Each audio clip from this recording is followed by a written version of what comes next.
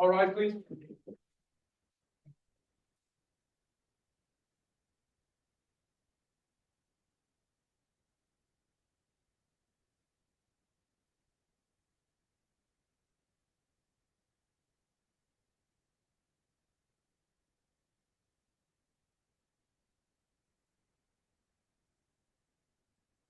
Here's all we got for you, Your Honor. Thank you, Mr. Bailiff. Please be seated.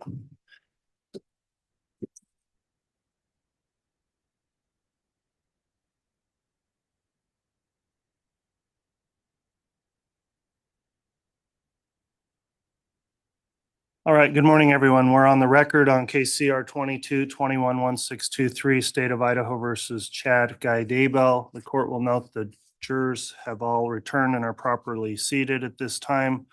The court has received the juror affirmation forms from each of the 17 jurors, so thank you for continuing to follow the court's admonishing instruction each day as we recess. At this time, I'll just outline the proceedings for this morning. The parties have now concluded with the submission of evidence in the trial. The court is going to read you additional jury instructions this morning. After the instructions have been read, then the parties will make their closing arguments, beginning with the state. Addressing the jurors now, each of you has been provided a copy of the instructions the court will be reading. Your copies have a watermarked copy logo on each page. With those copies, you may follow along with the court if you wish. You're not required to as I read the instructions. You're also allowed to make notations if you'd like on your copies of the instructions. However, there will be one actual original set of instructions, and I would have those included in your deliberations. Please don't make any markings on those original instructions that will be provided to you. The court will note that in the beginning of this trial, instructions 1 through 12 were already previously read to the jurors. I'm not going to reread all of those instructions, but there are a few of those I will reread. And so at this time, I'll begin with the reading of certain instructions. And once I've concluded the reading, then again, the closing arguments will commence, beginning with the state. So the first instruction I'm going to read is instruction number 3, noting this is one previously read to you. Instruction 3 reads as follows. The defendant, Chad Daybell, has been charged in the amended indictment with certain counts of entering into a conspiracy with Lori Vallow Daybell and or Alex Cox, deceased, and or other co-conspirators, both known and unknown. The crime of conspiracy involves an agreement by 2 or more persons to commit a crime. You must only consider the evidence against the defendant, Chad Daybell, in this case, and should not speculate as to any other case or legal proceedings involving the alleged co-conspirators. You must remember that the defendant, Chad Daybell, has the presumption of innocence, and you must consider his guilt or innocence based solely on the evidence provided in this case. The next instruction I'm going to read is instruction number 5. Under our law and system of justice, the defendant is presumed to be innocent. The presumption of innocence means 2 things. First, the state has the burden of proving the defendant guilty. The state has that burden throughout the trial. The defendant is never required to prove his innocence, nor does the defendant ever have to produce any evidence at all. Second, the state must prove the alleged crime beyond a reasonable doubt. A reasonable doubt is not a mere possible or imaginary doubt. It is a doubt based on reason and common sense. It may arise from a careful and impartial consideration of all the evidence or from lack of evidence. If after considering all of the evidence you have a reasonable doubt about the defendant's guilt, you must find the defendant not guilty. Instruction number 6. A defendant in a criminal trial has a constitutional right not to be compelled to testify. The decision whether to testify is left to the defendant, acting with the advice and assistance of the defendant's lawyer. You must not draw any inference of guilt from the fact that the defendant may not testify, nor should this fact be discussed by you or enter into your deliberations in any way. The next instruction I'm going to read, I'm going to go through the ones previously read and move up to instruction number 13. That's on page 16 of your packet.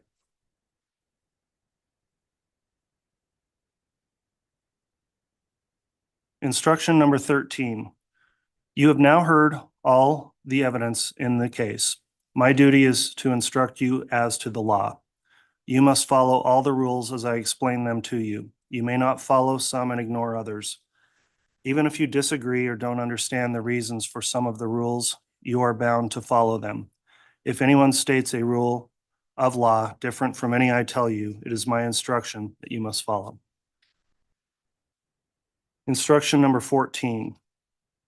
As members of the jury, it is your duty to decide what the facts are and to apply those facts to the law that I have given you.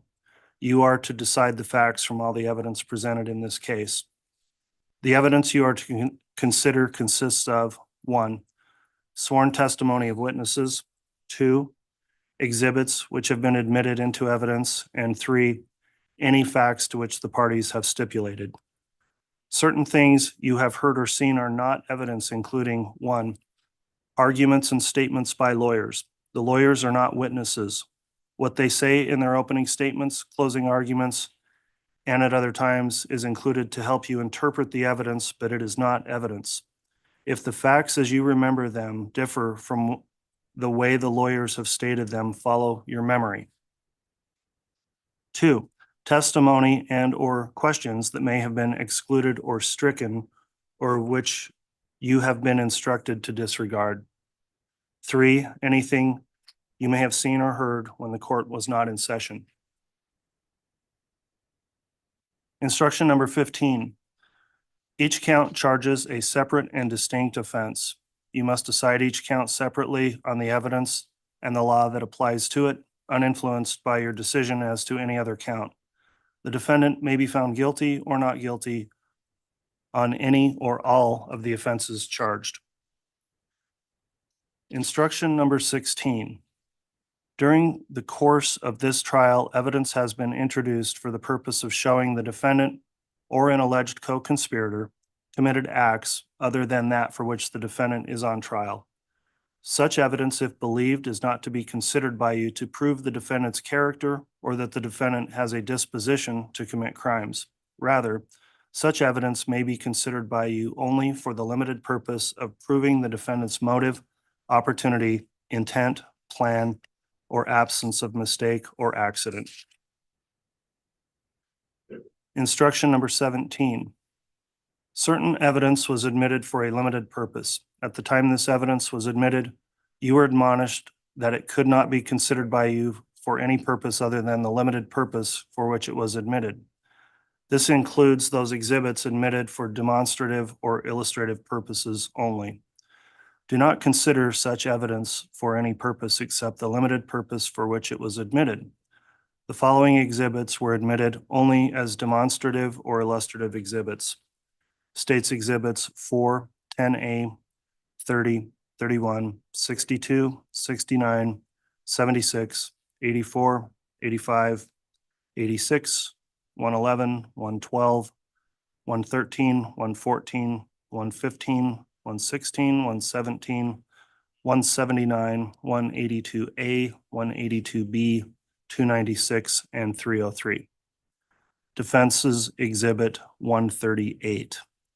These exhibits are available for your review during your deliberations upon your request. Please advise the bailiff by written note of any such request. Instruction number 18. The law makes no distinction between a person who directly participates in the acts constituting a crime and a person who, either before or during its commission, intentionally aids, assists, facilitates, promotes, encourages, counsels, solicits, invites, helps, or hires another to commit a crime with intent to promote or assist in its commission.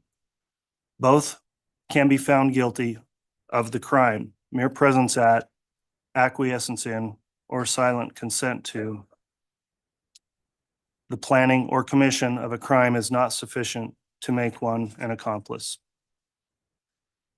Instruction number 19, an act is willful or done willfully when done on purpose. One can act willfully without intending to violate the law, to injure another, or to acquire an advantage.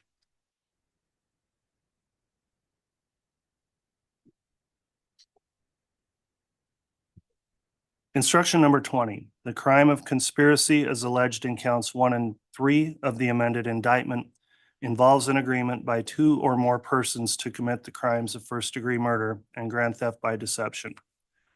The crime of conspiracy as alleged in count 5 of the amended indictment involves an agreement by 2 or more persons to commit the crime of first-degree murder.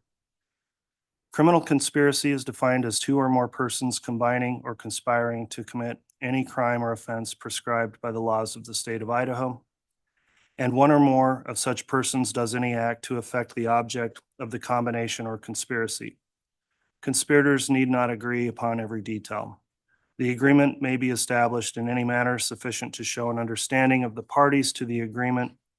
It may be shown by evidence of an oral or written agreement, or may be implied by the conduct of the parties. Instruction number 21. Before I continue, thank you.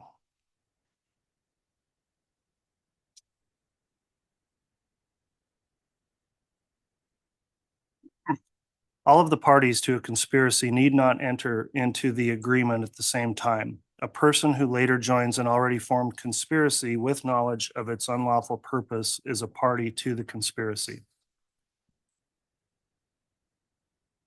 Instruction number 22. Murder is the killing of a human being with malice aforethought. Instruction number 23. Malice may be expressed or implied. Malice is expressed when there is manifested a deliberate intention unlawfully to kill a human being. Malice is implied when 1. The killing resulted from an intentional act. 2. The natural consequences of the act are dangerous to human life. And 3.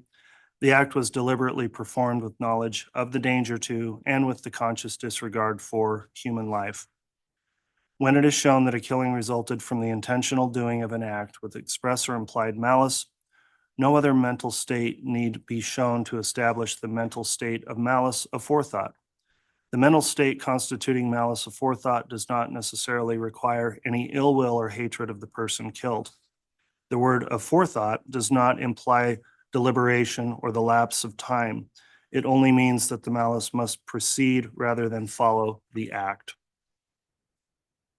Instruction number 24. To obtain property means to bring about a transfer of an interest in or the possession of the property. Instruction number 25. An owner of property is any person who has a right to possession of such property superior to that of the defendant. Instruction number 26.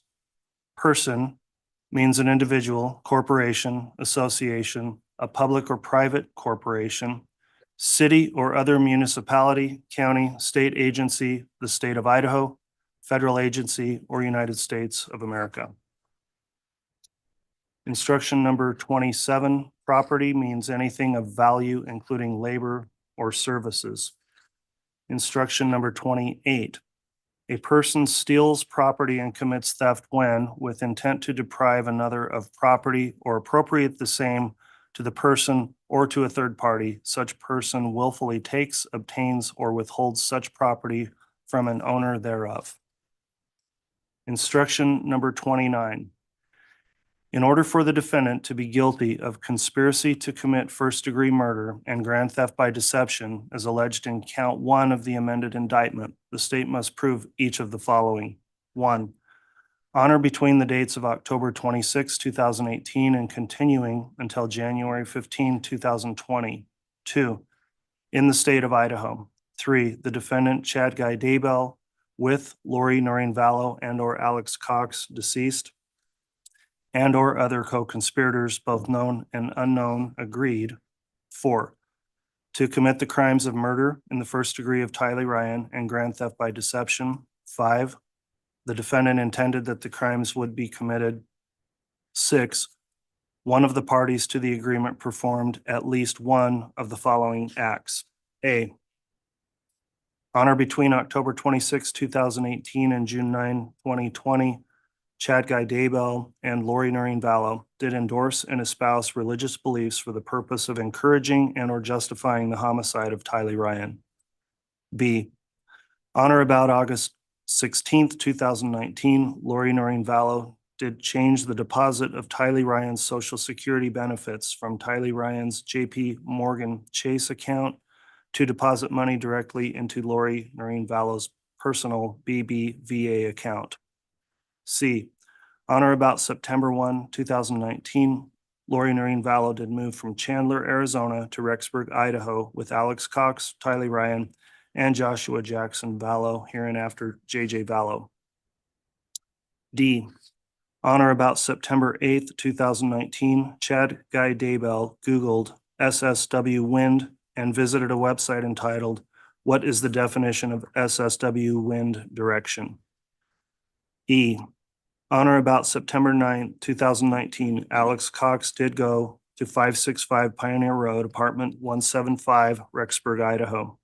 F, on or between September 9th, 2019 and February 1, 2020, Lori Noreen Vallow failed or refused to contact the Social Security Administration as required by law to inform the Social Security Administration of Tylee Ryan's death.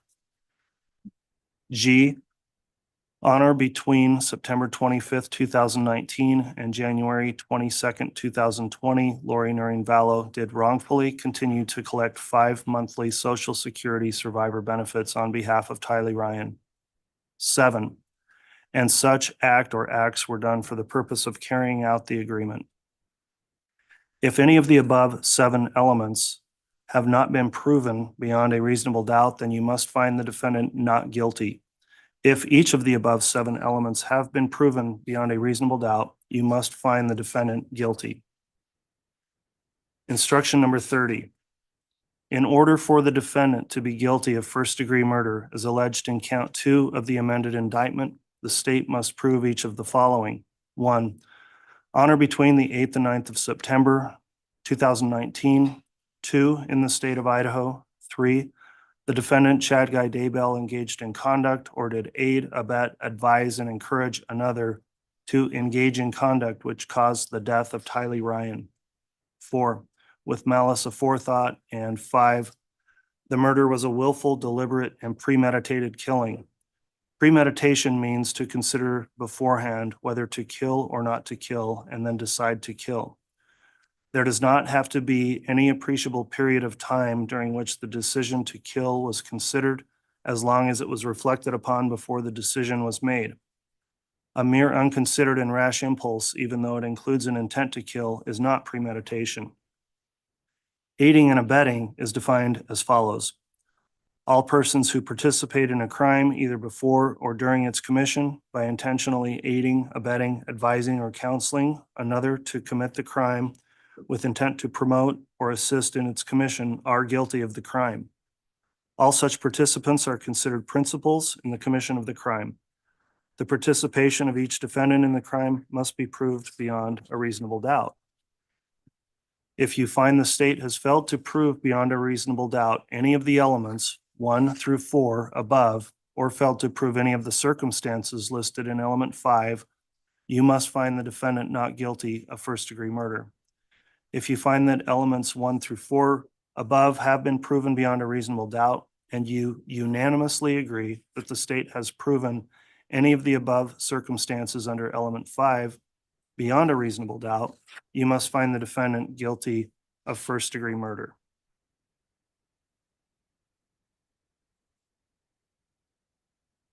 Instruction number 31. In order for the defendant to be guilty of conspiracy to commit first-degree murder and grand theft by deception as alleged in count 3 of the amended indictment, the state must prove each of the following.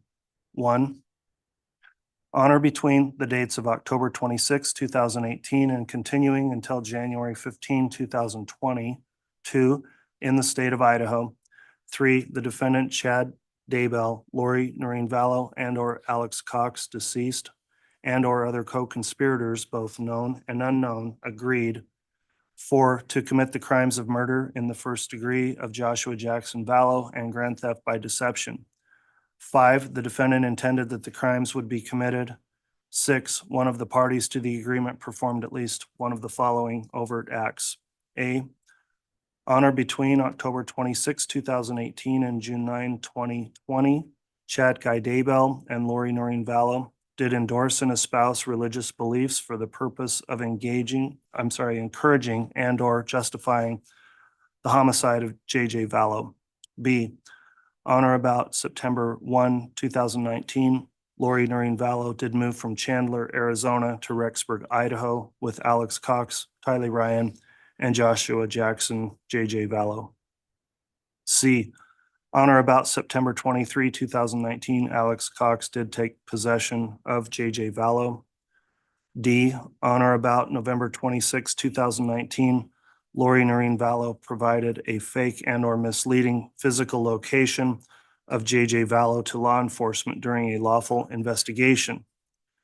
E, on or between September 23, 2019 and February 1, 2020, Lori Noreen Vallow failed or refused to contact the Social Security Administration as required by law to inform the Social Security Administration of J.J. Vallow's death.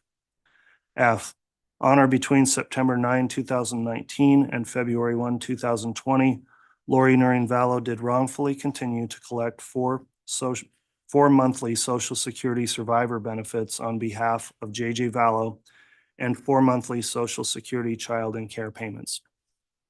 7, and such act or acts were done for the purpose of carrying out the agreement.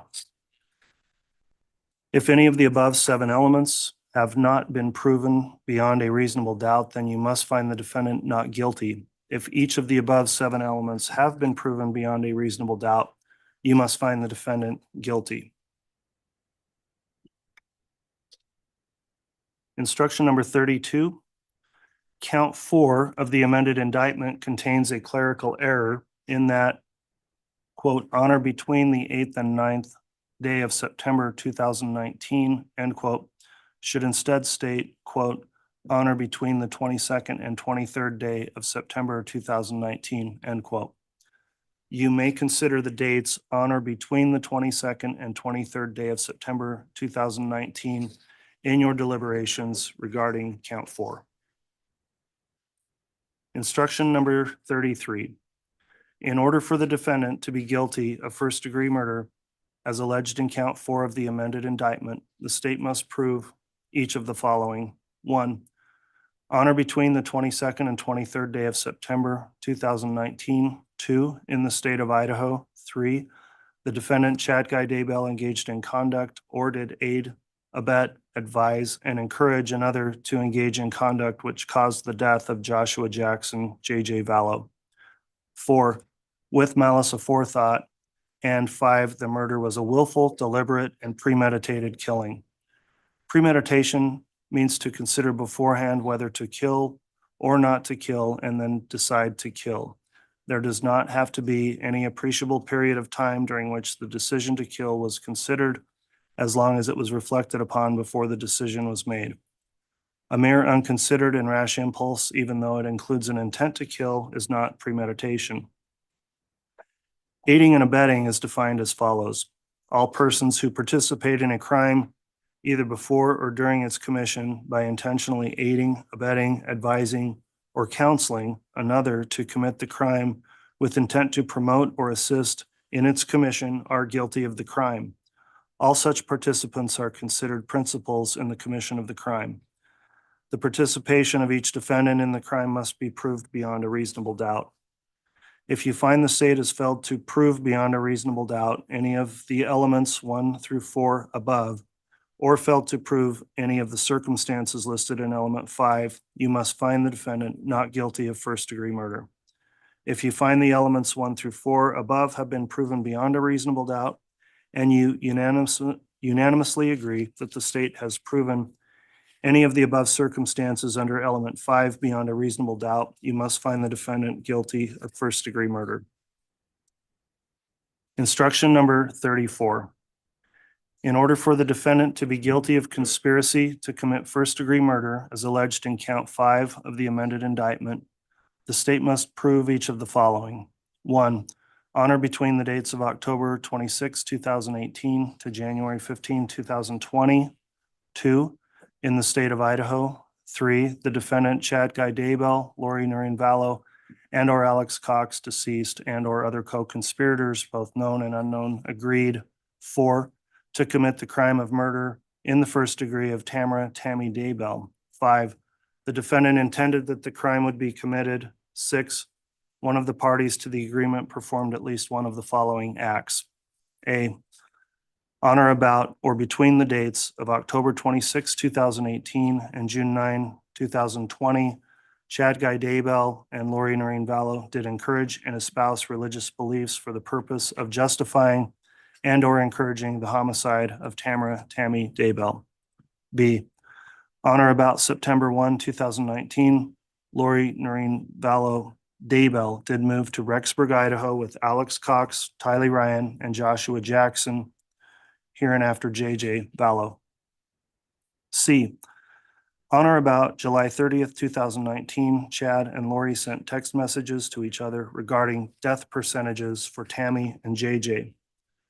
D, Chad Daybell obtained a burner phone on September 18th, 2019. E, Alex Cox obtained a burner phone on October 9, 2019. F, Chad Daybell and Lori Noreen Vallow Daybell sent text messages to each other about Tamara Tammy Daybell being in limbo and Tammy being possessed by a spirit named Viola. G, on September 8, 2019, Chad Daybell signed an application along with Tamara Tammy Daybell to increase her life map insurance to the maximum allowed under her policy. H, Alex Cox attempted to shoot Tamara Tammy Daybell on October 9, 2019. I, Alex Cox conducted multiple internet searches between the dates of October 8, 2019 and October 12, 2019, including searches related to Grendel, drop, and shooting through a Dodge Dakota. J, Alex Cox went to a gun range in the month before October 9, 2019, when the attempted shooting of Tamara Tammy Daybell takes place.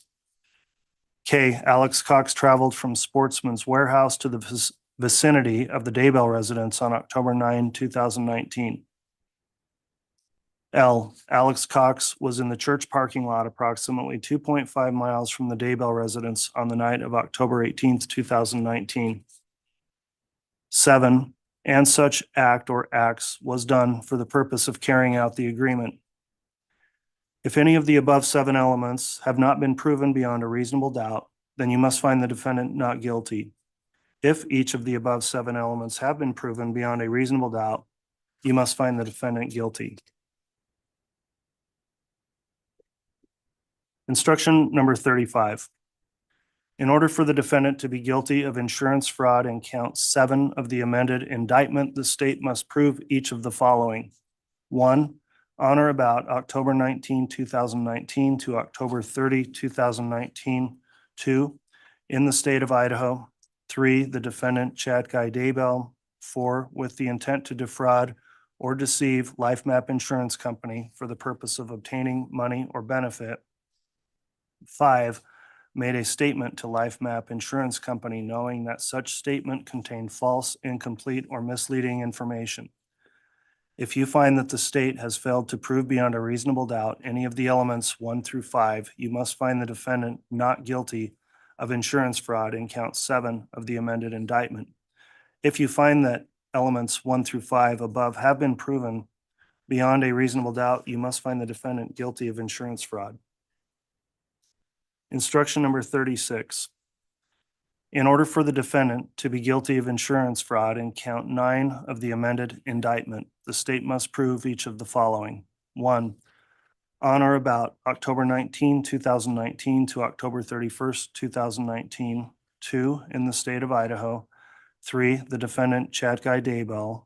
4, with the intent to defraud or deceive Primerica Life Insurance Company for the purpose of obtaining money or benefit. 5, made a statement to Primerica Life Insurance Company knowing that such statement contained false, incomplete, or misleading information. If you find that the state has failed to prove beyond a reasonable doubt any of the elements 1 through 5, you must find the defendant not guilty of insurance fraud in count 9 of the amended indictment. If you find that elements 1 through 5 above have been proven beyond a reasonable doubt, you must find the defendant guilty of insurance fraud. Instruction number 37. In this case, you will return a verdict consisting of a series of questions. Although the explanations on the verdict form are self-explanatory, they are part of the instructions to you. I will now read the verdict form to you. It states, "We, the jury, duly impaneled and sworn to try the above entitled action for our verdict, unanimously answer the questions submitted as follows. Question number 1.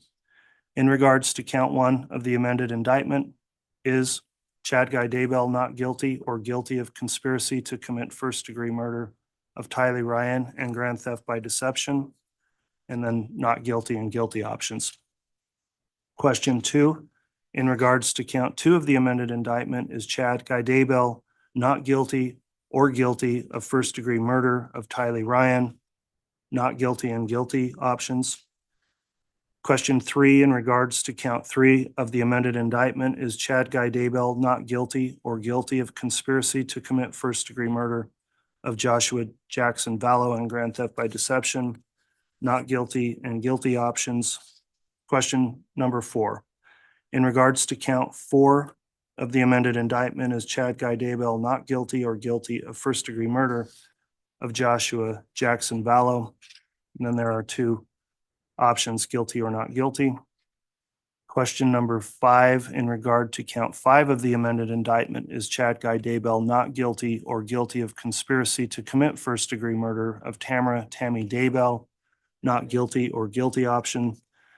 Question number 6, in regard to count 6 of the amended indictment, is Chad Daybell not guilty or guilty of first-degree murder of Tammy Daybell? Not guilty and guilty options. Question number 7, in regards to count 7 of the amended indictment, is Chad Daybell not guilty or guilty of insurance fraud? Not guilty and guilty options. And then question number 8, in regards to count 9 of the amended indictment, is Chad Daybell not guilty or guilty of insurance fraud? Not guilty or guilty options. Then there's a place to insert a date and a signature for the presiding officer. I'll note to the jurors, there will be a separate verdict form. This is just the language out of that form, but one original form to be signed by the presiding juror. Jury instruction number 38. You have been instructed as to all the rules of law that may be necessary for you to reach a verdict. Whether some of the instructions will apply will depend upon your determination of the facts. You will disregard any instruction which applies to a state of facts which you determine does not exist. You must not conclude from the fact that an instruction has been given that the court is expressing any opinion as to the facts. Instruction number 39.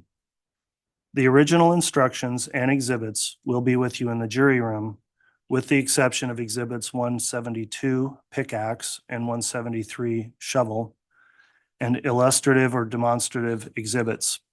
For safety and security reasons, the tool exhibits may be viewed with the assistance of the bailiff if requested by the jury. The demonstrative or illustrative exhibits may be available as explained in instruction number 17. They are part of the official court record. For this reason, please do not alter them or write or mark on them in any way. Some of the exhibits have been sealed in bags or containers that allow you to view them. Do not open or remove the contents of those exhibits. If you have any questions about the handling or use of exhibits, submit those questions in writing to me through the bailiff. The instructions are numbered for convenience in referring to specific instructions. There may or may not be a gap in the numbering of the instructions. If there is, you should not concern yourselves about such gap. Instruction number 40. Upon retiring to the jury room, select one of you as a presiding officer who will preside over your deliberations. It is that person's duty to see that the discussion is orderly, that the issues submitted for your decision are fully and fairly discussed, and that every juror has a chance to express himself or herself upon each question. In this case, you must Your verdict must be unanimous. When you all arrive at a verdict, the presiding officer will sign it and you will return it to open court. Your verdict in this case cannot be arrived at by chance, by lot, or by compromise. If after considering all of the instructions in their entirety and after having fully discussed the evidence before you, the jury determines that it is necessary to communicate with me, you may send a note by the bailiff. You are not to reveal to me or anyone else how the jury stands until you have reached a verdict or unless you are instructed by me to do so. A verdict form suitable to any conclusion you may reach will be submitted to you with these instructions.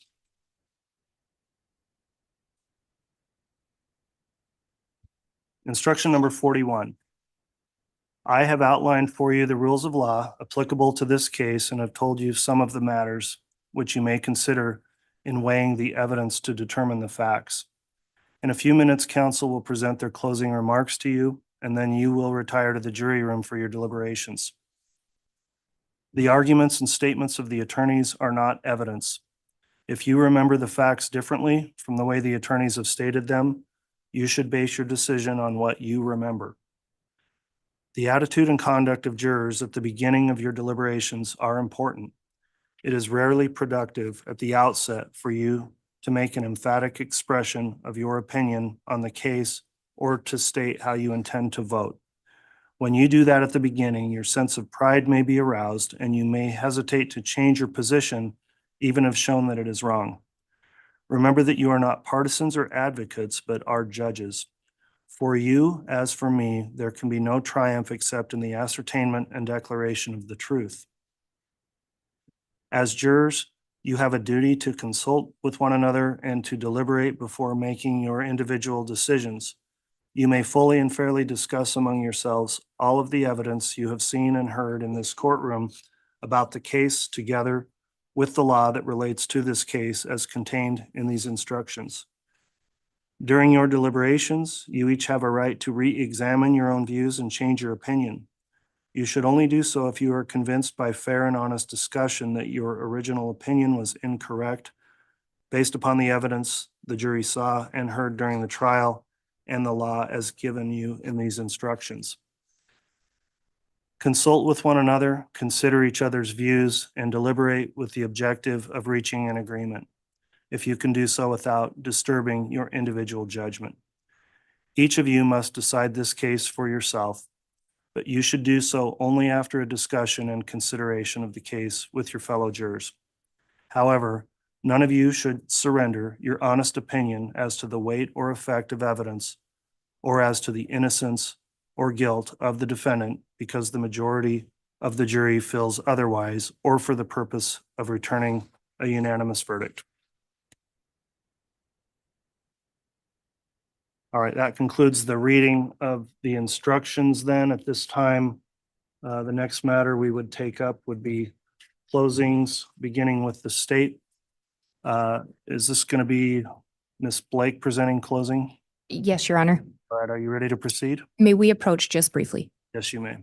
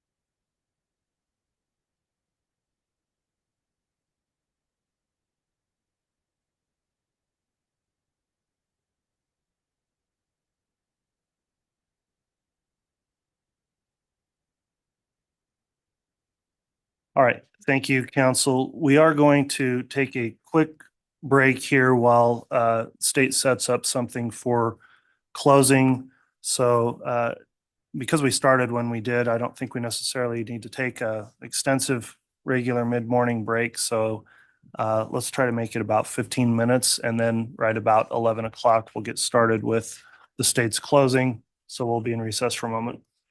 All right, please.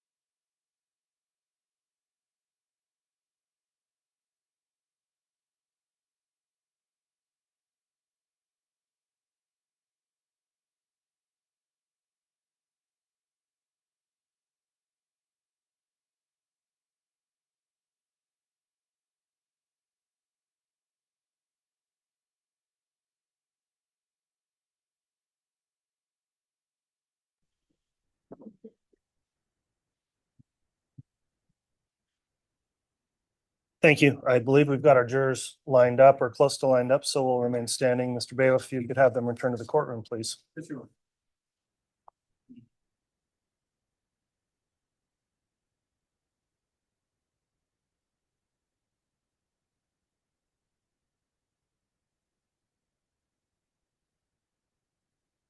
All right, please.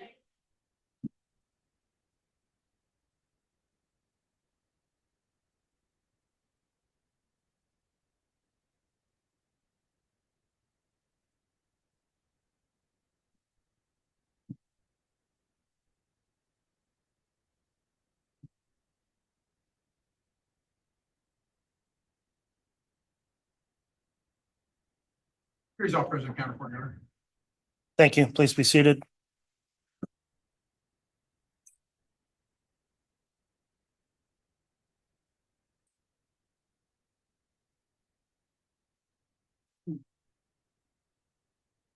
Okay, we're back on the record on CR 22211623, State of Idaho versus Chad Daybell. The court concluded reading of the jury instructions at this time. Then we're going to have closing arguments beginning with the state. Ms. Blake, once you're ready to proceed, you can begin your closing.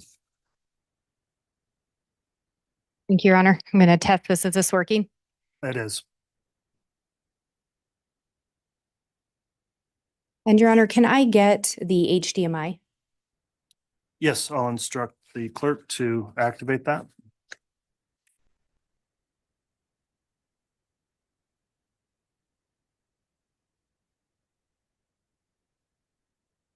And may I proceed?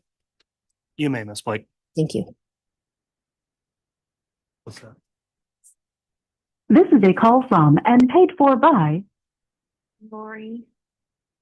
an inmate at Madison County Jail. This call is subject to recording and monitoring. If you don't wish to talk, hang up now. Thank you for using Telmates. Hi, babe. Hello. Are you okay? So they're searching the property. The house right now? Yeah. Yeah. M&M is. So Mark means we'll be talking to you. Okay. What, are they in the house? No, they're out in the property.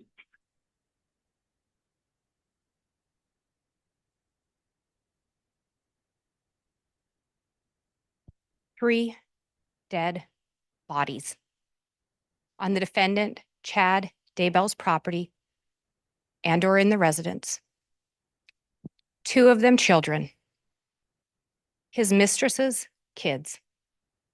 Joshua Jackson Vallow and Tylee Ryan were found buried in the defendant's backyard. Tammy Daybell was found dead in their marital bed. And for what? Money, power, and sex. That's what the defendant cared about. Ms. Blake, I really apologize. Could you just hold the mic right up? We're barely getting your signal strong enough. Thank you. On October 26th of 2018, Lori Vallow and Chad Daybell met for the first time at a Preparing a People conference in St. George, Utah. You heard from Zulema Pastenis and Melanie Gibb how the first time they met, Lori was flirty. She came on to Chad. But Chad was receptive. You heard from Investigator Edwards that a few days after the conference, Google searches were conducted by Chad, Lori Vallow, images of Lori Vallow, Charles Vallow. At the time Chad and Lori met, their spouses were alive and well. Charles Vallow and Tammy Daybell were alive. Lori and Chad were both married, but Chad was Googling about Lori. You heard how sometime after the conference, Lori ended up sharing with Melanie Gibb and Zulema Pastenis how Chad at the conference had told her that they had been married in previous lives. And you heard through the trial previous lives, multiple probations, multiple creations. It's all the same idea. Why does that matter? It was a way to justify the affair to the people around them, maybe even to justify the affair to themselves. They were married to other people. But because they'd been married in prior lives, prior probations, prior creations, everything they were doing was okay. You heard about 3 weeks later, after that first conference, that first meeting, Chad was down in Arizona. Around November 15th to 17th, Chad was down there for a conference, but he stayed at Lori's house. And you heard how other people stayed there as well. And one of them that was at the conference, Melanie Gibb, or at the conference and then at the gathering at Lori's house, Melanie Gibb and Zulema Pastenis. And remember, Zulema talked to you all about how Chad sat the women down. So Zulema, Melanie, some other women, and Lori. And he taught them. Chad was the one teaching. Chad was the one sharing these ideas and these concepts. He was sharing them with Lori too. You also heard how shortly after meeting Lori, the defendant began drafting his version of their story, the James and Elena story. And throughout the trial, you heard how Chad and Lori would go by different names sometimes, or they had code names or persons that they claimed to be in prior lives. James and Elena were two of those names, Raphael and Lily, all really Chad and Lori. The James and Elena story was written by Chad, Chad's own words. And what do we know from James and Elena? In James and Elena, and you heard about this from Agent Hart, and you heard about it from Analyst Heidemann.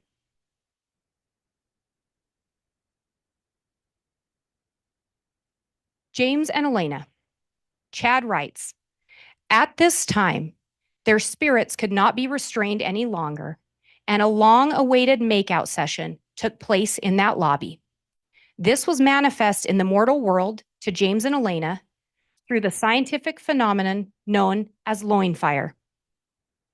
He also, another excerpt, he resisted an impulse to kiss her, but his entire body was on fire. He instinctively knew she was everything he had ever dreamed of. Additionally, her dimensions were exactly what he had always fantasized about, but that revelation would have to wait a month. These are written about his first meeting with Lori. She is everything he's fantasized about. What is this about for Chad? Sex. He wants to have sex with Lori Vallow. He wants to be in a relationship with her, and he decides that the first time he meets her. We also see in there he has to wait about a month for the full revelation of her dimensions. What does that mean? He has to wait a month before he actually gets to see her body. They're absolutely engaged in an affair.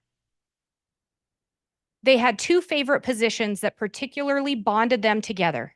Nothing meant more to James than holding Elena in his arms and unifying their bodies in perfect synchronization. Nothing meant more. This was about sex.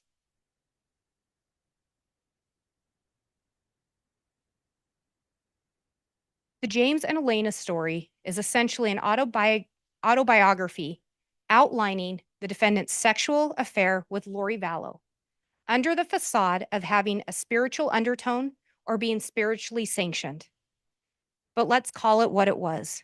Chad's graphic description of his boundless lust for Lori Vallow, who he deemed to have perfect proportions and to be a goddess. Again, Chad is still married as he's writing this story for Lori.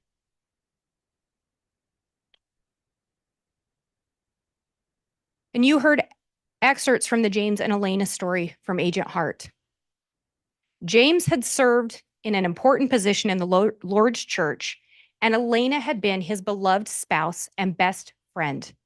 That relationship was now meant to continue in this lifetime. Again, married in a prior life, prior probation. It justifies having an affair in this life. He tried to delicately describe their connection to each other, and he was delighted that she believed him. Another theme throughout the trial. Chad is the one with the information. Chad is the one with knowledge, and he shares it with others. Chad shared with Lori their connection to each other, and he was happy she believed him.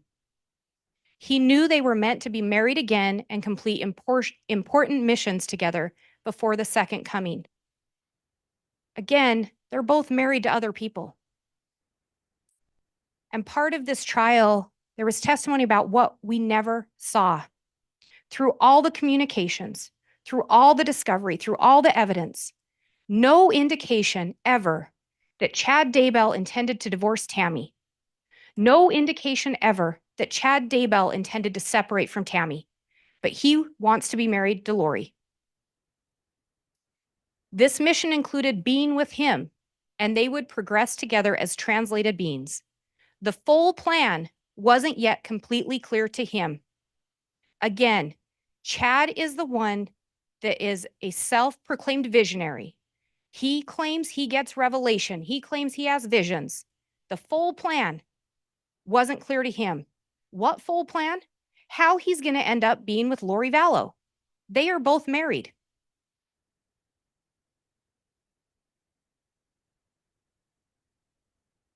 You heard how in early 2019, Chad told Zulema Pastenis he wanted to share some teachings with her. They ended up having a phone call, and Chad started to talk to her about this concept of multi-creations or multiple probations. And when Zulema testified, she had some journal entries. Zulema was open to this concept. She trusted Chad, she trusted Lori, and she was open to their teachings. So much so that she would make journal entries of these because she wanted to keep track of them. She wanted to understand. And the one with the page number 1, that's her outline of this concept of multi-creations. And Chad explained that you could have come in multiple creations, you could come multiple times in the same creation. But one theme was if you'd been exalted in one and you came again, you were exalted in this lifetime. He shared with Zulema some of her past lives. He told Zulema that he had a book of life. And through that book of life, he could see people's past lives and he could see into the future. He also told her he didn't actually need the book. He could do it without it. You heard Miss Pulowski, Melanie Pulowski, that is, Melanie Gibb, and Zulema all reference a pendulum or a pendant that the defendant had at some times that he would tell them he could get answers. But again, he didn't have to have that to give them the answers. Common theme, Chad has the answers, Chad has the knowledge, Chad has that special ability.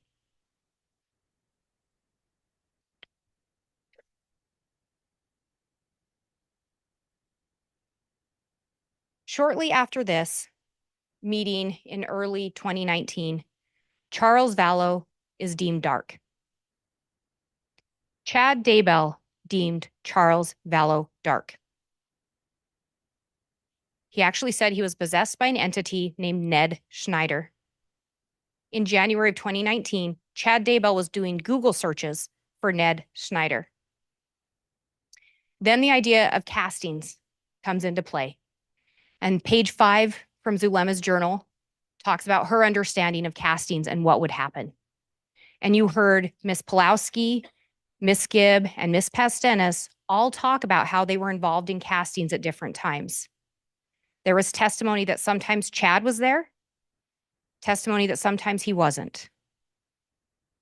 But they would do a casting, a prayer circle, there were some other descriptions, but at the end of the day, the person wasn't there. They weren't physically touching the person.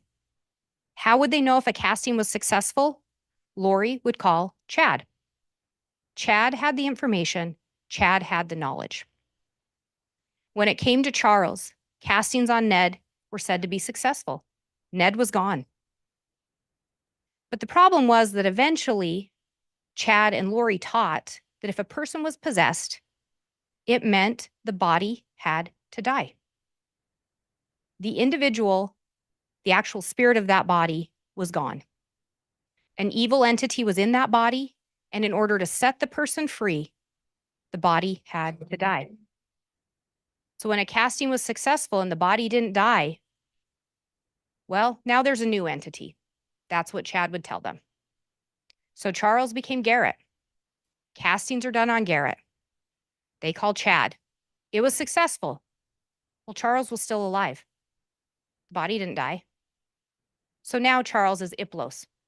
And Iplos is an even more demonic entity. Iplos is so dark that we get a new term introduced of zombie.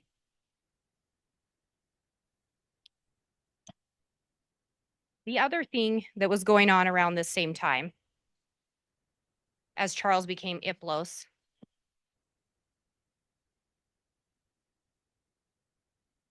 is that Charles actually confronted Lori about her affair with Chad. Around June 29th of 2019, Charles Vallow confronts Lori. And he tells her, I am going to email Tammy Daybell. She deserves to know what's going on. Charles, in fact, sends an email to Tammy Daybell on June 29th of 2019, informing her of the affair. Charles also sends an email to Chad Daybell on June 29th of 2019, confronting him about the affair, telling him it's improper, it needs to stop. Then on July 1st of 2019, Charles tells Lori, I'm going to go meet with Tammy in person. I'm going to tell her what's going on. Lori tells him, she won't talk to you. She's my friend. Lori and Chad are in constant communication. You heard that throughout the trial. They're having an affair. They're talking. They're getting burner phones.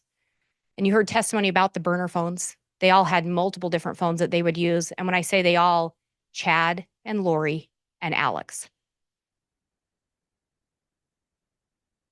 Only 10 days later, 10 days after Charles threatens to go and tell Chad's wife about the affair, Charles is shot and killed.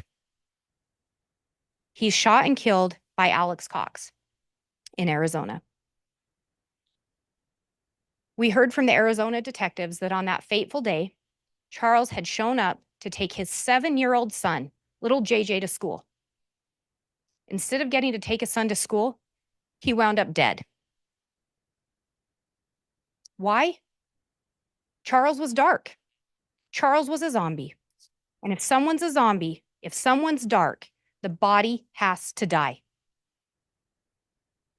We know that Melanie Gibbs said, she asked Alex, do you believe in these zombie teachings? Do you believe in zombies?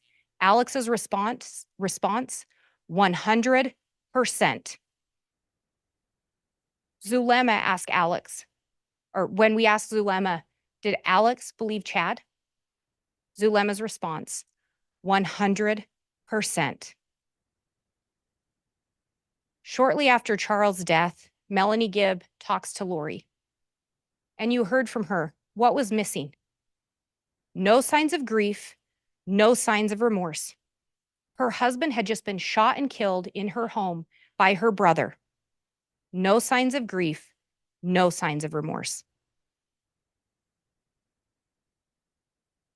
On July 11th of 2019, the other thing we know, Chad and Lori were in contact throughout that day. You heard that through Detective Werther's testimony. You heard from Detective Duncan and Detective Werther that there were several text messages exchanged in the morning hours of July 11th of 2019, with the last one being right around the time Charles Vallow would have arrived at Lori's house. Zulema said she saw Alex shortly after the shooting, and she asked him, are you okay? What's going on? Because he also, no signs of remorse, no signs of grief. Alex's response to her, he was a zombie. Alex 100% believed in zombies. Alex 100% believed Chad. Chad said Charles was dark. Charles was a zombie. Chad said if someone's a zombie, the body has to die. Alex shot and killed Charles Vallow. Alex 100% believed Chad.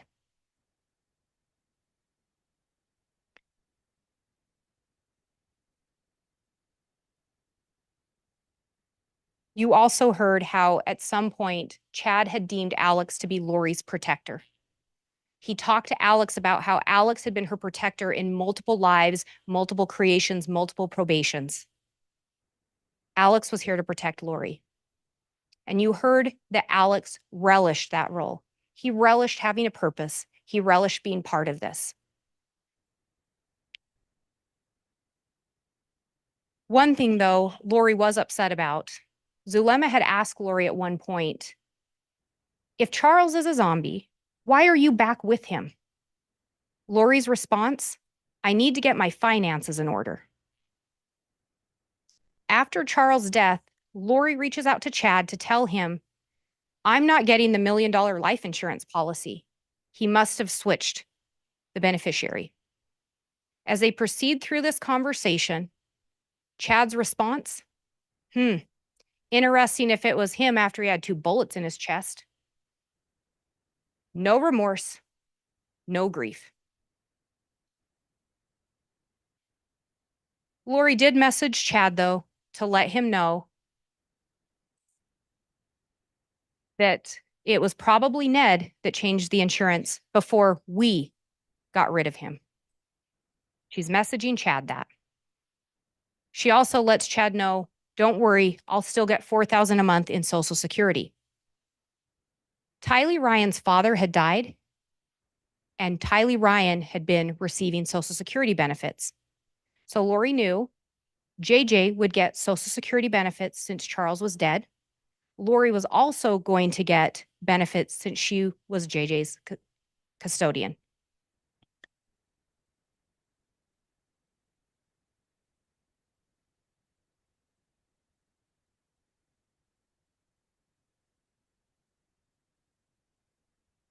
Seven days after Charles' death, Chad is texting Lori.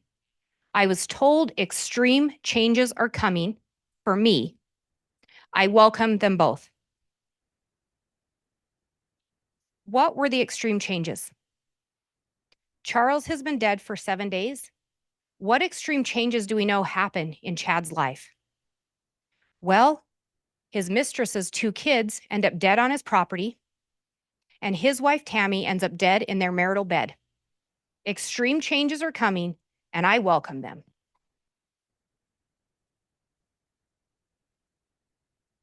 Chad and Lori engage in further text conversation throughout that month of July. Chad, at this point, they've started to talk about labeling people as dark. And again, Chad is the one that can do that. They start talking about death percentages. Chad, again, is the only one that can determine someone's death percentage. How close someone is to dying is determined by Chad Daybell. He tells Lori in this message, and keep in mind, he is talking about toddler children, young children. He decreased the pain tolerance to 1% and greatly increased his pain. He then asked Lori, do you want me to cause pain to those 2 3s? Who are the 3s? Again, remember, when someone's light or dark, there's also generally a numeric value or a numeric number assigned to that. In this case, 3 3s. So they were 3 dark. He ends up saying, yes, if they are going to act up, we'll at least give them a reason to scream. These are young children. And specifically, these are the children of Melanie Pulowski that are being referenced. Right after saying he's going to give these children a reason to scream, I love, cherish, treasure, and adore you. He wants to be with Lori Vallow. Chad messages her later in July. Every few weeks, I get to escape and have amazing adventures with my goddess lover. But then I have to return to my place under the stairs, feeling trapped. But I sense permanent freedom is coming. What did Chad need permanent freedom from? He'd just returned from seeing Lori Vallow. His wife is still alive. He feels trapped when he's at home with his family. Who does Chad want freedom from? Tammy. And he senses it's coming. We talked in this trial about how Chad and Lori would manipulate each other. In this text thread, Lori Vallow is upset with Chad. And Chad tells her, referring to Grandpa Keith, who's someone that's deceased, that he is supposed to warn her that she's unprotected. The angels are angry that Lori's ignoring him. And if she wants that protection back, she better talk to him. Lori's response, I love you. Chad, thank you, my love. I will get things restored. Chad manipulated Lori with power. Chad held himself out to be a visionary. He held himself out to have spiritual gifts, and he would manipulate Lori with that. Lori, on the other hand, she was frustrated. Her husband's gone. Chad's wife is still alive. Chad and Tammy have 5 children. They have a grandchild. Chad's life is undisturbed. And it causes contention between Lori and Chad because Lori wants Chad to be freed up now. So Lori's frustrated. I really do want you to. I just can't be in the way anymore. If things change, then we can talk. But we have nothing until things change. What needs to change? Tammy's in the way. Charles is gone. Lori can't be with Chad because Tammy. Chad's response, I want you. Nothing else matters. Lori manipulates Chad with sex. From the minute he met her, he wanted to be with her, and she knew it.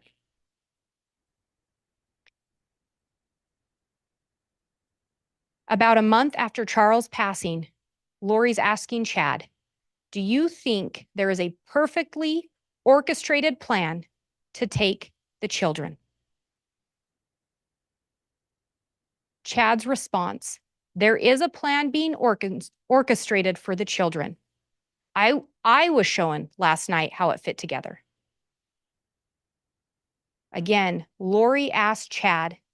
Chad has the answers. Is there a plan to take the children? And what children are they referencing? JJ and Tylee.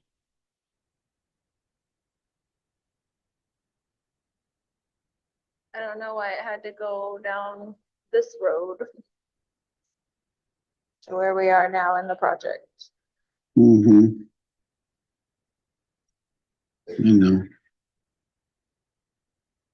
I don't fully understand. I think he'd text you back or write you back. Ultimately, what I need from you is that the project is gonna be finished and everything is gonna be fine and it's gonna work out. That's what he said. Well, I need you to tell me that every day, several times. Okay. My sweet, lovely Lolo. Things are going to work out. Not just because he says so, but because I know so. It's a marvelous plan. Slight How do you know hiccup. so? How do I know?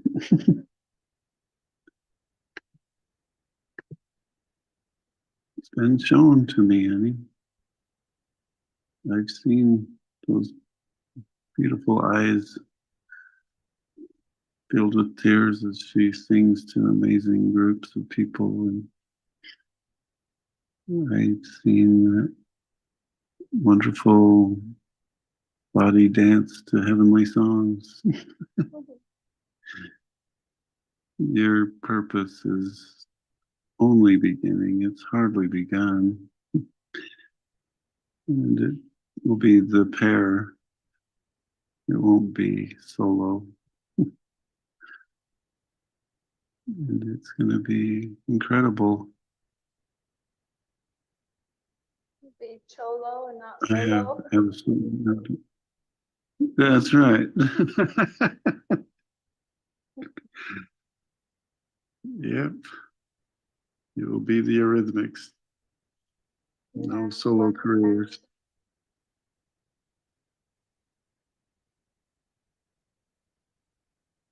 I just absolutely sure. I was saying it will be the Eurythmics. It won't be two solo careers.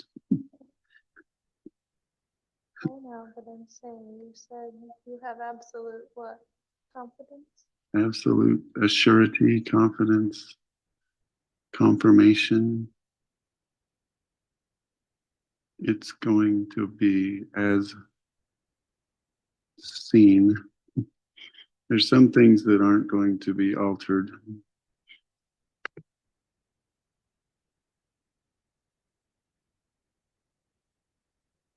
Again, Lori reaches out to Chad. She needs affirmation from him.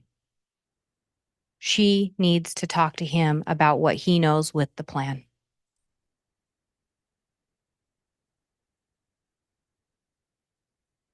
Lori asked Chad if she should be doing anything in relation to the plan. Chad's response? He tells Lori the Lord told him they just need to keep resolving the telestial issues so they are unencumbered and fully free. What are telestial issues? Remember, telestial means earth. They need to resolve the earthly issues, earthly obstacles, so they can be unencumbered and fully free. Chad tells Lori on August 10th, we're so close to the finish line. On September 3rd, Lori is letting Alex know, that Chad and she are trying to get to the bottom of what they need to do to completely eliminate zombies. And she lets Alex know, I'm sure you will be told also. Alex couldn't rate people.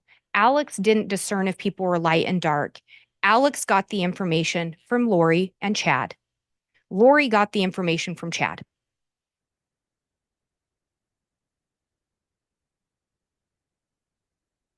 Chad tells Lori, we are surrounded by telestial relatives that are simply obstacles. Earthly relatives that are simply obstacles are surrounding Chad and Lori. And again, he tells Lori, I want to be with you. That is my greatest hope and dream. To be together, they've got to get rid of the earthly relatives that are simply obstacles. Because remember, they need to remove the obstacles so they can be fully free and unencumbered. Shortly after Charles' death in early August of 2019, shortly after Charles' death, Chad Daybell travels down to Arizona, and he stays in the residence where Charles Vallow has recently been shot and killed.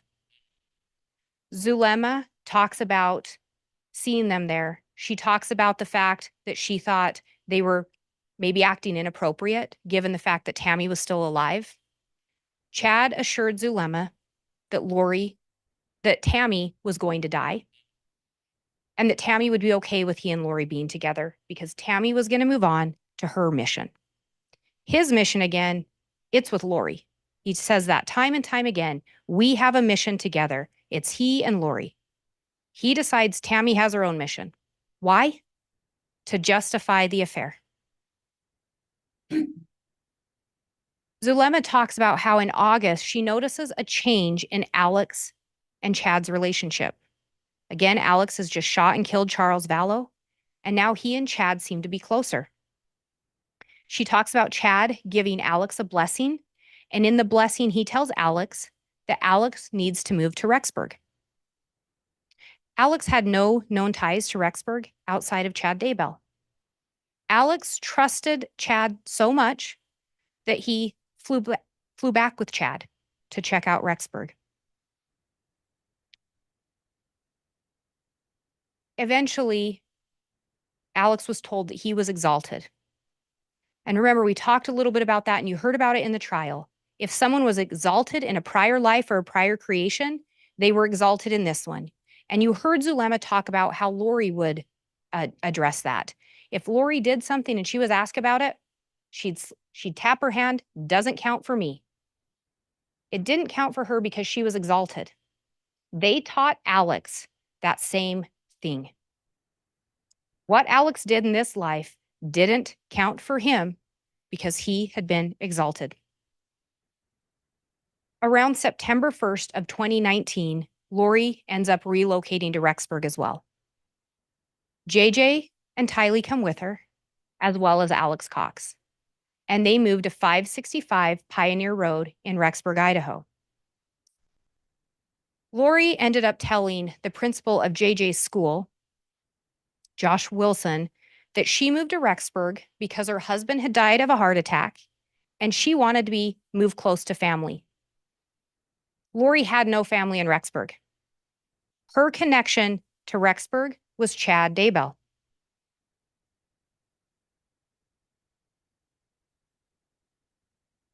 Shortly before moving to Rexburg, you heard from Detective Considas and forensic accountant Mike Douglas that Lori switched Tylee's Social Security money that she got from her father to go into an account associated only with Lori Vallow.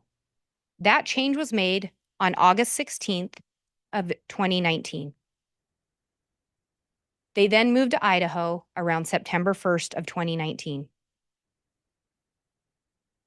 Before Lori moved to Rexburg, Chad had already shared with her that Tylee was dark and JJ was dark. And we know what has to happen if someone's dark. If someone's dark and they're an earthly obstacle, the body has to die. Knowing that, Lori still brought her children to Idaho, closer to Chad Daybell.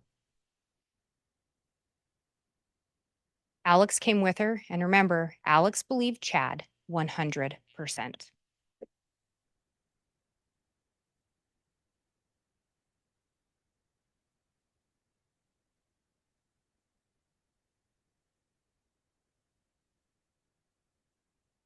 In July, 7 days after Charles' death, Chad Daybell texts Lori, "I've been instructed to focus my efforts on Hillary."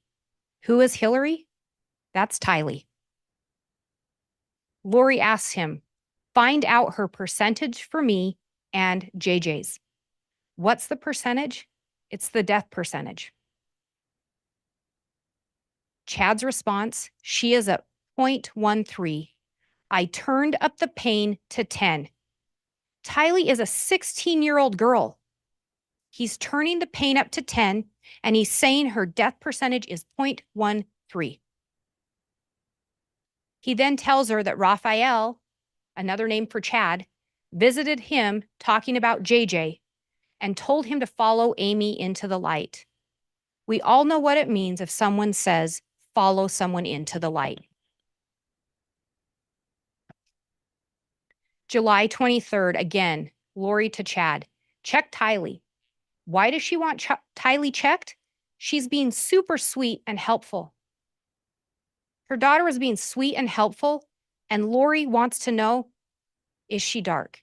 What's her death percentage? And who is she asking for that information? Chad Daybell.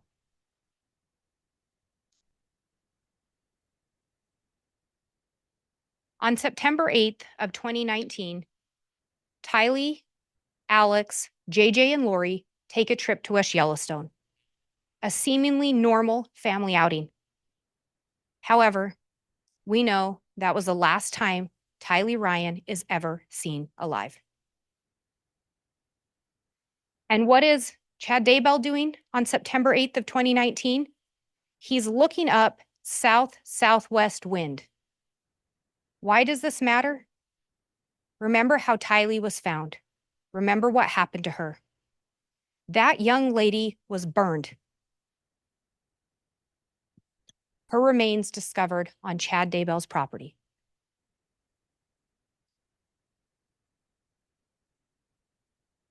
On September 9th, we heard from Agent Balance and Agent Wright that there was something unusual about a device associated with Alex Cox and where it was located. You heard that when Alex first arrived in Rexburg, his device was at apartment 175 from September 1st to September 5th, pretty much all the time or at normal hours of the day, appeared to be residing there. After that, that device is mainly associated with apartment 107. The device will travel to 175, but generally returns to 107 no later than midnight. The day after, the early morning hours after the last day Tylee is seen alive, that device is at Lori's apartment, apartment 175, the apartment where Tylee Ryan was known to reside, at 2:42 in the morning. The only time in the month of September, with the exception of the first 5 days and the exception of September 30th when that device was left with Lori Vallow, the only time that device is there in those early morning hours. What do we know happens later that morning? The device returns to Alex's apartment and Chad calls Alex. Where does Alex go after Chad calls him? He heads to Chad's property.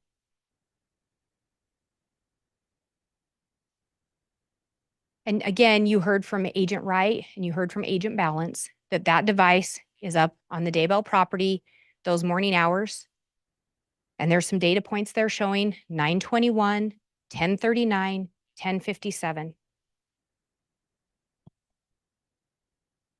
And what do we also know happened on the morning of September 9th? Chad Daybell sends a message to his wife around the same time that device is there.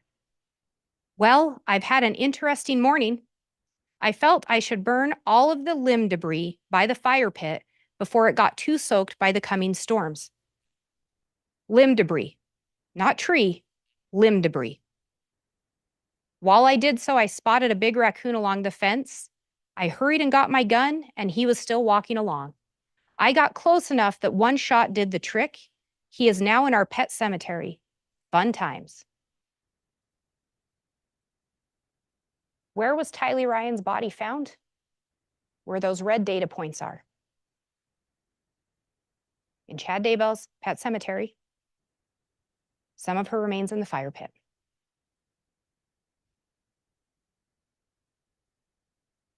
Where does Chad go after that?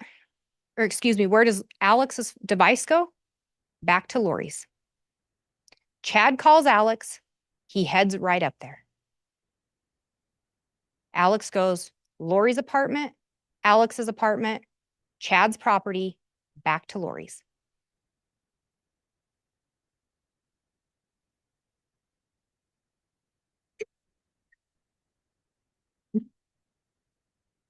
And we know where that young lady was found. She was found on Chad Daybell's property. Chad labels someone dark.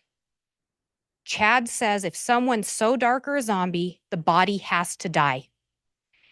Alex believes Chad 100%.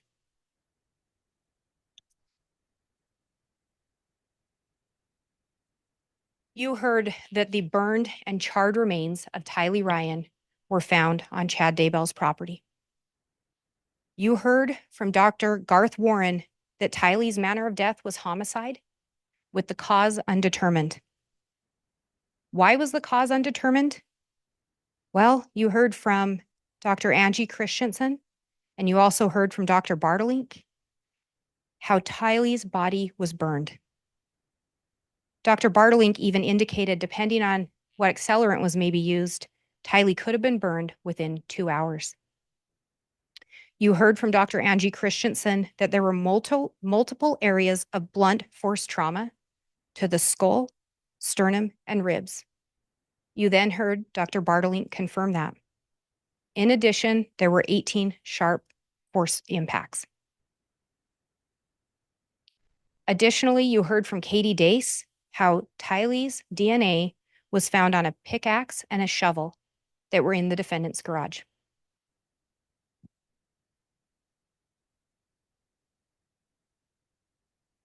We also heard from Alice and Todd Gilbert And Alice Gilbert talked about how when Tylee was still missing, before she was found, Alice asked Chad about her. She wanted to know, doesn't Tylee want a life? Doesn't she want things that most young girls get? Chad's response, well, Tylee didn't like people and she didn't like me. What stood out to Alice? Tylee hadn't been found yet, and the comment was in the past tense.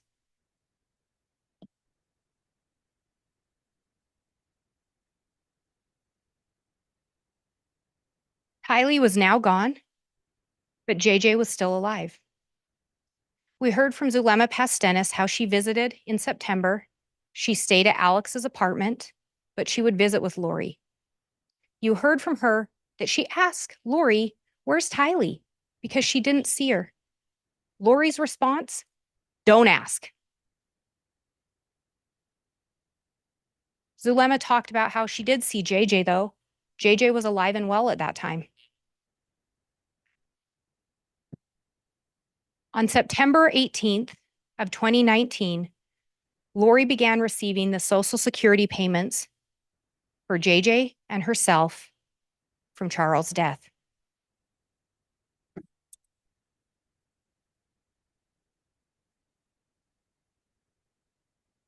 Back in July again, shortly after Charles' death, Lori's asking Chad, I need you to check JJ. Why? He was calm and wanted to watch movies. Her kid's calm and wants to watch movies, and her first thought, have Chad check him. Chad's response, JJ is at a 2. On August 10th of 2019, Chad messaged Lori that JJ was getting close. Says, when I was sitting across from him eating bacon, I sensed he was barely attached to his body.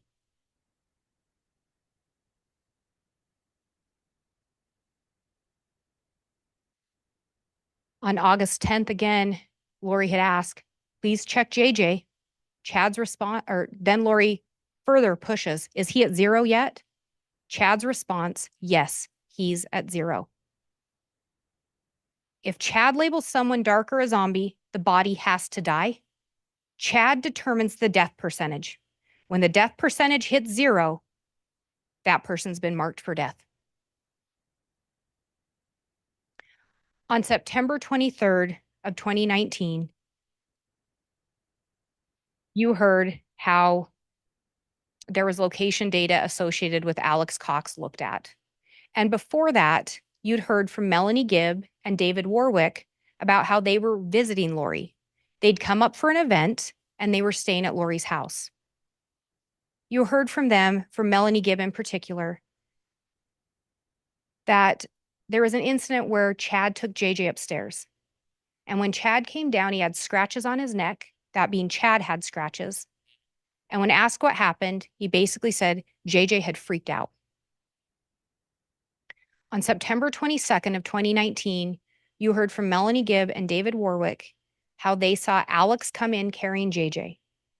JJ's head was on Alex's shoulder. They assumed he was asleep.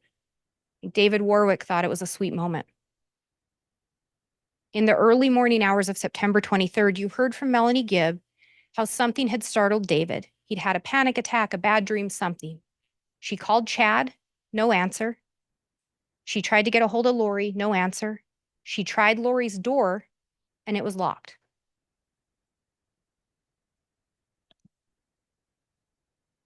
The next morning, you heard from David Warwick that he asked where JJ was. On the morning of September 23rd, said, I wanted to say goodbye to JJ before I left. They described Lori as appearing somewhat nervous, starting to talk fast, and she explained how JJ was dark. JJ was now a zombie. JJ had gotten on the cabinets. He was knocking over pictures of Christ. And so he wasn't there, and she wasn't going to go get him. Melanie and David never saw JJ again. On September 23rd, later that morning, Chad places a call to Alex.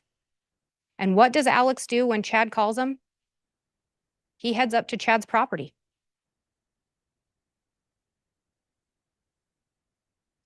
And what do we then know? Alex's device is at Chad's property with some data points there showing at 9:56 a.m. and 10:02 a.m.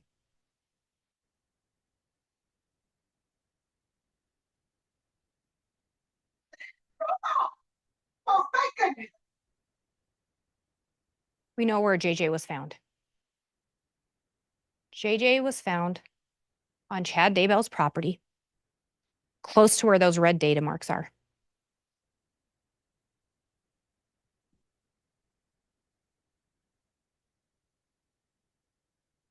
On June 9th of 2019, investigators searched Chad's property, and they ended up locating JJ. As they dug JJ up, they noticed a round object covered in black. One of the investigators there cut the black plastic to reveal white plastic. They cut the white plastic and brown human hair came through. They'd finally found JJ.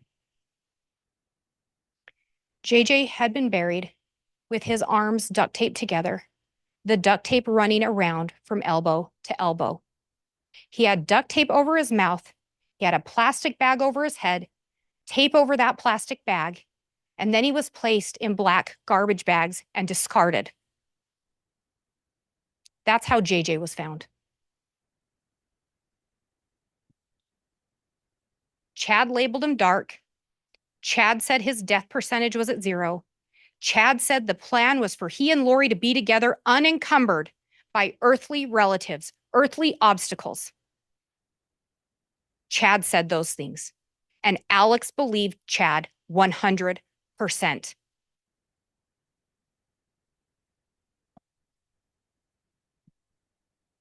Chad knew Lori was receiving Social Security money.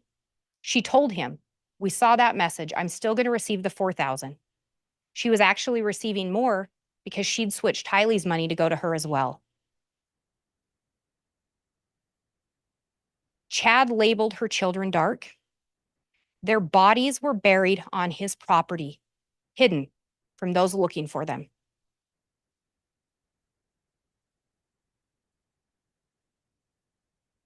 With them gone, he could be with Lori. Her time was completely free for him. And knowing if the bodies weren't discovered, Lori would continue to receive that money. As you heard from Mark Sari with the Social Security Administration, should have been reported. Lori continued to receive those benefits. Had the children been discovered, she wouldn't have.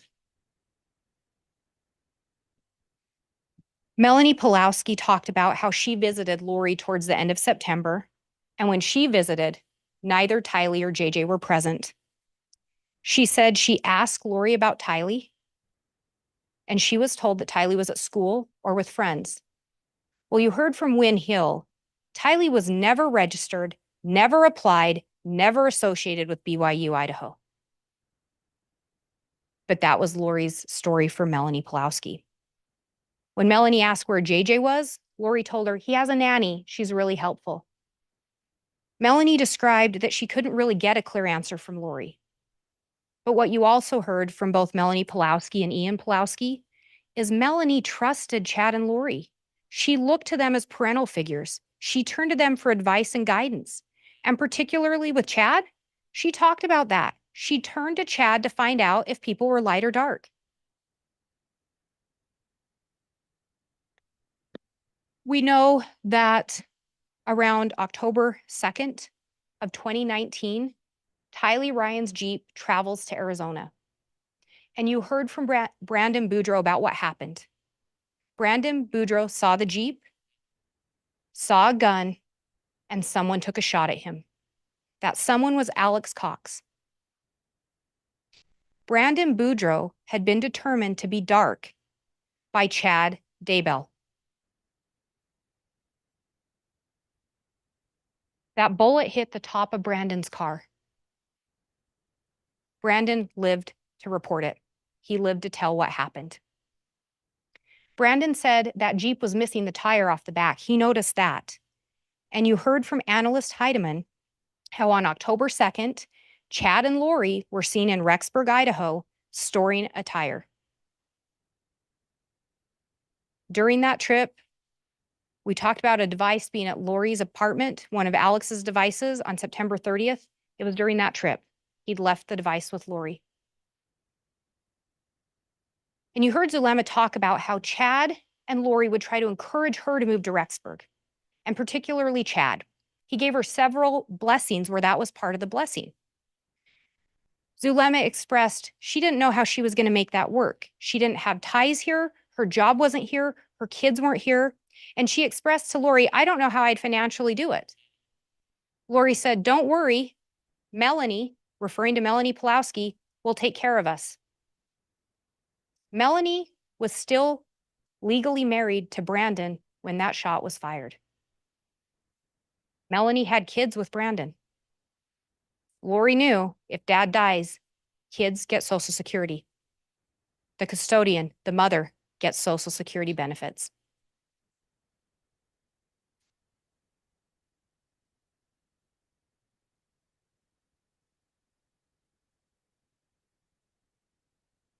Just days later, on October 4th of 2019, Tammy Daybell travels down to Utah.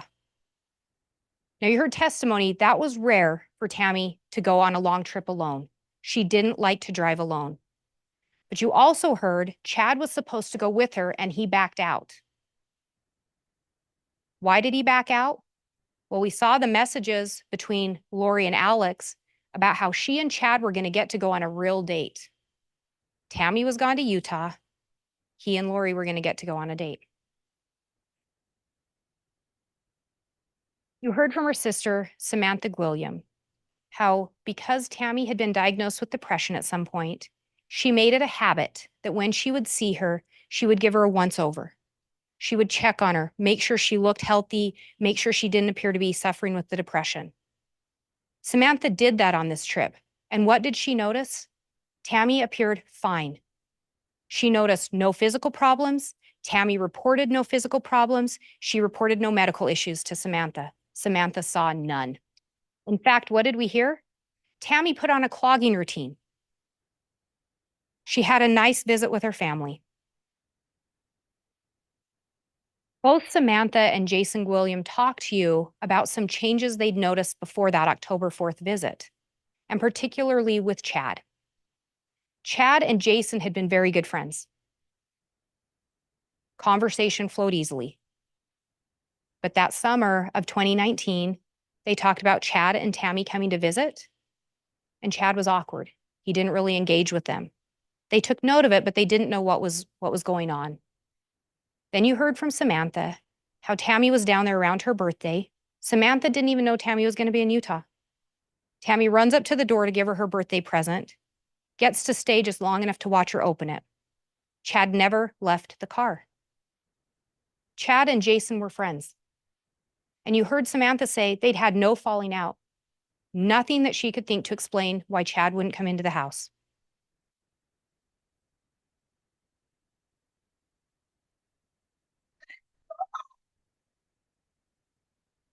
Again, back in July, when Chad and Lori are talking about death percentages, Chad tells Lori he got the inspiration to go back to he uses my original death percentages that helped us track Charles, Ned.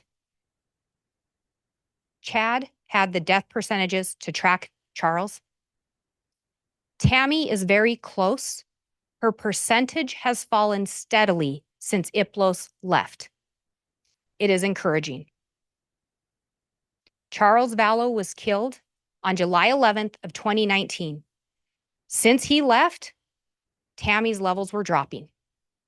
Chad then tells Lori, Tammy is at a 3.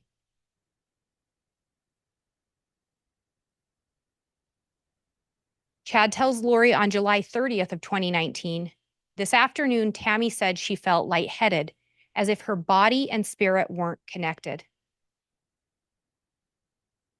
Interestingly enough, Coroner Dye made a similar note in a report that Chad told her something along the lines of Tammy not feeling connected to her body.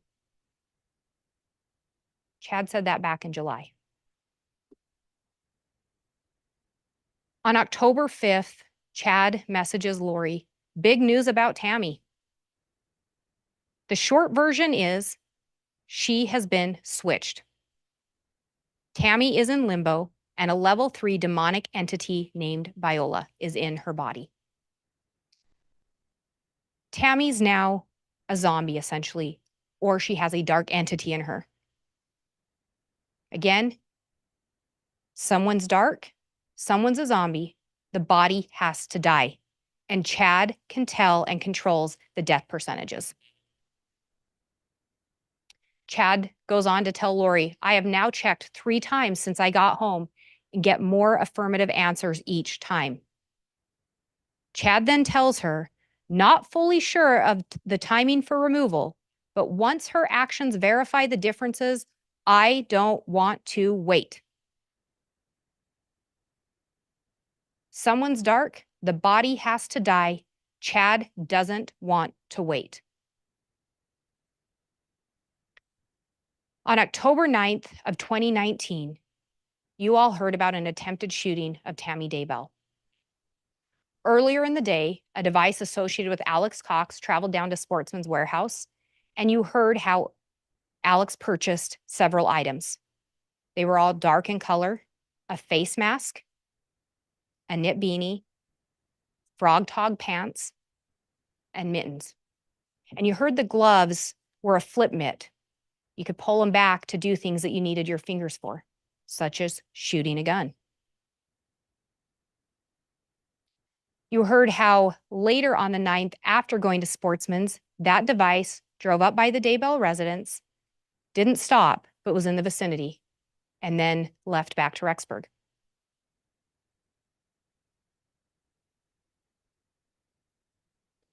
What you also heard was that Alex Cox had purchased a burner phone on October 8th of 2019, just the day before. That device was activated on October 9th of 2019. Chad Daybell also had a new burner phone that he'd activated on October 8th of 2019. And you heard talk of the 401 number. That particular phone was only in contact with Lori Vallow and Alex Cox.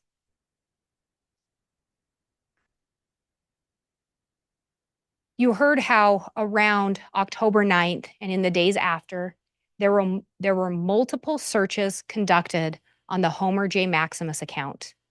Homer J. Maximus was Alex's account. He had searched drop from 100 yards to 300 yards, 6.5 Grendel. How to prep your AR for the cold, how to load your AR, help load your AR in the cold, how to shoot through a Dodge Dakota, how to shoot through a windshield. You heard that the Daybells owned a Dodge Dakota, and you heard mixed testimony on who drove the car the most. But what was unrefuted is that at a minimum, Tammy did drive that car at times. At a minimum.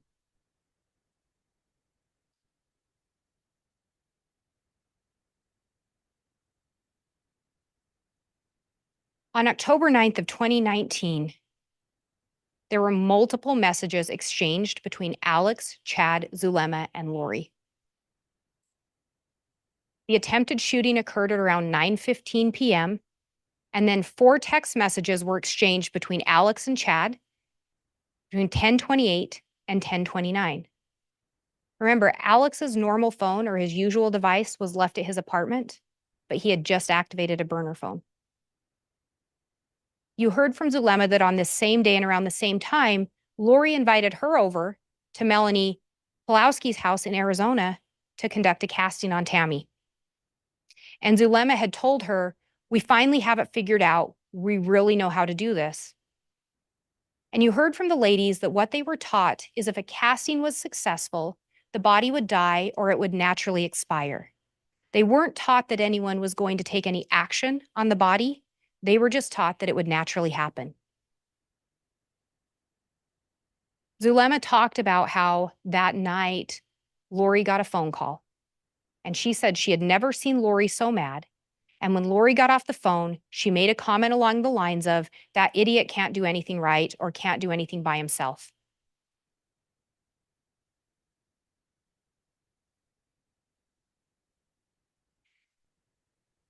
And when we talk about the timeline on October 9th, you can see there were multiple communications between Chad and Lori and Alex and Chad. The other thing that you notice on here is this incident is reported at 9:41 originally by Joe Murray. And you heard from Joe Murray, he's Tammy's son-in-law. You see that the Fremont County Sheriff's Office was dispatched at 9:45 p.m. And then at 9:49, Tammy made a call into the non-emergency line in Fremont County. 9:52 is when the Fremont County deputy arrives on scene.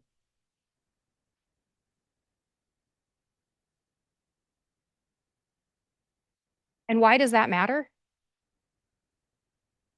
Tammy had done a search, or someone using Tammy's account had done a search for first an airsoft gun and second a paintball gun. But when you look at the time of the search, 3:29, if you do the calculations for UTC, it ends up at either close to 8:30 p.m. or close to 9:30 p.m. Attempted shooting happens around 9:15. So around 9:30, Tammy is conducting those searches. Well, why does that matter? Deputy Cannon's not on scene. Deputy Cannon doesn't get to the scene until 9:52. He can't be there when Tammy's looking at anything. He can't be there to know who did the Google searches. And Deputy Cannon talked to you about the fact that he was looking for casings. Why was he looking for casings? Because he didn't know. He thought it could be a rifle. Nobody knew if this was a paintball gun or a rifle. What else we know from Deputy Cannon's report is towards the bottom, when he talked to Joe Murray told him he was cutting wood on his property when he heard Tamara scream. Joe Murray heard his mother-in-law scream. He called 911. Later, Tammy called dispatch.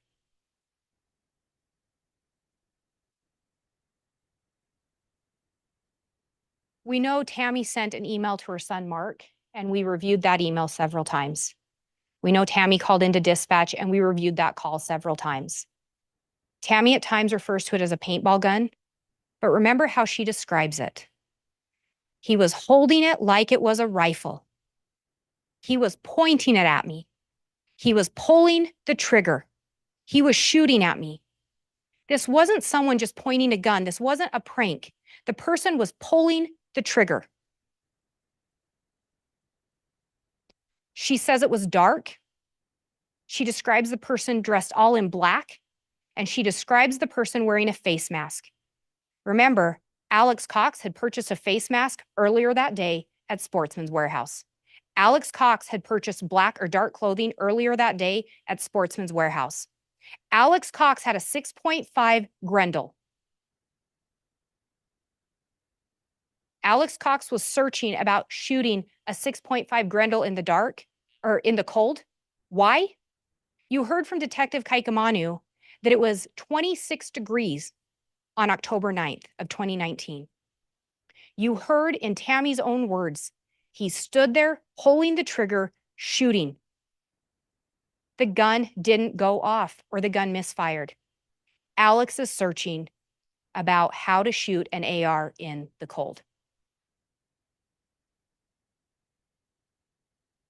You heard from both Investigator Edwards and Detective Kaikamanu about their training with paintball guns and their training with ARs. You heard from them how the scope on an AR could be mistaken for a hopper on a paintball gun. You further heard when it's dark, it's even harder to tell. You further heard that if the gun is pointed at you, it's going to be that much harder to tell. You also heard that Tammy wasn't familiar with guns. Her own kids, Emma and Garth, told you. They've never seen Tammy with a paintball gun. They've never seen Tammy with an assault rifle. But what do you know? Tammy was scared. Tammy sent a Facebook message warning people. In her email to Mark, Tammy said, "The scared part came later when I realized what could have happened. I didn't want to go out the next night alone after dark. Tammy had no idea someone wanted her dead, but she was still scared by that incident.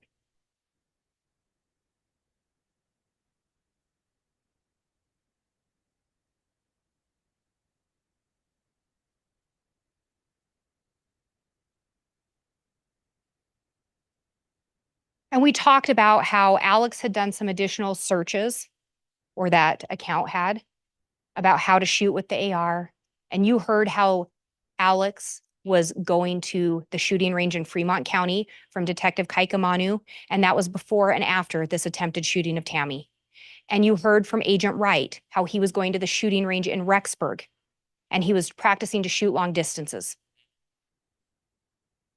And you heard from Investigator Edwards, he talked to you about how he looked at that gun. He looked at that Grendel 6.5 and it had a pin that was loose. And he explained to you about how if that pin had come loose, that could cause the gun to misfire. Alex didn't know why the gun misfired. That's why he was looking at shooting an AR in the cold.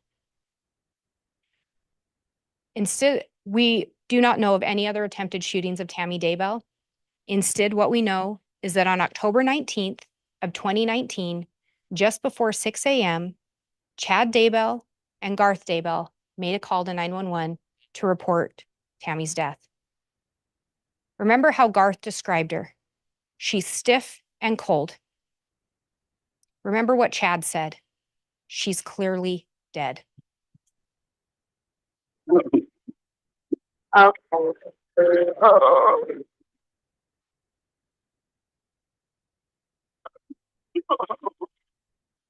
Yeah, she's not even, she's gross.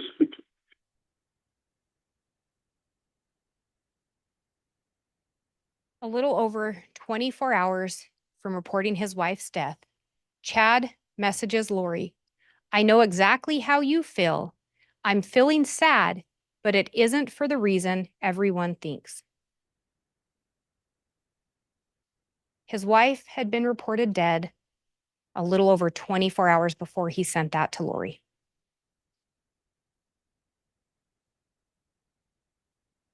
You heard the description of Tammy, stiff and cold, clearly dead. And yet, Garth and Chad say they put her back on the bed.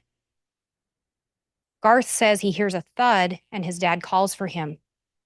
However, Garth and Chad were consistent. Tammy didn't fall out of bed. Where's the thud? They both describe the top part of Tammy falling out of the bed and her legs being tangled in the sheets. And you heard from the coroner that when she arrived on scene, there was this rag in the bedroom. And she took the rag and she wiped the foam or the sputum that was coming out of Tammy's mouth. But what you also heard from her was it was a rag Chad had already been using. Tammy's clearly dead. The body's been moved. The foam's been wiped.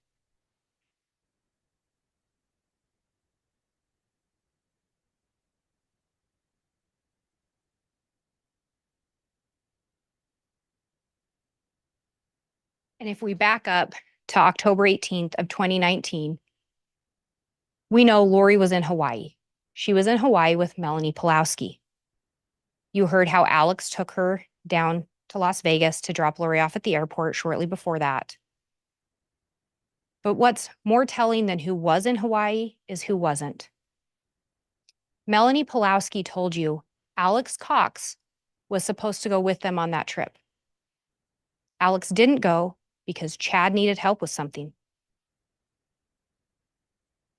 Tammy was possessed. Her death percentage was low. Alex believed Chad 100%.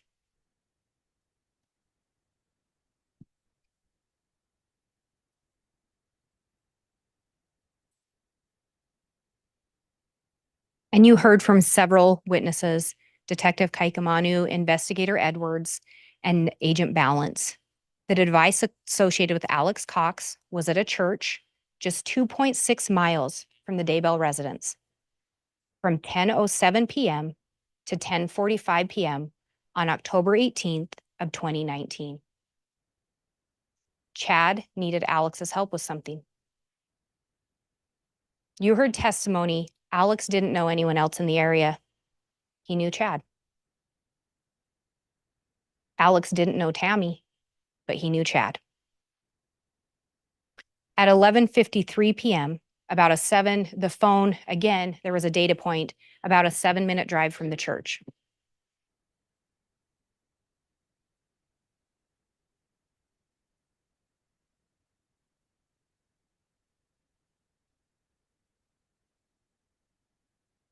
Garth would have gotten home between 1 and 1:30 from his employment. You heard Garth tell you that when he got home, he saw 2 lumps in his parents' bed, assumed it was them. He didn't go check on them. He didn't verify anything to see if they were okay.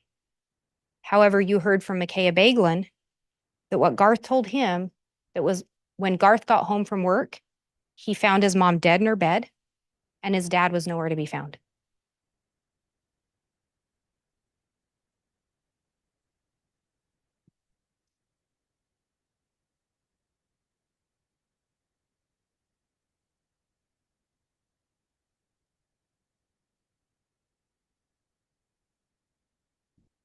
And you heard from Deputy Greenalch, and you heard from Deputy Coroner Wilmore and Coroner Brenda Dye. And you heard them talk about what Chad told them when they were on scene. And the statements changed over time. The statements changed as new people came in. Coroner Dye mentioned something about seizures. All of a sudden, oh yeah, Tammy was having seizure-like activity. Nothing in Tammy's medical records support low blood pressure. Nothing in her medical records support seizures. Nothing in her medical records support any kind of a negative drug interaction between homeopathic medications or any other medications Tammy was on. Those were statements provided by Chad Daybell. Initially, based on the information provided solely by Chad, no autopsy was ordered. However, just weeks later, the Fremont County Sheriff's Office was contacted by the Gilbert Police Department about that attempted shooting of Brandon Boudreaux.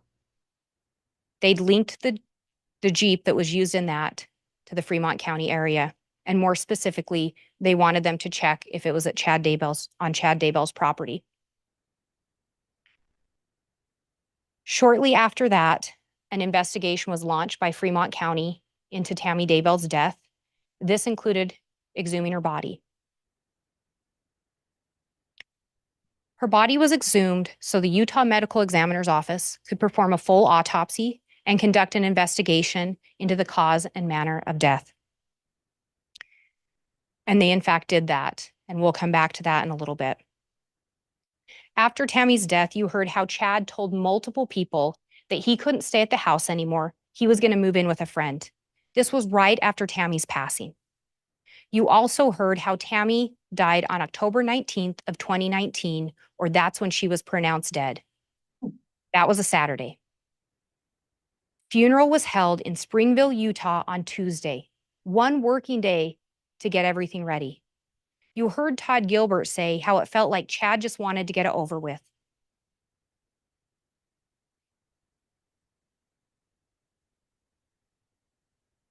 And you also heard from Samantha Gwilliam that she had concerns because Chad indicated he didn't want his name on the headstone.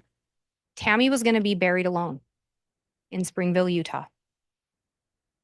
You also heard Patty later talk about she went to the funeral and Chad's talk was disturbing to her.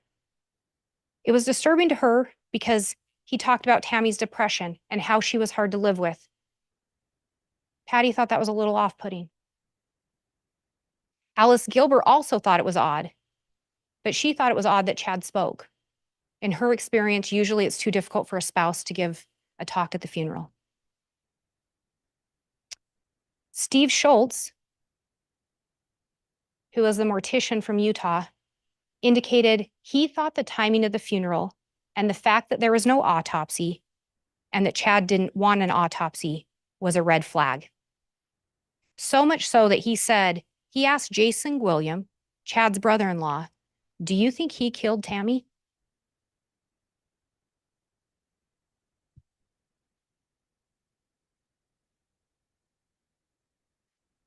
When we talk about the timeline of October 18th to the 19th, you can see the communication. Text between Chad and Lori, Lori and Alex, Chad and Alex, Alex and Lori, and it goes on. They're in constant communication that day between the 18th and the 19th over that time span.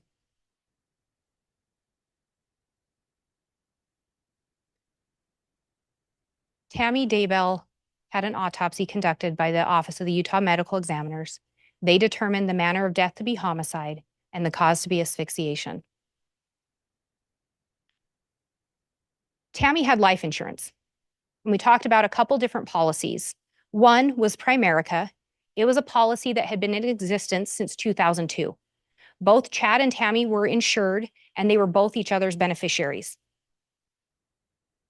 However, Tammy also had insurance through her employment, through the Ballard Insurance, or we also called it LifeMap. She had a base of $50,000, and on September 8th, just a little over a month before her passing, she raised her individual amount to the maximum of $80,000. So that policy was now a total of $130,000. Chad submitted claim forms to Primerica and to LifeMap. On both claim forms, he indicated the cause of death was that she died in her sleep. Chad then received and deposited $300,000 from Primerica on October 31st of 2019, and then deposited $130,000 from LifeMap on November 8th of 2019. Again, on both claimant statements, he put the cause of death was she died in her sleep, and maybe more telling on LifeMap, because Chad told people that Tammy was having medical issues. She was having trouble breathing. She was having shaking fits, dizzy spells. He provided information to try to explain her death. However, on the LifeMap claim form, under the question, when did the health of the deceased first become impaired, he wrote October 18th of 2019.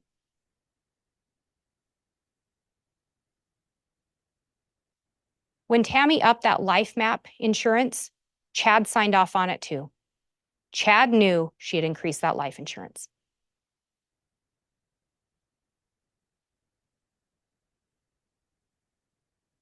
You heard how just days after Tammy's death, Chad went and visited with Alice and Todd Gilbert. And he told them about Lori. And shortly after, he brought Lori to meet with them. And Lori and Chad talked about their plans for a future, their plans to be together.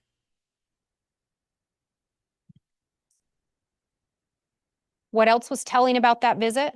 They asked about kids.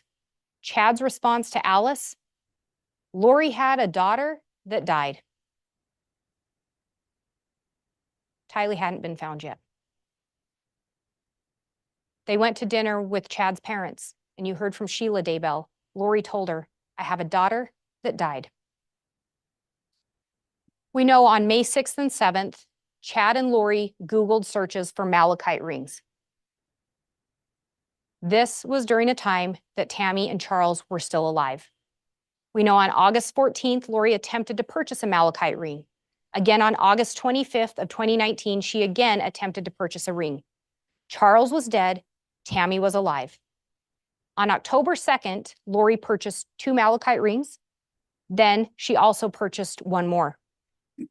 The other ring was a men's size 11.5. And what's telling is that ring was returned on October 4th for a size 11. Then on October 25th, it was returned for a size 10, and that ring wasn't returned. That ring, however, resembled the ring Chad Daybell was wearing in their wedding photos when he and Lori got married on November 5th of 2019, just 17 days after Tammy's death. Chad filled out a rental application for Hawaii. What did he put in there? Clean couple with no pets or children.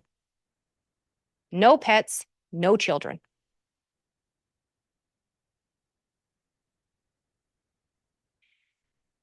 Chad and Lori had been messaging in July about a movie.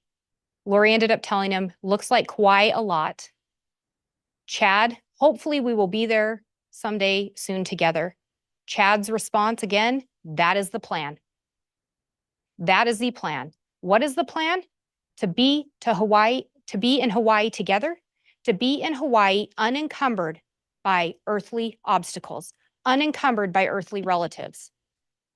Chad and Lori got married on the beach in Kauai on November 5th of 2019. Charles was dead. Tammy was dead. Tylee and JJ hadn't been found. No children, no earthly obstacles, married together on the beach.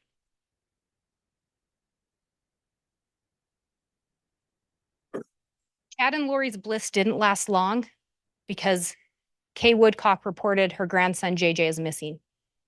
And you heard from Detective Hermosillo how in November of 2019, he, along with some other officers, responded to 765 Pioneer Road. You heard how immediately upon arrival, untruths were told. Alex said JJ was with Kay. He said he didn't have a phone number for Lori. Chad said he barely knew Lori and didn't have her phone number. Lori said JJ was with Melanie Gibb and that Chad was her brother's friend. Chad and Lori were married. Hi, Lori. Sorry to bother you again. Yeah, we're having Melanie- get hold of your friend down there, No. Melanie. Well, they were going to Frozen 2 today.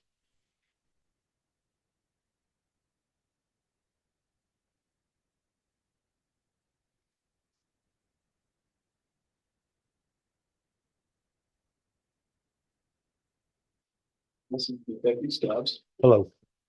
Me too. So, we're here, This is a big mess. I just talked to the guy on the. and what did he ask you? He was just saying that he wanted to do a well check on JJ. So JJ would be where? He's in Arizona. Who's he with in Arizona? He's with one of my friends in Arizona. Oh. Hi. Oh, you got a notepad? No, let me get one. No. Come here. You mind if he comes in? Oh, So, sorry. who's the friend he's with? My friend Melanie. Her Melanie. son has autism. Stuff that was going on. If you want to know, it's a lot of stuff. So Well, that's why we're concerned because it just was kind of weird. it is very weird. I've had to move around a lot. One of my brothers is trying to kill me, not the brother that lives here. Obviously, he's kind of my protector. But everyone is causing me trouble right now. So We don't want to cause a lot of trouble. How long have you been here? we only been here since September. Okay.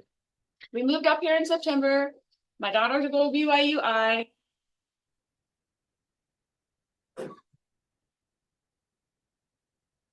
We had two detectives over here trying to, Looking for you a Oh, little while ago. oh, because I was at the store. and they ran into well, probably one of your brothers in My the back brother here. and his friend, probably. Oh, They've who's been that? moving. Chad. Chad from around here? Mhm. What's his last name? Yeah, okay.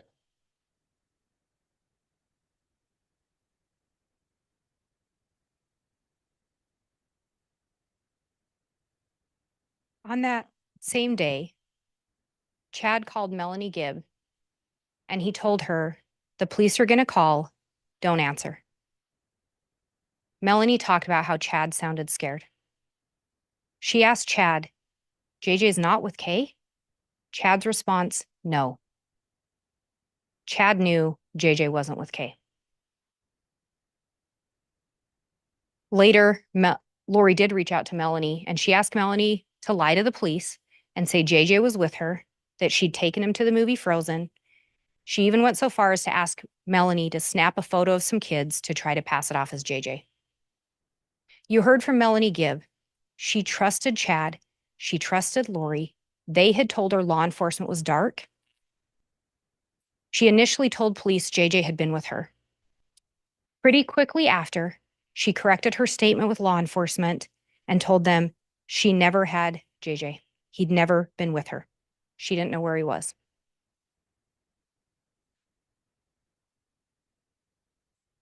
On December 8th of 2019, Melanie Gibb decided to place a phone call to Chad and Lori.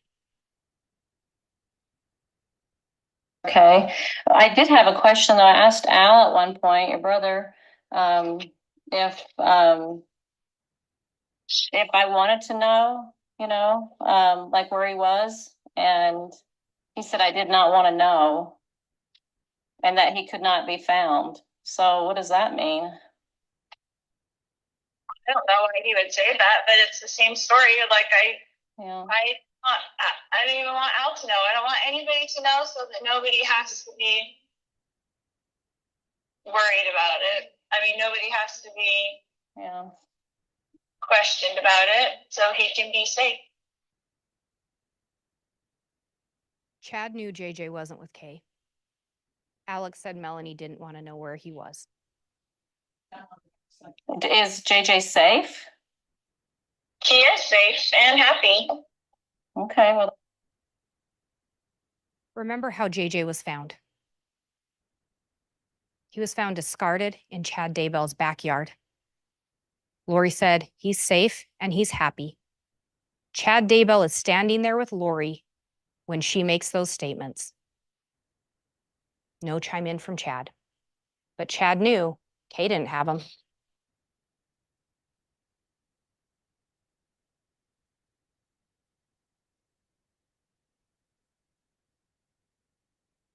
So is there kids that are not involved, or there what are they talking about? So I'll have a clue if they show up at my house. If they show up, you can just give them the attorney's name and say, we're not talking to you without an attorney. Okay. Because No. Well, it's my sister-in-law. It's just a bunch of people that are starting trouble for no reason. It's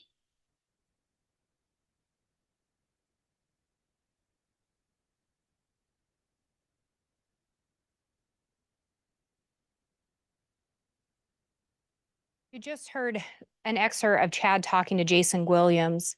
But before that, on that December 8th call with Melanie Gibb, Chad ends up chiming in, and he's trying to explain the Tammy situation. People are out to get us. People are making stuff up, such as my sister-in-law. Tammy died naturally. Tammy died in her sleep. Tammy was having health issues. Her heart was about to give out. My kids will testify to that. So is there kids that are not involved, or there what are they talking about? So I'll have a clue if they show up at my house.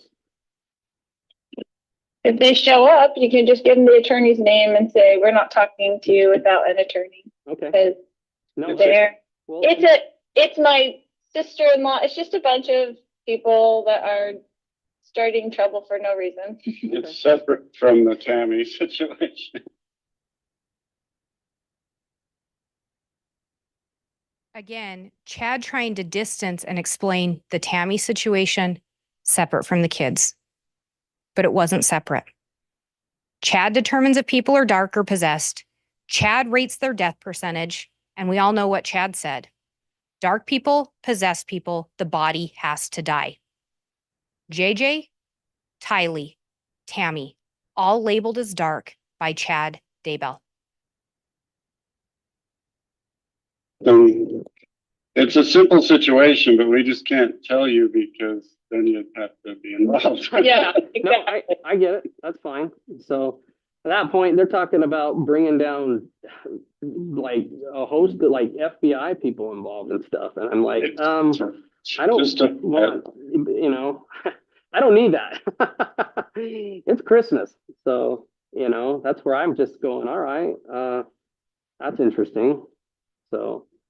Okay. Well, you don't know anything, which is great. You don't know anything. No, I don't know anything, and so that's good news at that point in time. So, okay. I don't know how they would have done that other than Heather. You heard from both Melanie Gibb and Jason William. They recorded these calls. They were both hoping to help locate JJ and Tylee. They still hadn't been located. You also heard some recorded calls that were recorded by Ian Pulowski. In those calls, you hear Chad and Lori repeatedly refer to law enforcement as dark Some of them are even disciples of Cain. They're so dark. Melanie Pulowski at one point asks what she's supposed to do about Detective Hermosillo because he's not going to stop. He's not going to stop until he finds those kids, and she wants advice from Chad. What does she do? Chad's response, get out of his way. He doesn't say, and Lori doesn't say, we'll produce the children, we'll come and help you. Chad actually tells her, well, they are going to continue to bug you because you're the only one they can locate right now. She's the only one they knew where she was.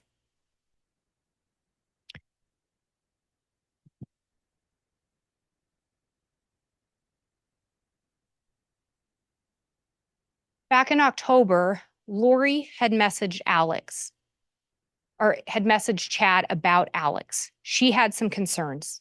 She ends up telling Chad he would be the one they use to get us both. Who is they? Law enforcement. You heard Melanie Gibbs' statement in that recording. Alex said, I don't want to know where JJ is. You know who labels people dark. You know what has to happen to the body. And Alex believed Chad 100%.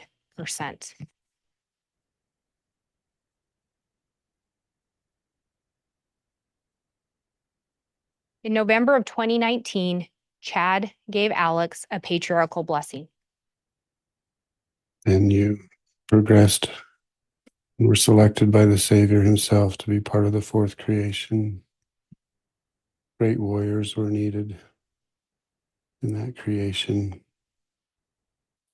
Powerful goddesses were needed to be protected, and you were selected to help protect your sister. And you helped her in numerous probations as a defender. You have a special bond even from the premortal world. You connected there. And as she grew in power, you were right there beside her. Always. Alex was Lori's protector.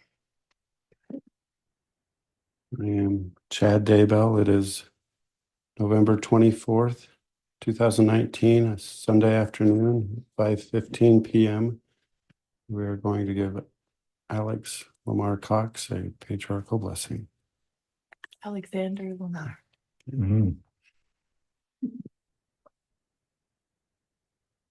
Alexander Lamar Cox.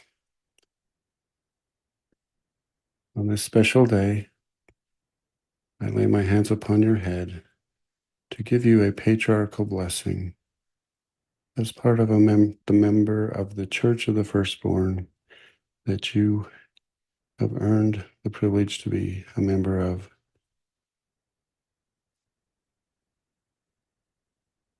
Alex is a member of the Church of the Firstborn. You heard testimony about Lori and Chad's mission. Their mission, part of it, to gather the 144,000. Chad was a self-appointed leader or gatherer and the leader of the Church of the Firstborn.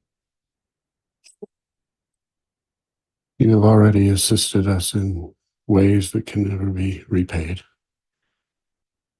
But you will continue to do so as you move forward in this.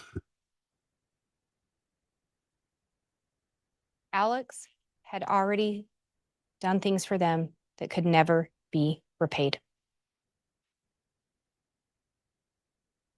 I just want you to know that at this time the Savior is saying unto me, well done.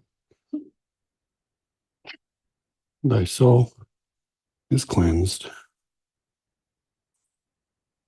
All is well. And now you'll begin into your terrestrial phase of this existence, that you'll be a powerful servant. I bless you with that knowledge that you will now move forward as a true warrior in ways that can be demonstrated through not only physical action, but through spiritual power that is coming to you and that will be bestowed upon you.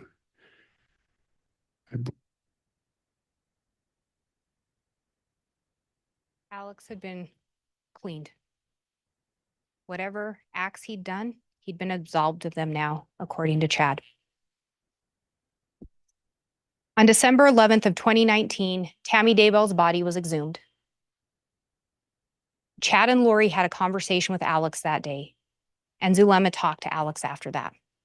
She said Alex seemed worried when he got off the phone. She questioned him. Alex ended up telling her he was worried he was going to be their fall guy. When pushed further, Alex said, "I am either a man of God or I am not." Alex believed Chad 100%. Melanie Gibb had asked Lori at one point if she believed what Chad told her.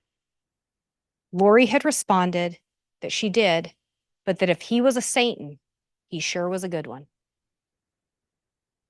On December 12th of 2019, on December 12th of 2019, Alex Cox ended up dying the day after Tammy's body was exhumed. An autopsy was conducted on Tammy's body, and you heard from both Dr. Eric Christensen and Dr. Lily Marsden. They both unequivocally testified the manner of death was a homicide, the cause asphyxiation. And you heard them talk about the different manners of death.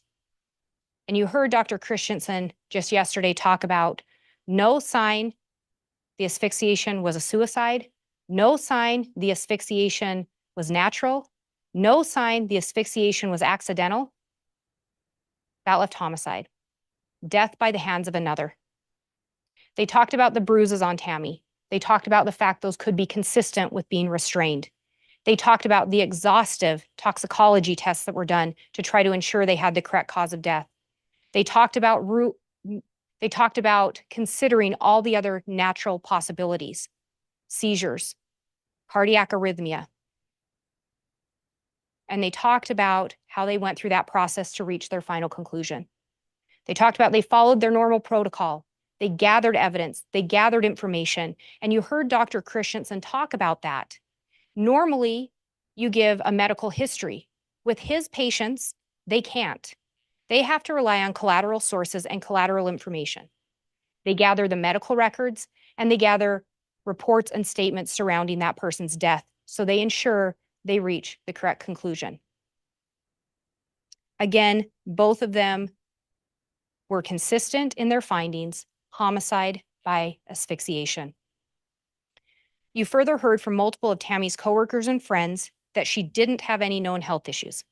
Tammy was very active by all accounts. She participated in fitness classes. She participated in clogging. She never missed work. She was reliable and a hard worker. The only reported health concerns to law enforcement came from Chad Daybell. You heard several officers talk about that. Agents, investigators. Chad's kids didn't want to talk to law enforcement. They didn't want to provide information. The information came from Chad.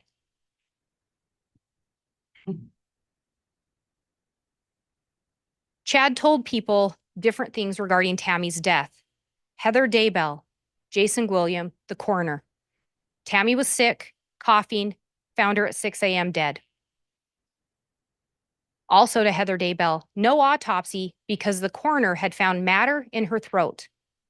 There was no testimony of that. She died of an embolism, also told to Heather Daybell. Chad said Tammy woke up at midnight, throwing up, and died at 2 a.m. Consistent that it's an embolism, different time of death to Alice Gilbert. Tammy was sick, coughing, went to bed around 10. Chad went at 1 and found her cold and dead on the floor to Hannah Munoz. Again, remember, Hannah went through the funeral line or the viewing line twice, once with each parent. Second time, Chad said she'd been coughing violently. Both went to bed at 10. He woke up at midnight and her body fell out of bed.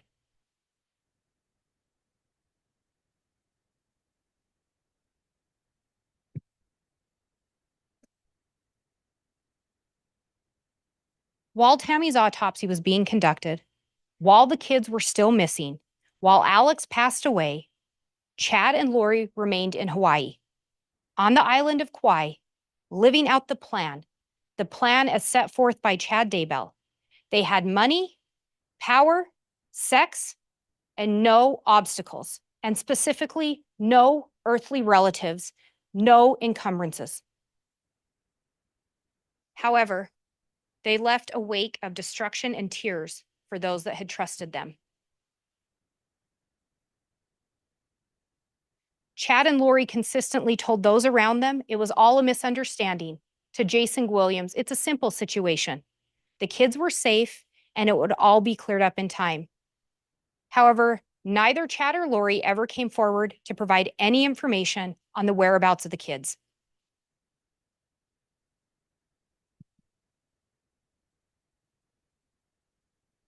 On June 9th and 10th of 2020, you heard multiple officers, investigators, detectives talk to you about the search of Chad Daybell's property. Agent Daniels described in detail how the search was conducted, and you heard multiple officers talk about the scene, the smell, the process, and the callousness of the way the children were discarded. You heard how the officers present at Tylee's scene were on their hands and knees, sifting through the dirt with their hands, small tools, in an attempt to locate Tylee's bones and her other remains. Tylee had been discarded in a pet cemetery with some of her remains in the fire pit as well. The investigators collected the bones, tissue, organs, and what has been described as a burnt mass. That's what was left behind of this young lady. Tylee had a whole life ahead of herself.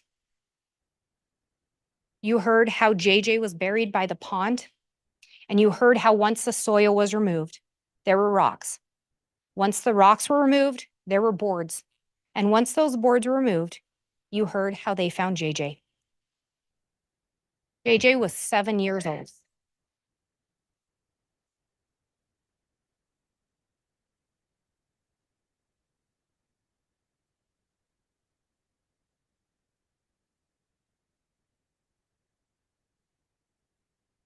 We'd heard multiple testimony, multiple talk of Lori asking Chad about a plan, of Lori asking Chad for confirmation of the plan. And one of those things that we heard was a call that took place on June 8th of 2020. I think in the slide it was dated as 2019. That call took place on June 8th of 2020, the day before Tylee and JJ were found. Lori wanted confirmation of the plan. The judge is going to give you jury instructions, and we talked clear back in jury selection about those jury instructions. But I just want to remind you, when we're talking about a conspiracy is an agreement between two or more persons to commit a crime. Only one of those persons has to commit one overt act. So one act in furtherance of the conspiracy. And you're going to be given jury instructions, and they'll have the overt acts listed out. And looking at the overt acts, endorse and espouse religious belief for the purpose of encouraging and or justifying murder. You heard testimony from multiple witnesses, Lieutenant Hermosillo, Melanie Gibb, Zulema Pastenis, Ian Pulowski, David Warwick, Alice and Todd Gilbert. There were Temple records, iCloud records, Verizon records. You heard from Detective Considus and forensic accountant Mike Douglas, as well as Mark Sari with the Social Security Administration, that Lori changed Tylee's money to go to her on August 16th of 2019. You heard that Lori, Tylee, JJ, and Alex moved from Chandler to Rexburg. You heard about that through multiple investigators, multiple witnesses. You heard how Chad Daybell Googled south-southwest wind and visited a website. Detective Stubbs talked about that. Analyst Heidemann talked about that.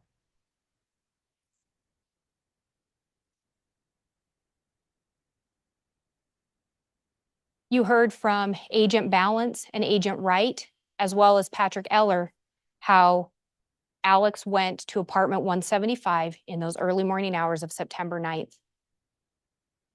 You heard again from Detective Considas, Forensic Accountant Douglas, Mark Sari, and Agent Hart that Lori did not report to the Social Security Administration. She continued to collect that money. There's evidence of that in the iCloud accounts and bank records. Similarly, same type of evidence to support, she continued to wrongfully collect those Social Security benefits. On or about September 23rd, Alex took possession of JJ. Lori tells Warwick and Gibb JJ's with Alex, refuses to let David Warwick see him on the 23rd, and the night before, David and Melanie had seen him with Alex. We heard multiple clips from that November 26th interview with Lori Vallow, where she provided false information. JJ wasn't with Gibb. She was married to Chad. She didn't provide truthful information. September 23rd to February 1st, again, similar to Tylee in the Social Security, Lori failed to report that. You heard about that through those financial timelines that were presented and that testimony. September 9th, similarly, she continued to wrongfully collect that money. She didn't report it. She continued to collect it.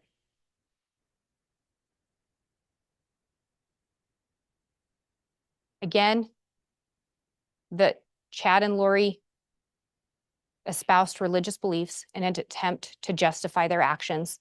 You heard multiple witnesses talk about that. On September 1st, again, we've already talked about that. Multiple witnesses, multiple evidence showing they moved to Idaho. And again, remember, those text messages designating Tylee, JJ, and Tammy as dark happened before that move. Text messages with Chad and Lori regarding death percentages, we just discussed those today. You heard about them through Agent Hart, through those iCloud records. Chad Daybell obtained a burner phone. We heard about him obtaining multiple phones, multiple phone numbers. We talked about Alex Cox obtaining a burner phone on October 9th. Text messages between Chad, Lori, and Lori about Tammy being possessed. Again, we talked about those today. They came in through Investigator Edwards and Agent Hart. September 8th, Chad signed that application to increase Tammy's life insurance. His signature's on that policy. Emma Daybell talked to you about that. Alex Cox attempted to shoot Tammy on October 9th. Talked about that. You heard from multiple witnesses about the firearm, about what was reported. Deputy Cannon, Detective Kaikamanu, Investigator Edwards, Agent Wright, Agent Balance. Alex Cox conducted multiple internet searches. So we talked about that, the Homer J. Maximus account, the searches about how to shoot the AR in the cold, and different things regarding a Grendel 6.5, as well as shooting through a Dodge Dakota. Alex being at the gun ranges. We talked about that again today. Detective Kaikamanu, Investigator Edwards, Agent Wright, all talked to you about that. Alex traveling to Sportsman's Warehouse on October 9th. Agent Balance, Agent Wright, Investigator Edwards, Detective Kaikamanu, all talked to you about that location data and the recovery of the items purchased, or the identification of the items purchased, I should say. Alex being at the church parking lot approximately 2.5 miles from the Daybell residence on October 18th, 2019. You heard about that information from Agent Balance, Agent Wright, Detective Kaikamanu, and Investigator Edwards.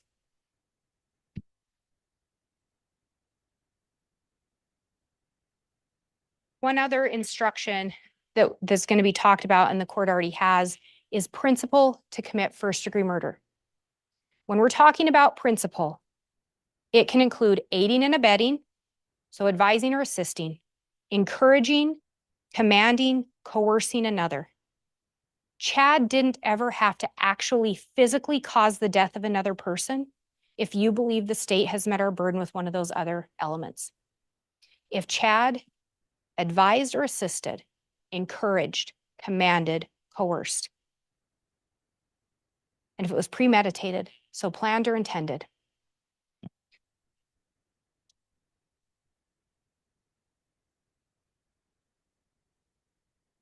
Tammy Daybell was a 49-year-old mother of 5, a new grandmother. Chad labeled her as dark or possessed. Her death percentage was low. We know what happens to the body. Tammy had to die. Tylee Ryan, a 16-year-old young lady with her life ahead of her. Labeled as dark or possessed by Chad Daybell, death percentage low. We know what has to happen. Tylee has to die. JJ Vallow, a 7-year-old little boy with most of his childhood and his whole life ahead of him. Labeled as dark or possessed by Chad Daybell, death percentage low. JJ has to die. All 3 victims gone too soon.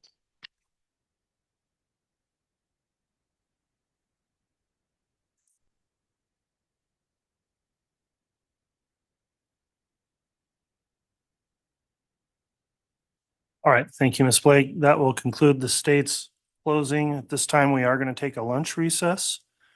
We will go ahead and resume with the defense closing starting at 2:00. Is that all right, Mr. Pryor?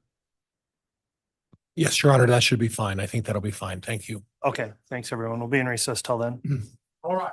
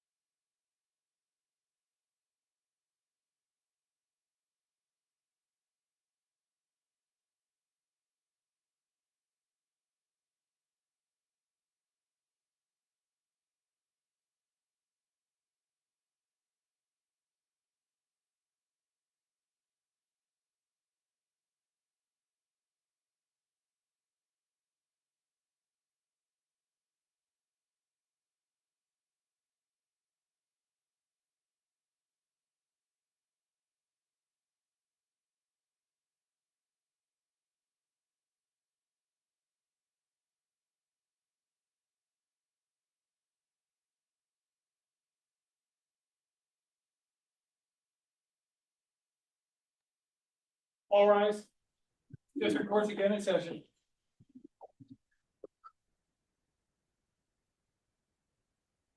Thank you. Please be seated.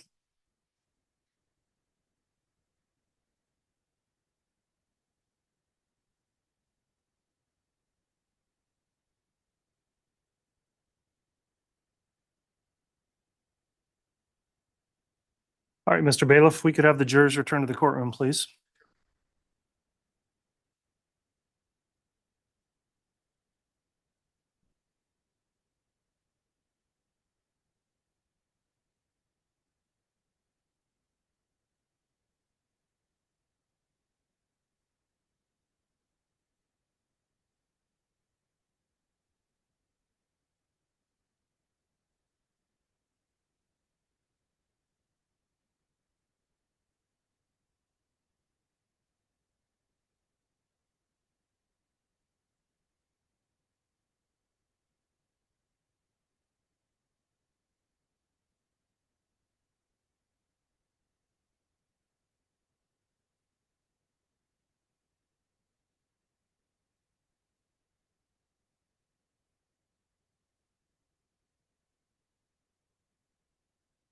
All right, please.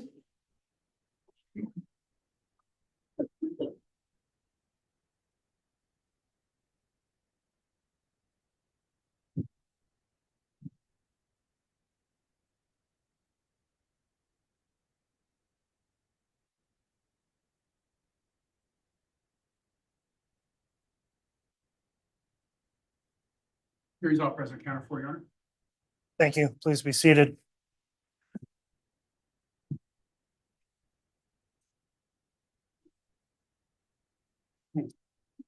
All right, we're back on the record on case CR 22-21-1623, State of Idaho versus Chad Daybell.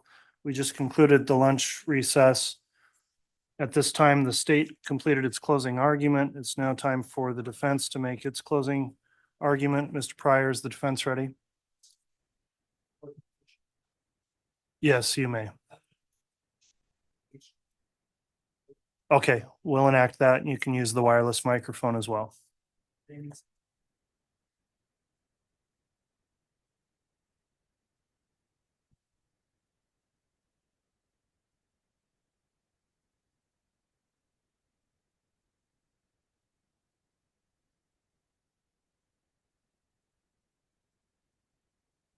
Folks hear me? Okay, thank you. I promise you, got about 15 slides. Not going to be long. I want to touch on a few points, and then I want to spend a little bit of time talking to you folks a little bit about the case, okay? I promise you this isn't going to take 2 hours. It'll be briefer, but there are some points that I need to touch on, and then I would respectfully ask for your attention in regards to that. I want to start out with the first slide, and the reason I did this is because in order for there to be a conviction, there's a chain of links that the prosecutor attorney has to go through. Chad Daybell, the first link is that he's presumed innocent. He's presumed innocent now. He was presumed innocent during the trial. He's presumed innocent throughout the trial. When it goes back to the jury and you consider the evidence, that's when you make the decision. And that's how that works. Throughout the trial, from the very beginning to the middle to the end to today, the entire burden has been on the state, okay? And the definition of what has to be proven by the state is beyond a reasonable doubt. State must prove every element beyond a reasonable doubt. Now, you've heard some information previously from the other attorney about what the state has to prove. One of the things the state has to prove in regards to the conspiracy charges is that there was an agreement, okay? And if you recall, when we were going through the voir dire process, that fancy French word that talks about when we were trying to select the jury, I talked to you and asked a number of you what an agreement is. What do you believe an agreement is? Okay? But the state has to prove that Chad Daybell with Lori Vallow or with Alex Cox or with other co-conspirators that they haven't named with one of them entered into some sort of an agreement to kill the children and to kill Tammy Daybell. And then you have to show that Chad's involvement in that. That's the next thing the state has to show. Then they have to show that there was evidence of the murder. Jury instruction number 3 talks about, again, what I just talked about. The defendant, Chad Guy Daybell, has been charged in the amended indictment with certain counts of conspiracy with Lori Vallow and or Alex Cox, who's deceased, and or other conspirators, both known and unknown. And then it goes on, and I'll talk this a little bit out. The crime of conspiracy involves an agreement by 2 or more persons to commit a crime. Okay, it can't be an agreement that we have consistent religious beliefs. It can't be an agreement that we talk about religion unless there's an extra step. And that extra step has to be, we are going to kill these children. We are going to agree to kill Tammy Daybell. You can hear all the testimony in the world about dark spirits. You can hear all the testimony in the world about light and dark. You can hear all the testimony in the world about death percentages. And if you remember when we talked about death percentages with Officer K, who I think is here today, one of the text messages or the messages that he put up that he pulled off when he did his Google search is about Tammy and Chad talking about death percentages, talking about light and dark. You heard from Emma Murray, how Emma Murray talks to her father. Now, they used a different term, but in Chad's traditional religion, his traditional LDS faith, it was not uncommon to talk about light and dark. It was not uncommon because we showed you the message between Tammy and Mark and Chad where they talked about death percentages. Okay? Now, the state brings up, yes, oh, Chad put a death percentage on Tylee and JJ and Tammy, and they're all dead. But you also heard testimony from one of the state's experts that said, we don't know if it was a high number or a low number, and there's confusion as to what that means. And I'd like to go back to the discussion that we had with one of the FBI agents who mentioned that there were thousands and thousands of messages, an enormous amount of evidence here. You heard from my expert, Patrick Eller. He talked about, I think the Library of Congress holds 1 terabyte of evidence if we went paper to paper through the whole building. And we had 6 terabytes, 6 bounds of paper that would fit in 6 libraries of Congress. And what has happened is you've been shown a handful of text messages that talk about a plan, that talk about death percentages, that talk about light and dark, talk about a variety of subjects. But what you didn't hear is you didn't hear about the thousands and thousands of messages that talked about religious beliefs, talked about a variety of other topics. And if we look at each and every one of ours position, you can always find a text message or a message of some kind that may be slanted or turned in a way to benefit one position or another. And that's not particularly uncommon. How often is it you send out a text message to somebody and it's misconstrued? How often is it that you send an electronic message to somebody through an email and it's misunderstood? Or maybe it's looked at in a different way. You know, as a society, we've lost our ability to communicate. Doing what I'm doing today is a lost art. Lawyers have to do this, especially in our position. But many of people who are in jobs, what it's done is send me a quick email, send me a text message, tell me what you feel. And sometimes those messages can be construed. The prosecuting attorney talked about, oh, there was a plan, and insinuating to you, suggesting to you that this plan was to kill the children. And at no time did the prosecuting attorney show you a text message that said, let's kill the kids, let's kill Tammy, okay? Instead, they talked about a plan. This is what we're looking to do in the future. Okay, that's what they said to you, and they're trying to insinuate or suggest to you that in some way that means, well, that means that we're going to kill the kids. No, the plan was, and whether you believe with Chad's religious beliefs or not, whether you accept his religious beliefs, the 144,000, that's his beliefs. He was a gatherer. He was a gatherer of the 144,000, and he said, I want to gather people, the sick, the elderly, the children, the impoverished, those that can't handle for themselves, and those that may be able to go on and become a part and parcel as this gatherer that he suggests would put together the 144,000 in Rexburg. Now, whether you think that's crazy or not, it doesn't matter. Whether you agree with light and dark, it doesn't matter. Whether you agree with death percentages, it doesn't matter. He's entitled to his beliefs.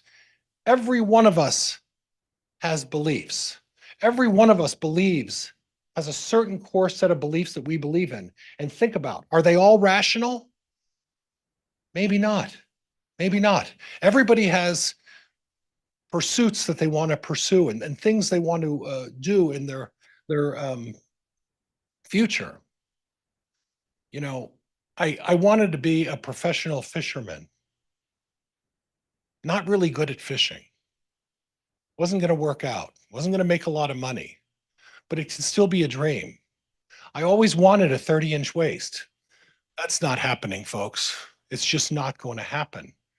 I'm too old and maybe not as motivated as I should be. But we all have dreams. Now, how do we know these are dreams that Chad talks about? Because for 15 years, he was writing books. He was writing books about things that he was passionate about. And if you know anything about authors, when they're passionate about something, anybody comes up to them and brings up a subject and says, let's talk about religion.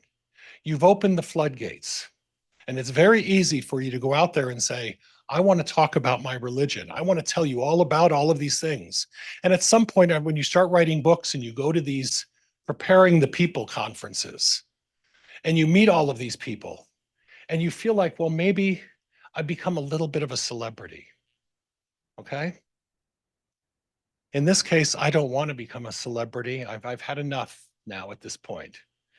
But you know, Chad writes books. And he goes to these conferences and he talks about all of these religious beliefs. He talks about his premonitions. He talks about things that he thinks he can predict. Do you believe him? You don't have to. You don't have to believe anything he stands for. Nobody does. But he has a right to talk about it. And he has a right to say what he wants to say. And that's one of the distinctions, folks.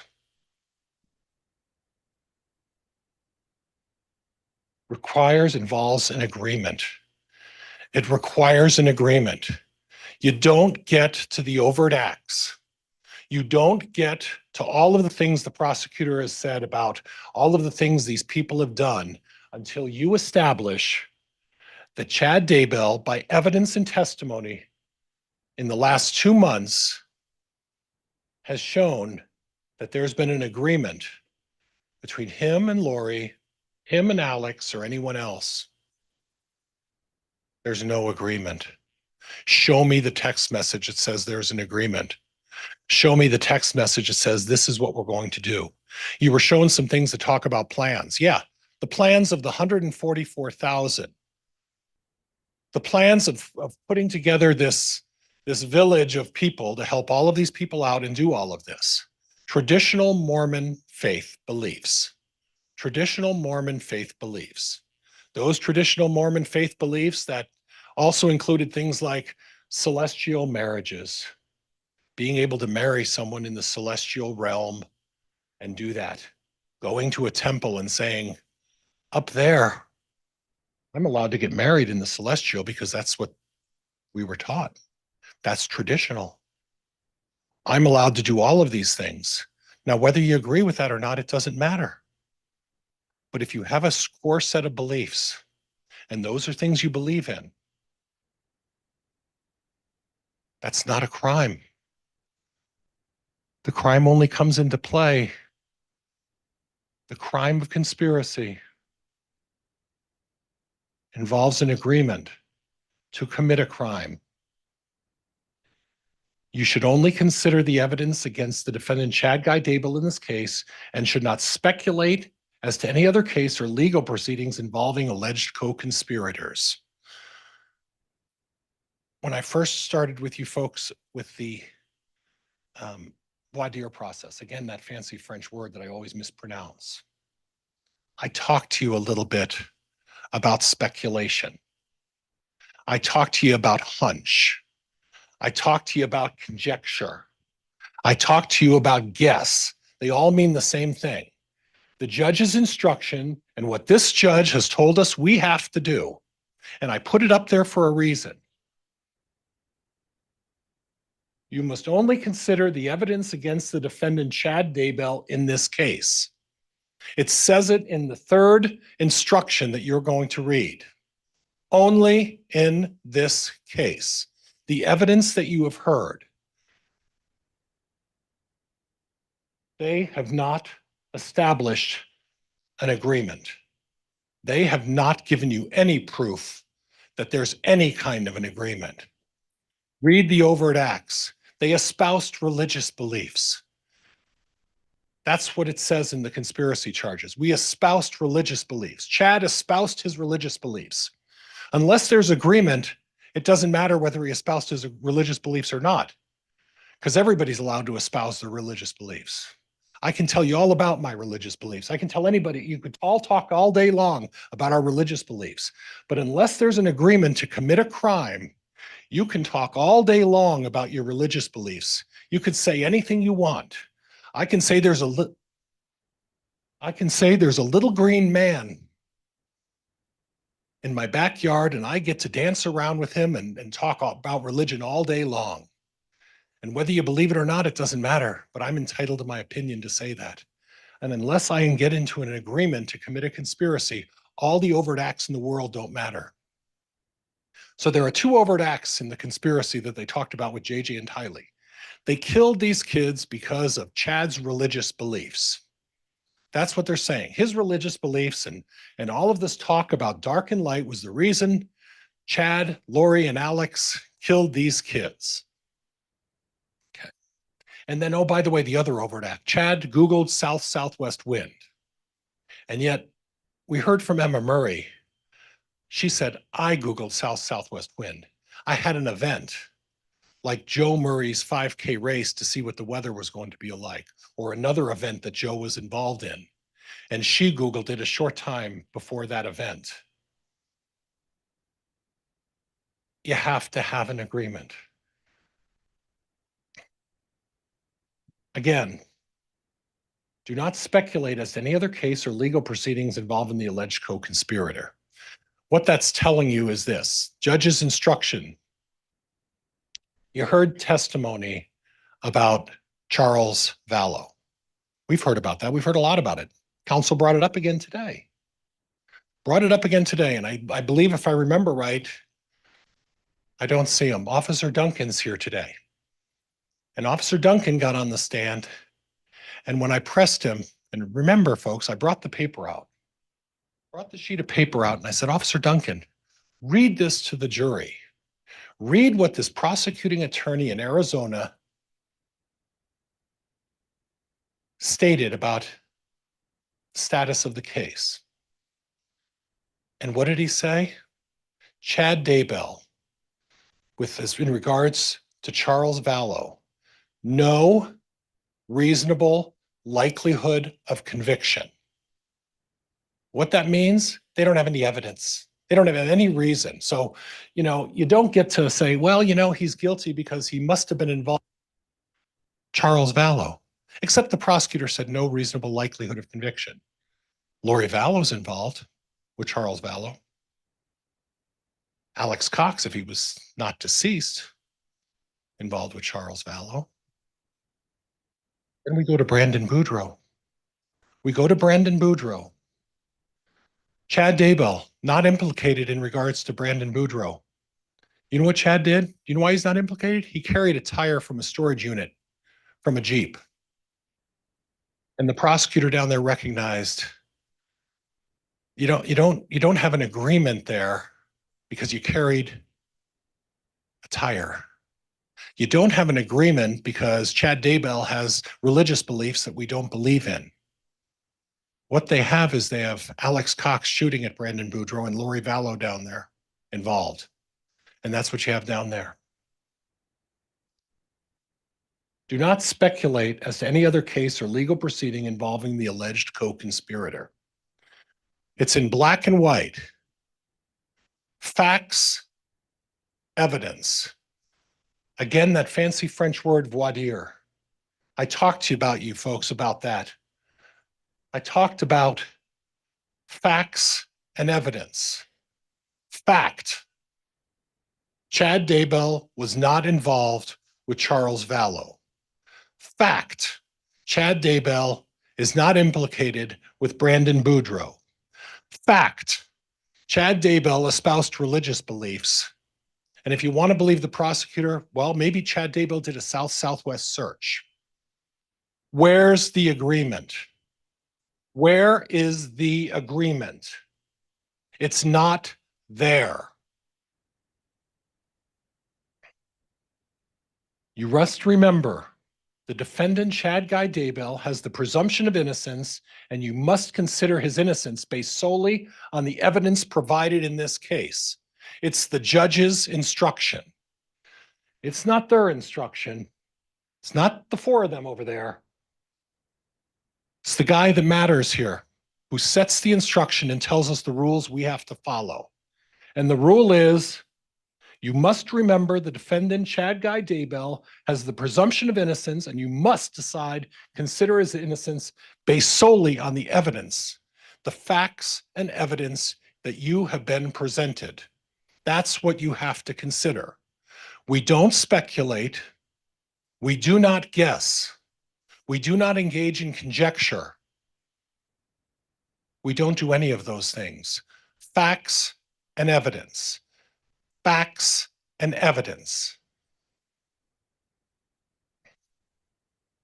Reasonable doubt.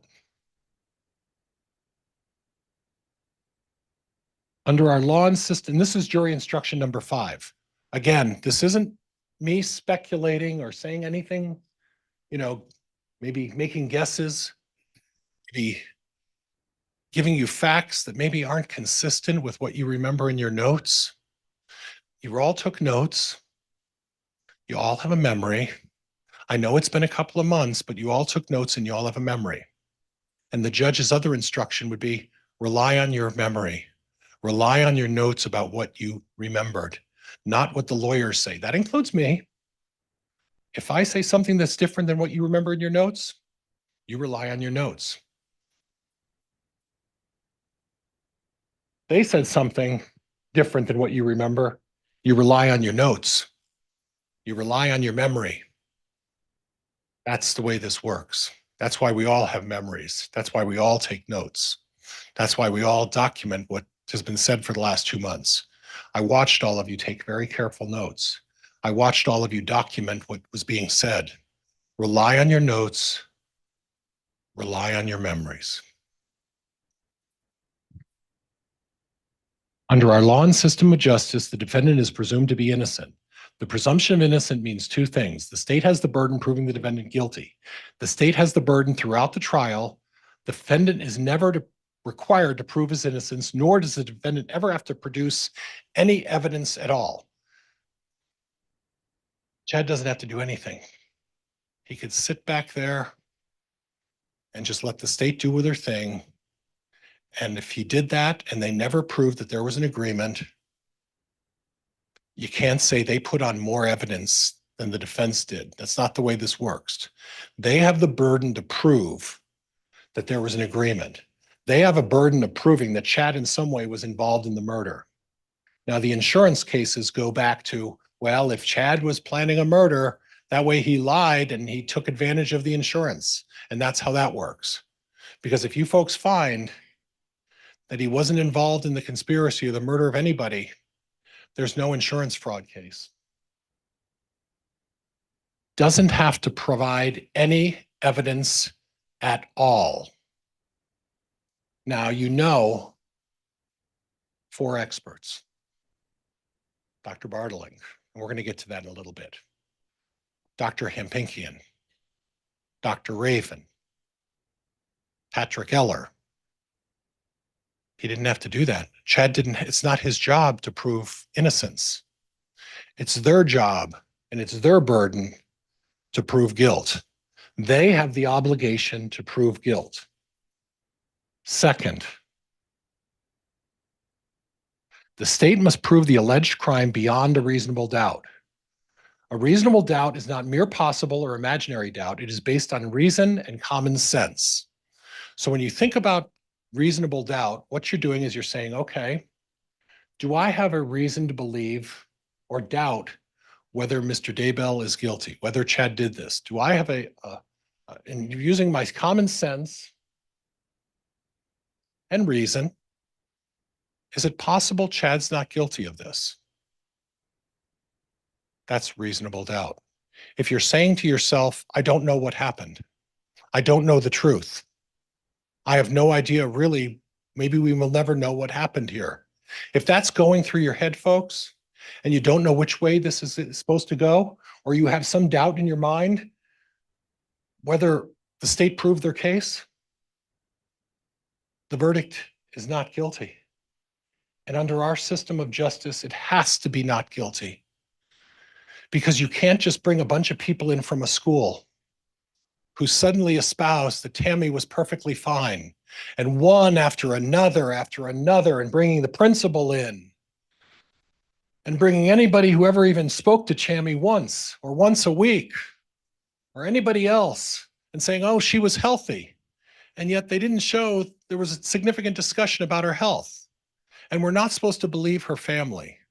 We're not supposed to believe her son and her daughter who knew her better than anybody else. And then I guess what the state would like to do is, well, believe all of these 9, 10, 12, 15 teachers and principals and everybody else who was dragged in and said, oh yeah, healthy as a horse. Okay. Common sense. Common sense. That's what you need to do. It may arise from careful and impartial consideration of all the evidence or from the lack of evidence. If after considering all the evidence, you have a reasonable doubt about the defendant's guilt, you must find the defendant not guilty.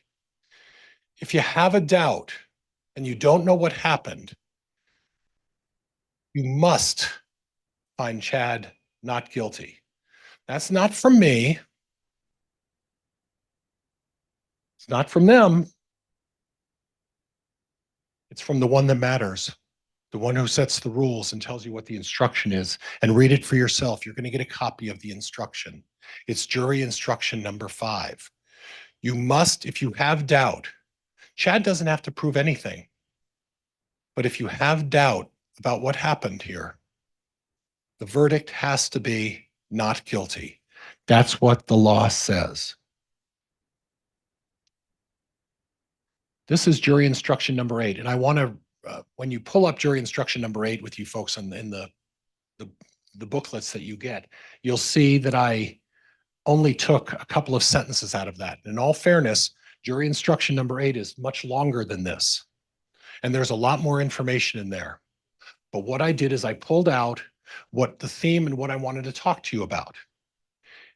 And on jury instruction number 8, as part of it, it says, in determining the facts, you may consider only the evidence admitted in this trial. You consider the evidence that has been presented to you. There has not been any evidence saying, we're going to kill the kids. We're going to kill Tammy. There is talk about a plan. Yeah, the 144,000 building a village for the children, the infirm, the sick, the other people that Chad is able to gather. There's the plan. And if you go through the evidence, you'll see there's reference to the plan. It wasn't a plan to kill, folks. It was a plan to gather. A plan to gather by a gentleman who's a traditional Mormon. And yes, you don't have to like his beliefs. You don't have to agree with his beliefs. But he sure has the right to believe whatever he wants to believe. second line. And again, you'll see the dot, dot, dots is because the jury instruction number 8, I want to say it again so that we're very clear. I didn't publish the entire jury instruction number 8. I took these 2 paragraphs out. And when you read the rest of it, you'll see it basically covers the same subject. There's other topics in there that talk about it. But under the second sentence, do not attempt to guess what my answer might have been or what the exhibit might have shown. That goes back to what I talked to in the very beginning of the trial. You can't speculate. You can't guess. You can't engage in conjecture. You can't say, this is what he must have meant, or this is what she must have meant, or this is what they meant by this. No, you look at the evidence, and unless it tells you something, you take the evidence as you take the evidence. Again, the judge's instructions. This talks about jury instruction number 18, and the state talked about this a little bit, and I'm going to go through the whole thing. I'll be quick, okay? The law makes no distinction between a person who directly participates in the acts constituting a crime and a person who either before, during the commission intentionally aids, assists, facilitates, promotes, encourages, counsels, solicits, invites, helps, or hires another to commit a crime with the intent to promote or assist in its commission. That was a lot. I can talk, but that was a lot. In other words, what that's saying is that if there was a murder and someone did something to help along, aided in that's a problem, and it is. Okay? But then we go down to the last sentence, and this is what's important, and this is what you need to look at.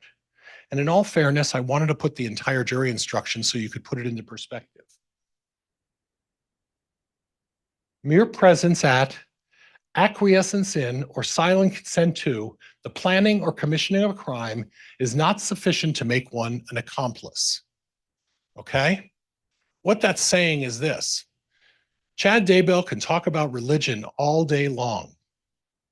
Chad Daybell can espouse his beliefs, and he could talk about zombies with Zaluma, or Melanie Gibb can teach about zombies, and Chad can talk about dark spirits. Chad can talk about light and dark. Chad could talk about all sorts of religious beliefs, okay? But when the time comes, if something happened to those children, even if Chad had knowledge, acquiesced, or silently said, well, I may know about this, I may know what have happened, what that instruction on number 18 is saying, mere presence at, acquiescence in, or silent consent to the planning or commission of a crime is not sufficient to make one an accomplice. Accomplice means no conspiracy unless he took some sort of a step to make an agreement. There has to be an agreement. We're going back to that again. There has to be an agreement. There is no agreement. Chad Daybell testimony, he met Tylee a couple times, met JJ a couple of times. There was not a lot of contact. There was not a lot of encounter from when they first met to the time they moved to Rexburg. And you heard the testimony. I want you to go back and listen to the testimony, okay? I want you to look back at Jason William and really listen to one of the exhibits that's been admitted, and state provided that a little bit, provided a portion of it anyway. Lori Vallow is talking about a family attorney. Now, for those of us who know what a family attorney is, they deal with divorce, they deal with custody fights, they deal with all of those topics.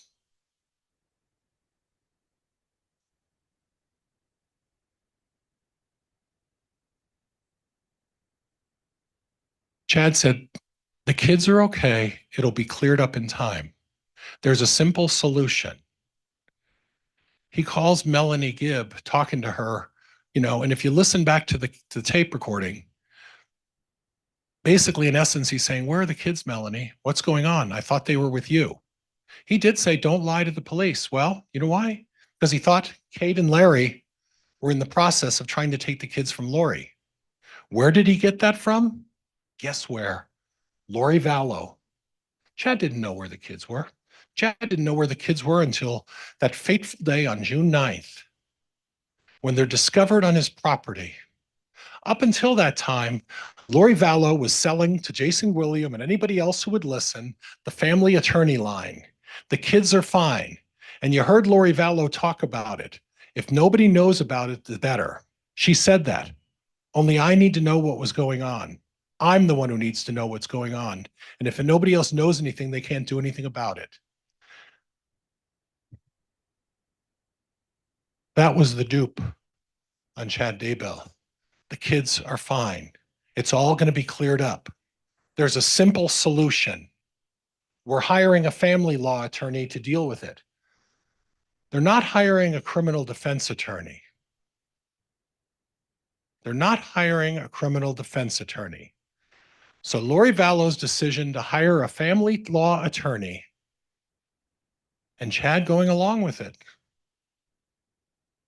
because there's a simple solution. Kids are safe. Everything's going to be fine. Mere presence, acquiescence, silent consent doesn't get you there. Even if he knew there was a crime, even if Chad Daybell knew, well, maybe the kids aren't safe. The testimony is everything's fine. Simple solution. But even if you don't believe that, even if you don't accept that and say, how could he not know where the kids were? I want you to look at jury instruction number 18. Mere presence at, acquiescence in, silent consent to. It doesn't get you there, and it doesn't mean he committed a crime. He's saying the kids are safe because Lori told him the kids are safe. He's saying it was a simple solution because this was a custody fight, because Kay and Larry were trying to take the kids, JJ anyway, from Lori. Lori talked about that with Detective with one of the detectives on the 26th of November. He talked, Ron Ball, excuse me. Officer Ball's here, I think. Front row. Talked about it with Ron Ball. The other thing about that tape that you need to understand, the other thing about the tape, and I didn't mean to go on this long, and I'm sorry, I guess I may not have been completely forthright. It's going to take a little longer than I thought, but I want to emphasize this stuff. I apologize for that. The other thing is when you listen to the tape with Ron Ball and the other officer, okay, you hear Lori Vallow talk about, well, I'm only here for a short while. And this is in September when they first started looking for where the kids are. And go back to your notes, go back to your memory, but then go back to the tape and listen to the tape where Lori Vallow says, well, I'm also going to be planning to move back with my friend Melanie Gibb. That was in September when she moved here. The kids were here and she's already planning. She hadn't even been here for very long, couple months. And she's already planning on moving back, and she said it in her own words, with my friend Melanie Gibb. Okay, after being 2 months here. Okay, and that's important. Remember that. Jury instruction 18, acquiescence. And it's a big word. Okay? And I looked it up in the dictionary. I'll admit that, okay? I looked it up because I know what silent consent is. But when you look up acquiescence, it says awareness, acceptance, compliance. I'm aware of it. All right, I'm accepting it. I'm going to go along with it. That's acquiescence. I'm going to just go along with what is going on. So even if you think Chad Daybell should have known, but there was no agreement, there was no evidence that he entered into this plan to do this. The prosecutor's overt acts talk about espousing religious beliefs. They don't mention an agreement, but they know you got to have an agreement first before you get to the overt acts. I showed you that earlier. And acquiescence means I'm aware, I accept, I'll even comply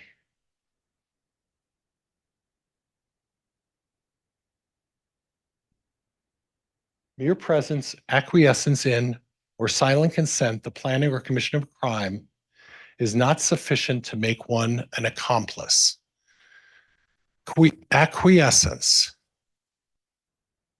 If there's no agreement, there's no plan to do that, and you don't have Chad Daybell with any evidence, the evidence that you're only supposed to consider that you have, he didn't commit a crime if that's what you believe. Now he's saying the kids were fine. They were being kept and Lori Vallow was doing that. It was a simple solution. But if you don't believe that, acquiescence does not make it a crime, folks. And this isn't me saying this. This isn't some lawyer's argument. This is this judge's instruction. Acquiescence, in or silent consent to, is not sufficient to make one an accomplice. Okay. We're going to go back to the jury instruction 20 and talks about, again, the amended indictment against Mr. Daybell for first-degree murder and grand theft by deception. And the important, oops, skips. Was expecting it at some point. The important part here involves an agreement. Once again, it involves an agreement. Once again, conspiracy involves an agreement. You have to have an agreement for there to be a conspiracy. You have to have an agreement. There is no agreement. I want to talk a little bit about Exhibit 35 and 36. And those are exhibits that I submitted for your consideration. And if you remember, I had the officer on the stand, and I believe it was one of the state police officers, and I had them show you the handle of the shovel that was one of the many tools that were provided to them. And I zeroed in on the shovel, and this was the shovel that was at the scene of the crime. And it had dirt on it, like it had been used, like someone had been shoveling with it on June 9th and June 10th, the day the bodies were removed from the ground. But I provided your exhibit number 35 and 36 for a reason. Because when you look at the very first pictures of the tools lined up in the corner in the barn and you zoom in on that picture of the black shovel, you'll notice there's no dirt on the handle. And then on June 9th, later in the day, you see the shovel on the ground. Zoom in on the shovel, black shovel handles, folks, and magically there's dirt on the handle of the shovel. And then the subsequent pictures again on the 10th, there's dirt on the shovel. And then when the shovel gets to the state police and the officers up there from the lab, surprisingly, no dirt on the shovel handle, the black handle, the high end of the handle. No dirt in the beginning, dirt in the middle, no dirt on the end.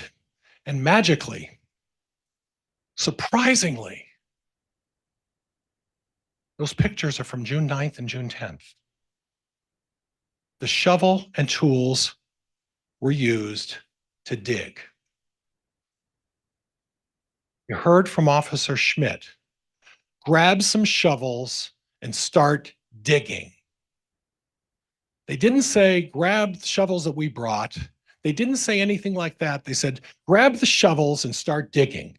Now, how do we know that he's telling the truth? Because 35 and 36, and take the time and go over the pictures. Expand on those pictures of that black-handled shovel. And tell me, clean, first picture. Dirty, dirty, clean. They used the shovels. The police who were investigating this case used the shovels, and then magically we get a pickaxe, and magically we get another shovel. And guess what? Surprisingly, of the 18 tools, you heard from Dr. Hempinkian, not a drop of DNA of Chad Daybell is on any of the tools. Nothing else was tested. But ironically, we found Tylee Ryan's DNA on a shovel and a pickaxe that were found right next to the shed with that black shovel that was used on June 9th and June 10th.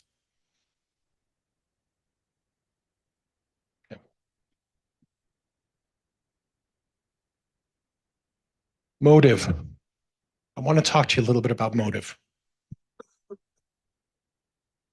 Alex Cox. He killed Charles Vallow in front of Tylee and JJ. You heard testimony. Alex Cox shot Charles Vallow once. And then he walks up to Charles Vallow while he's dying and puts another bullet in him. And who are two of the witnesses? Lori Vallow is not going to say anything against her protector. Lori Vallow is not going to do anything about her beloved brother. But Alex Cox knows there are two people, two expendable people in Alex Cox's mind who witnessed the murder of Charles Vallow. That would be Tylee Ryan and JJ Vallow. Tylee Ryan and JJ Vallow, the murder of Charles Vallow. They become expendable because the one thing that can cause Alex Cox to spend the rest of his life, or far worse, in Arizona is a 16-year-old girl and an autistic 7-year-old little boy.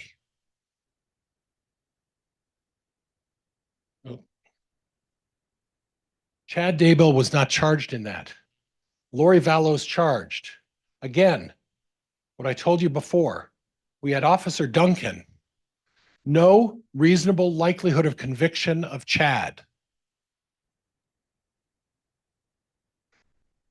Lori Vallow cared about a couple of things. Lori Vallow cared about money, and she cared about Lori Vallow, and she cared about Alex Cox. Now, how do we know Lori Vallow cared about money? We know Lori Vallow cared about money because I believe it was the third husband, Joseph Ryan. You heard evidence from the witnesses. Lori Vallow collected the insurance proceeds from the death of Joseph Ryan. Then the state went on and put on a tremendous amount of evidence. Tremendous amount of evidence. Charles Vallow, she was mad. She was really mad. She didn't get the money. Kay Woodcock is on top of it. She stopped that. And even when Lori tried to get the beneficiary changed, Lori didn't get her greedy hands on the money. And then what happens? The next victim,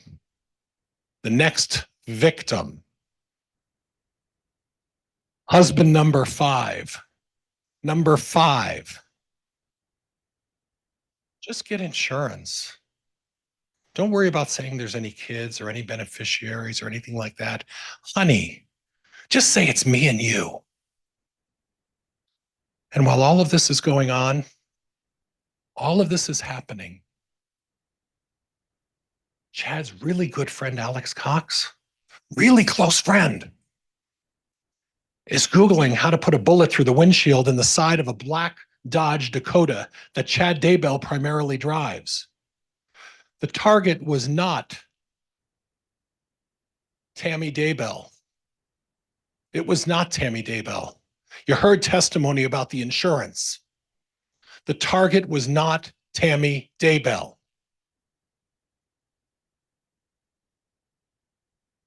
He was the target. The driver of the black Dodge. How do we get it through the window? How do we get it through the side? Because once Chad is gone, once Chad is out of the way, guess what? Ryan's insurance. Kay Woodcock stopped the insurance from Charles Vallow, and she put an end to that. Lori Vallow's next victim, Chad Daybell, because Alex Cox was going to do something to him, and that gave Lori the straight line to pick up the next proceeds. And according to Lori Vallow's own statement on November 26th, With our friend Ron Ball there, I'm going to get back with Lori. I'm going to go back with Melanie. I'm going to go back with Melanie. Okay. So Alex Cox had a motive. The motive was Alex Cox would be either spending the rest of his life in prison or far worse fate if JJ or Tylee even opened their mouth and said anything about observing or being there when Alex Cox decided to put the finishing touches and do the final bullet into Charles Vallow's chest while he was laying there dying. I want to talk a little bit about confirmation bias. We talked a little bit about that. It's when somebody starts an investigation or gears themselves. We talked a little bit about that with Dr. Christensen, how he made the determination at the end and he said, well, you know, it's between, you know, we don't know what happened or homicide. But then I looked at all the police reports. And the police officers provided me with all of the police reports. They provided me with all of the evidence. And when I looked at all of this massive pile that Miss Blake went through of all the evidence that they provided at my request, I said, you know, this is going to be homicide instead of undetermined. But then you ask them, why didn't you call the kids? Because you requested information from the police.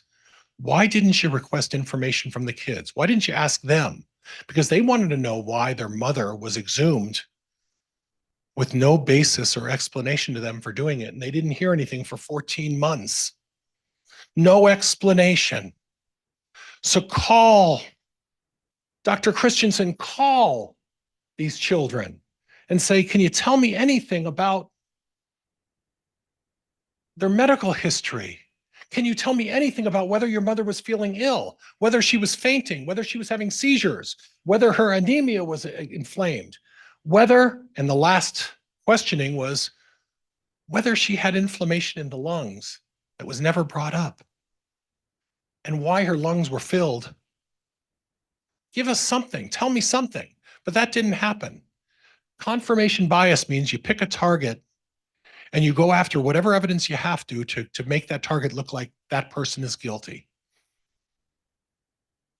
And all of them in the audience with the suits, that's exactly what they did. That's exactly what they did.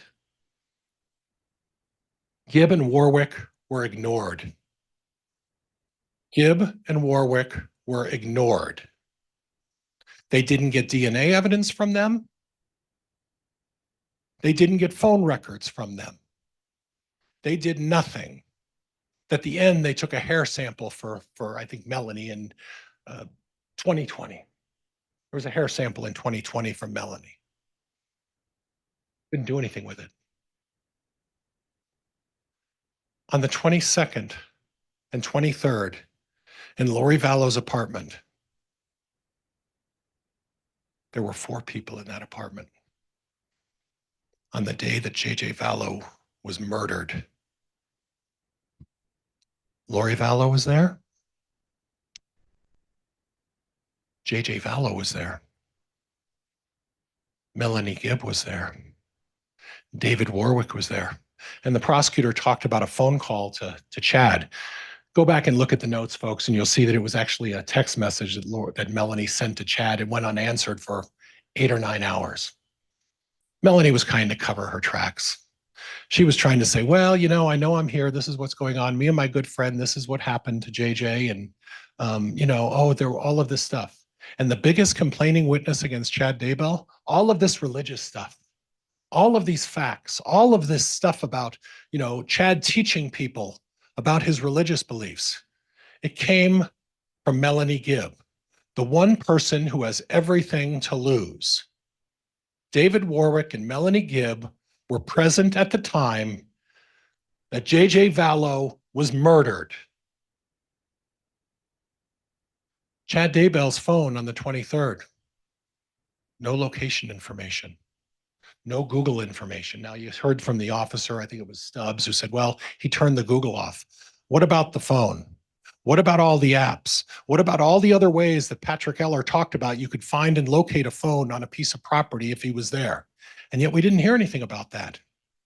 Because on the 23rd, when JJ's body was dumped in the ground by Alex Cox and dug that hole, Chad Daybell was not there. And ironically enough, look back at your notes. Look back at your notes and look back when Melanie Gibb and David Warwick said, well, we left town that morning. Alex Cox left at 9:21 to drive toward Chad Daybell's property. Melanie Gibb and David Warwick claim that at 9:30, well, we were on our way to Pocatello. Show me the phone records, David. Show me the phone records, Melanie Gibb. Because Melanie Gibb and David Warwick went on a little ride to Chad Daybell's property, and David's his construction consultant, and they had to say whatever they have to say to get out of this. Offer whatever information they need to this prosecuting attorney to convince them that, oh, we weren't involved even though we were there at the night of the murder. We have nothing to do with this. We know nothing. And yet, ironically, within 10 minutes after Alex Cox leaves, 10 minutes later, Melanie Gibb and David Warwick. So how did the body of JJ get in the back of the trunk from Lori Vallow's apartment with Melanie and David there?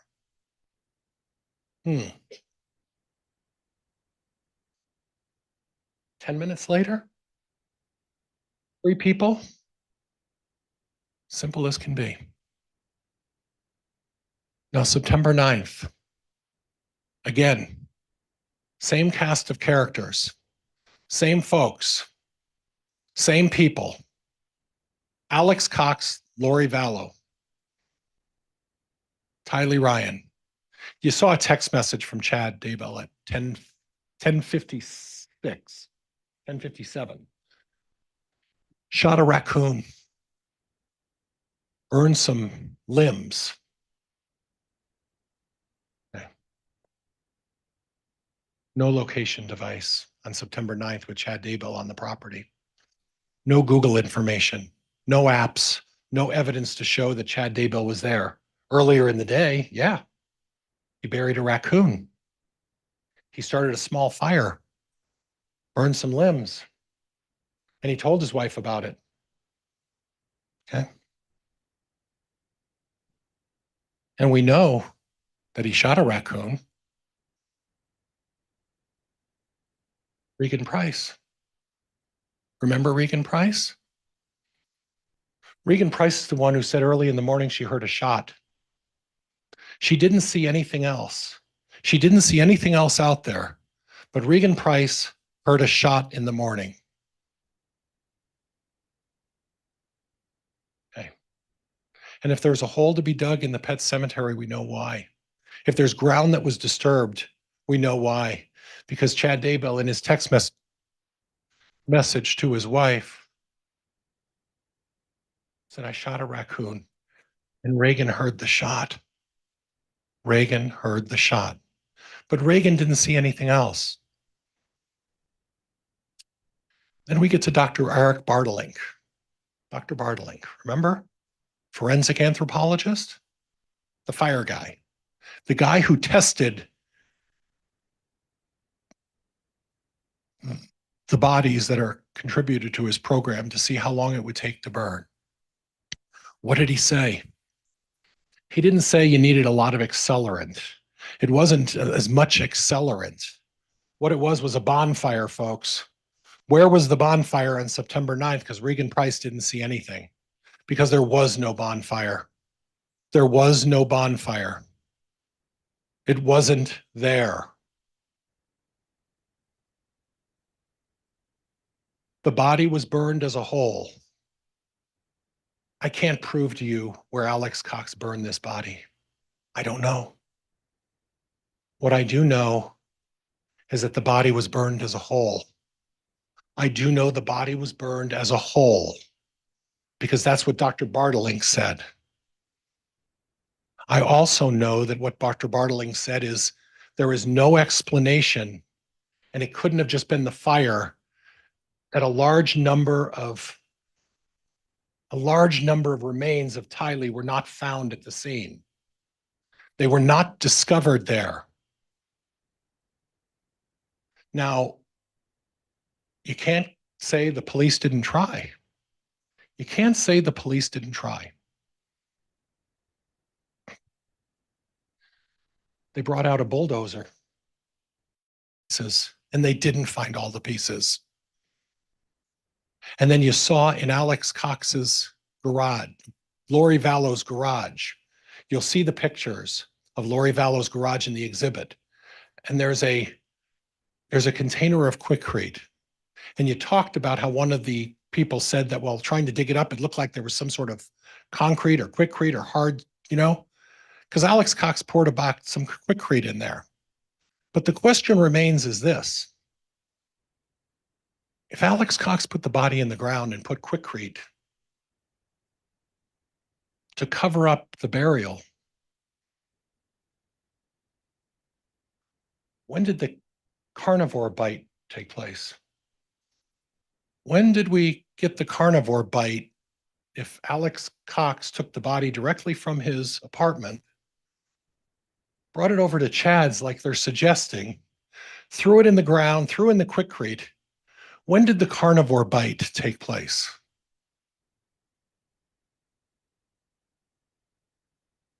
Alex Cox murdered Tylee Ryan.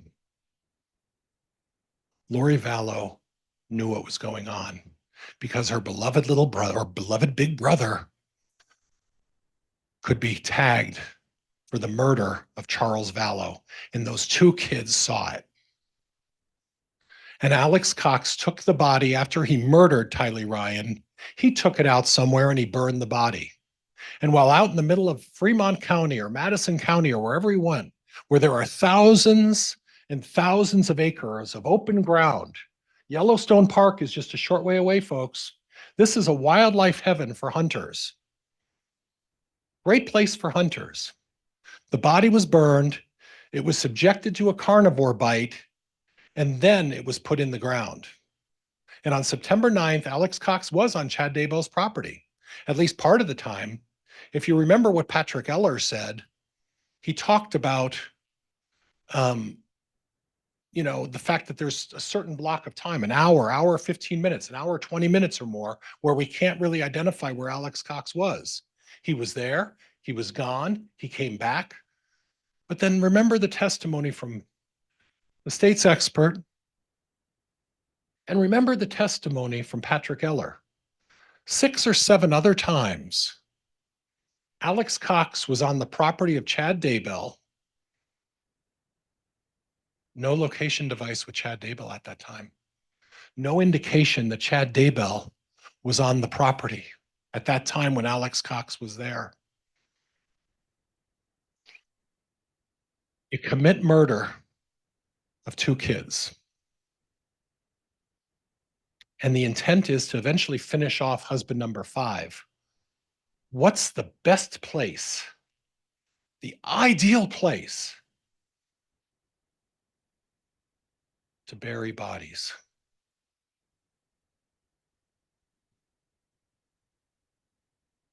The new husband set him up. Chad Daybell's electronics weren't there. Chad Daybell wasn't there.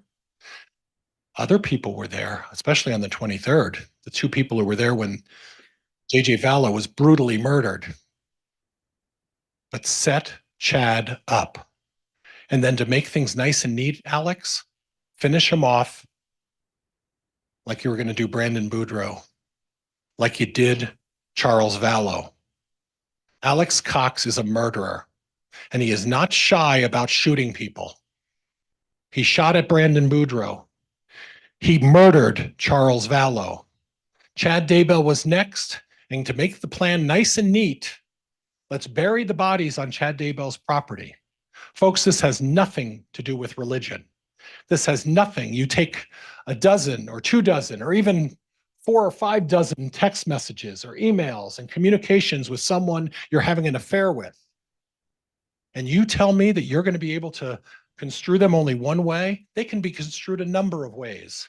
And that's exactly what they did. Confirmation bias. Confirmation bias. You pick the target and you don't do your job. Text message. Gibb to Prosecutor Wood. Keith, Dateline interview, and I want to make sure the church is protected. You heard Melanie Gibb read that. Keith and I. Keith Morrison. Dateline.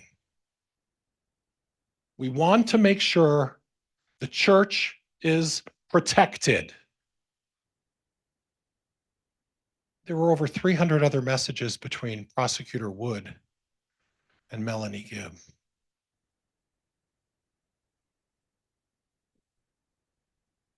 Why are we, as Melanie Gibb, telling a prosecutor in a criminal case that we need to protect the church? We need to protect the church. We know from Officer Kiyokamanu, one of the messages he pulled off when he did his search was Julie Rowe and the stake president saying, Julie, my stake president's going to call Chad's stake president. You need to stop publishing your books. You need to stop doing all of this stuff. We need to make sure that the church doesn't get implicated in this, because these subjects that we talk about, these dark and light spirits, these other subjects that might be uncomfortable to be exposed, these other subjects that nobody should want to hear about, we need to protect the church so we don't hear it. So what do? You pick a target, and rather than looking at where the evidence leads and the facts, you create a scenario saying, well, he's a religious zealot. Well, he's got all of these crazy ideas about all of this stuff. Yeah, he talked about death percentages, folks. He also said Heather Daybell was dark. He said Allie Bloomer was dark. He said Samantha Gwilliam was dark. And he said our good friend over here, Officer Hermosillo, he was dark. He doesn't look dead to me. And Samantha Gwilliam isn't dead. Allie Bloomer's not dead. Heather Daybell's not dead. Heather Daybell, that's the pot stirrer. That's the other one. That's the other one who said, you know, I'm the stake president's part of this society, and I'm going to send it to all of the ward ladies, and they can decide whether they want to disseminate all this terrible stuff I've said about my brother, Chad Daybell, and we're going to spread it like fire. The pot stirrer. The problem is the pot stirrer was in the organization of the LDS Church and was doing it again. Chad was the target. This author writes about uncomfortable things. He talks about uncomfortable things. He discusses topics that maybe make people uncomfortable. But you know what? He has every right to talk about it. And you cannot hold it against him because you don't like the topic, or you don't agree with the topic, or you don't even understand the topic. I don't understand half the stuff that's going on with some of this religious stuff. I don't have a clue. But I will defend his right to believe whatever he wants to believe. Experts. Dr. Raven. Okay. You remember what Dr. Raven talked about. She talked about the results. She stood here very clearly and said, you don't get to engage in confirmatory bias. It's undetermined. And by looking at all of that other stuff, and in 25 or 30 years of doing it, she never did that. She never looked at the other stuff. Dr. Bartlink, we already talked about that. The whole body wasn't there. Where is it? Patrick Eller, no data showing Chad Daybell, no device location. Dr. Hampinkian, he talked about hair samples, and you remember from the state police talking about the 40 or 50 hair samples that they sent over to one of the laboratories, and some of those included blonde hairs. Blonde hairs. Now, the DNA evidence on the plastic on JJ showed that there was a fingerprint and handprint of Alex Cox on the plastic. There was also Lori Vallow's hair, and they had her sample. And when he asked Dr. Hempinkian, did they exclude those blonde hairs from that they found on the tape wrapped around JJ? Did they exclude Lori Vallow? It wasn't her. But you know what? Whose blonde hairs were there? I only know one other blonde. JJ Vallow and the other blonde. Well, it was the blonde who was with him in the apartment when he died, named Melanie Gibb. But once again, we ignore that evidence. We don't test that evidence. We don't look at that evidence. We don't examine that evidence. We don't get samples of that evidence. Instead, we ignore it and we go right to Chad Daybell. We talked about Dr. Hempinkian talking about negative DNA results. And of the 18 tools that were found in Chad Daybell's garage, how many of them had his DNA? 0. Did they test anything else? No. Magically, Tylee's remains are on a pickaxe and a shovel. The same thing that I talked to you about in Exhibit 35. And folks, please examine that. Please look carefully. Casting, religious beliefs, dark light casting. He's a traditional Mormon. You may not like it. You may not believe what he believes, but he has every right to talk about it. He's written a number of books about it. And any chance anybody gets to even mention the word religion to him, he goes off on a 35 or 40-minute patriarchal prayer that I still don't even understand what he was talking about. But he does it and goes into great detail about all sorts of things. Dark spirits, death percentages, castings. You heard from Emma Murray. You heard from Emma Murray, and she talked about the fact that she felt like she had something possessed in her, and Chad helped her rid her of that spirit. Now, whether you believe it or not, it doesn't matter. But I asked her, does that mean you die? No. And when they're talking about inflicting pain and inflicting discomfort, they're not talking about inflicting discomfort on the actual person.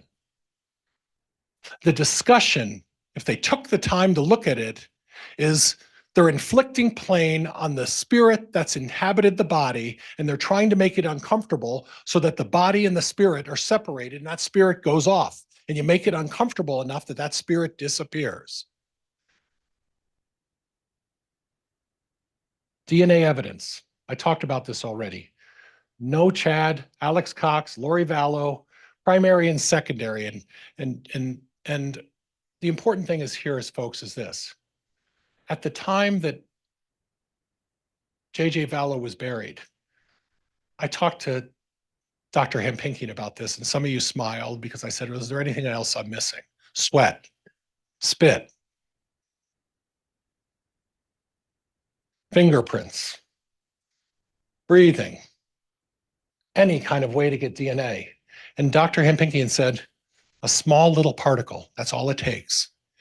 And yet after the state lab did their examination, after they went through everything, nothing of Chad's.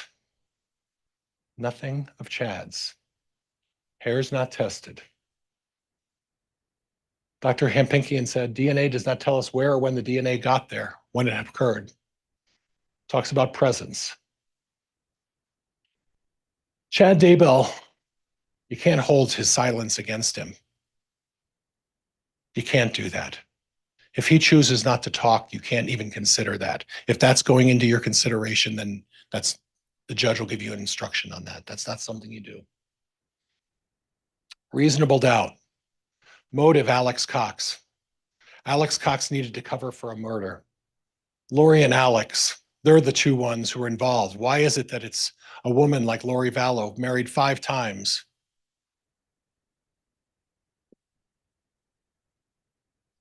She pursued Chad. She's the one who pursued Chad. Remember when we talked about they were at the book situation where they're selling the books at the Preparing the People? And then subsequently there was a basketball game and Zaluma talked about, well, are you afraid of me? And Chad goes walking off. She pursued Chad. I don't know what her agenda is.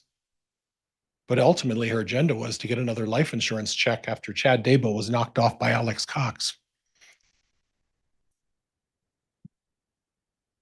I want to talk a little bit about Tammy, the Fitbit.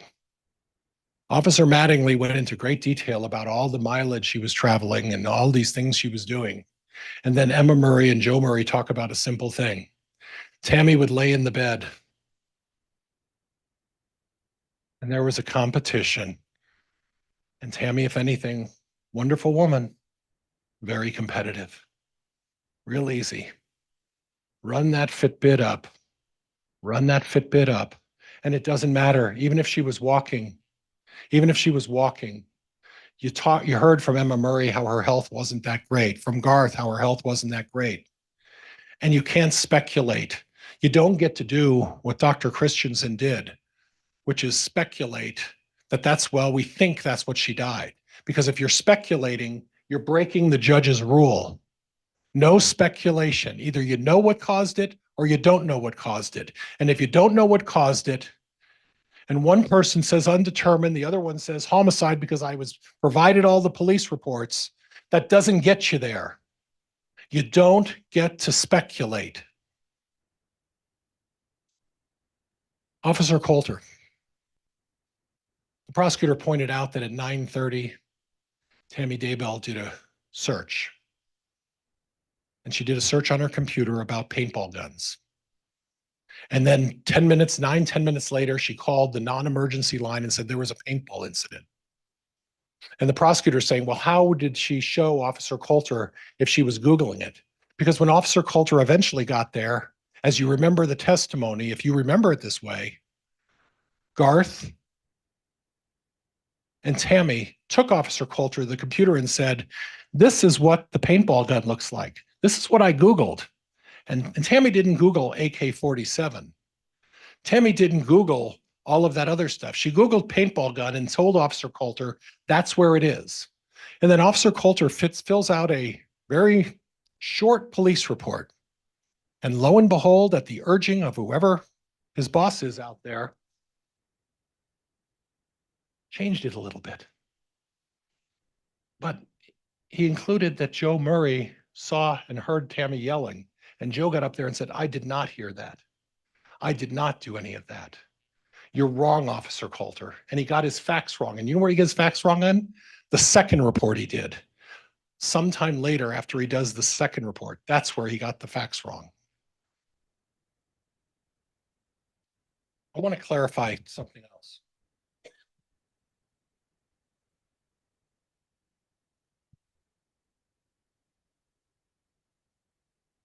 When the police on the 26th contacted Melanie Gibb, she said, I have JJ. I have JJ. And it wasn't a short time later. There was a suggestion that it was a short time later. It was 10 days later. The gig was up. Melanie knew she was caught. She was there during the murder, and suddenly she starts singing. And she starts telling these long tales.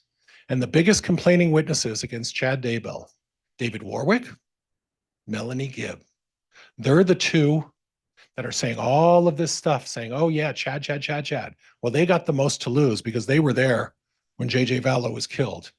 Zuluma Pastenes, another complainer, married to the murderer of JJ Vallow, married to the murderer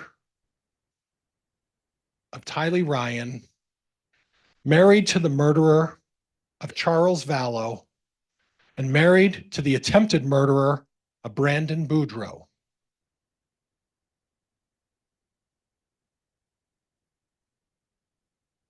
Excuse me.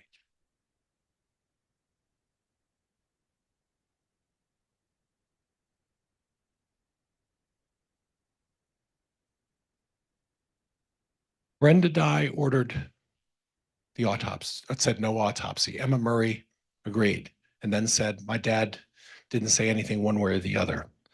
Chad wasn't trying to hide anything.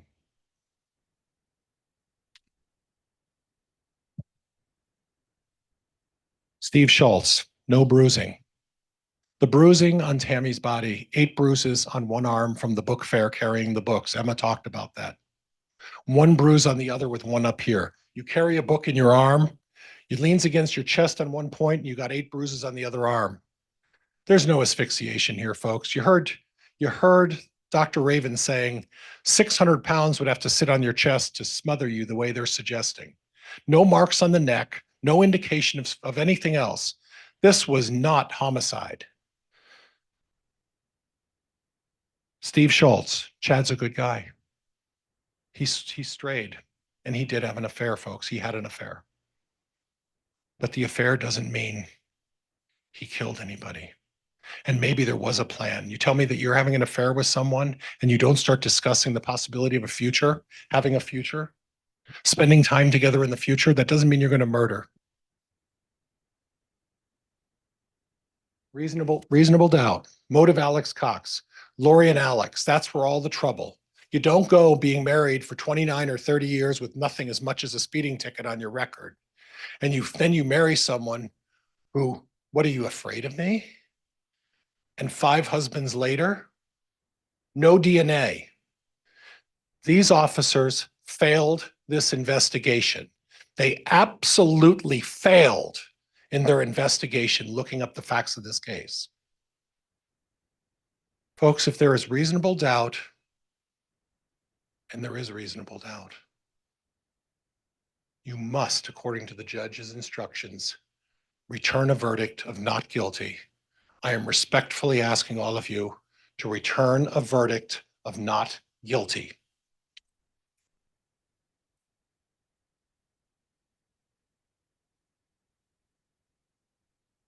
All right, thank you, Mr. Pryor. That will conclude the defense closing argument then. Does the state intend to offer a rebuttal closing? Yes, Your Honor. All right. Yeah, I'm going to suggest we take a quick recess before you start with the state's rebuttal. Is that all right, Ms. Blake? That would be, Your Honor. Thank you. Okay, we'll recess for 15 minutes and then the state can have its rebuttal. All right.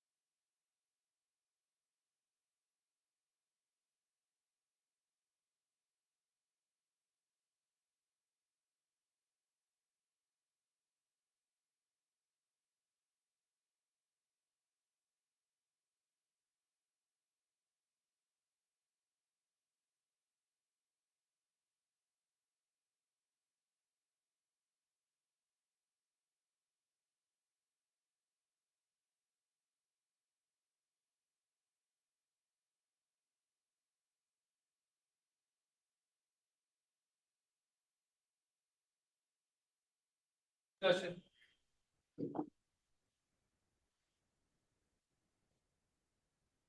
you. Please be seated.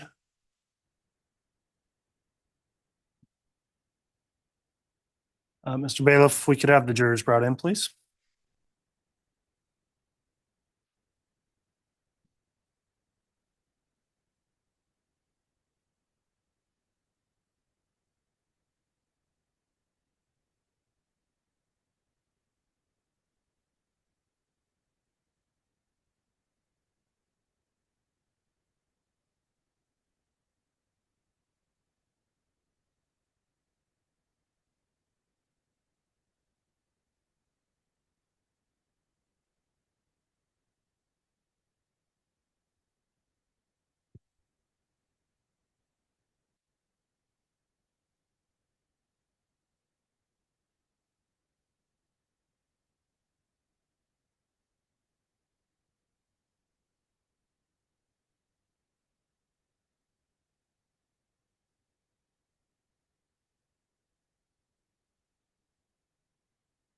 All right, please.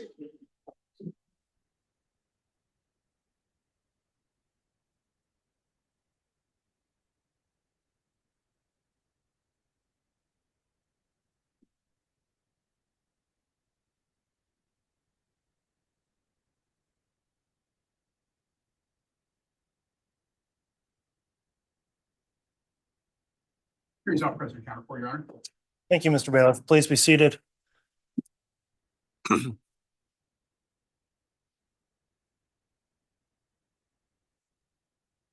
All right, we're back on the record on CR 2221-1623, State of Idaho versus Chad Daybell. The defense concluded with its closing argument. At this time, the state is permitted a rebuttal closing argument. Is that going to be you again, Ms. Blake? All right, Ms. Blake, then if you'd like to have the state's rebuttal argument, you can do so now. Thank you, Your Honor. May I please have use of the HDMI? Yes.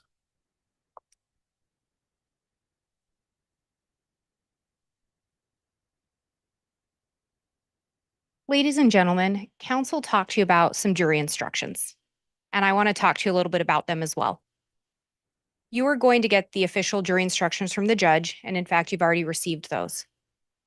As counsel talked about during jury selection, we also talked about jury instructions, and we talked about that that's what you would agree to follow in this case. I want to go over a couple of those with you. Instruction number 18. Counsel went over that with you, but I want to go through it again briefly. Aiding and abetting is defined as before or during the commission, intentionally aiding, assisting, facilitating, promoting, encouraging, counseling, soliciting, inviting, helping, or hiring another to commit a crime with the intent to promote or assist in its commission. If you find any one of those acts occurred, any one of those things, again, when we're talking about principal to first-degree murder, when we are talking about conspiracy, you don't have to find that the defendant actually committed the physical act to end someone's life. You have to find that he did one of those other things that we just talked about. When we talk about reasonable doubt, again, you have a jury instruction. However, reasonable doubt is commonly defined as a doubt that would cause a reasonable person to hesitate to act. Emphasis on reasonable. It's not any doubt. It is not a mere possible or imaginary doubt. It is a doubt based on reason and common sense. And again, you have that jury instruction.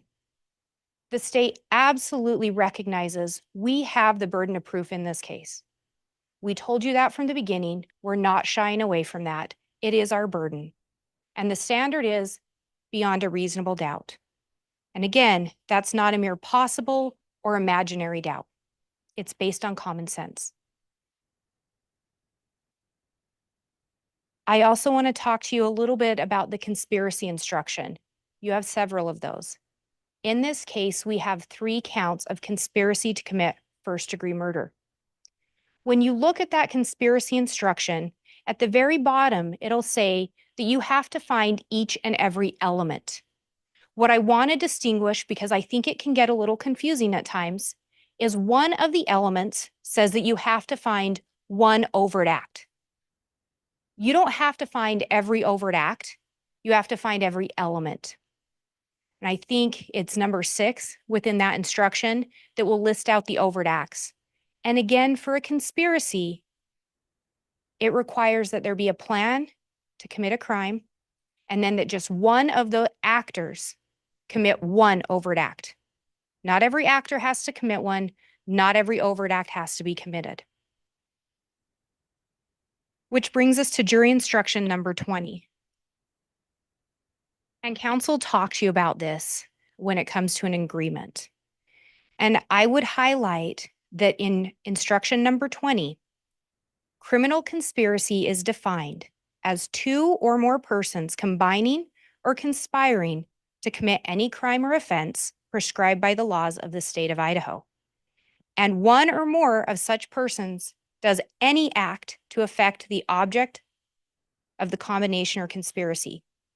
Conspirators need not agree upon every detail.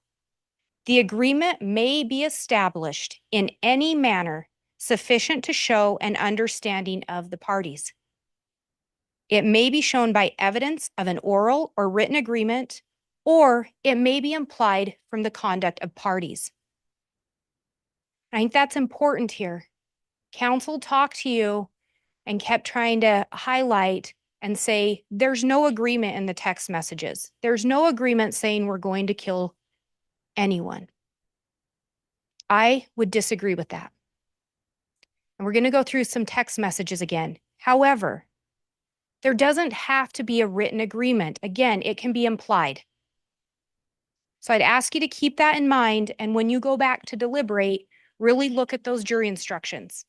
As counsel said, it is the judge that controls the instructions. It is the judge that controls the law in the courtroom.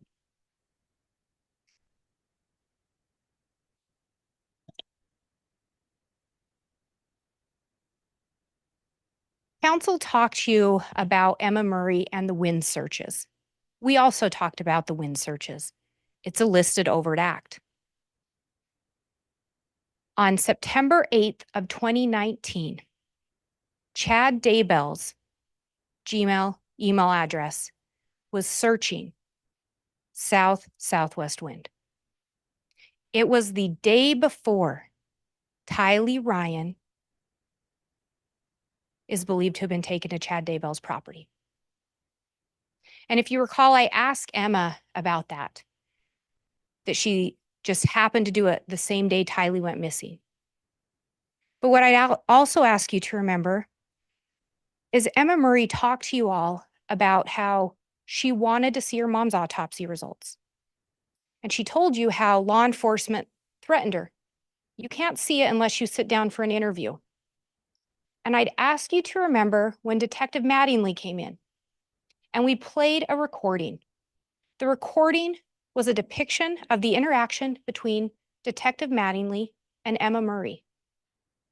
And I'd ask you to remember that in that interaction, Detective Mattingly specifically tells Emma, I just want to share the autopsy results with you. I think you're entitled to see them. I'm not saying what he said verbatim. It's an exhibit if you want to listen to it. But he was very clear with Emma. He wasn't trying to interview her. He told her, you don't need to sit down for an interview. And yet when Emma was on the stand, she said the only way she could see those autopsy results was if she sat down for an interview. That's not what the recording showed. And I'd ask you to keep in mind too, Jason William came and testified. And one of the things Jason talked about is that he and Chad had been friends. Jason is married to Tammy's sister. Jason indicated Chad made a statement to him along the lines of, my kids know how to keep a secret.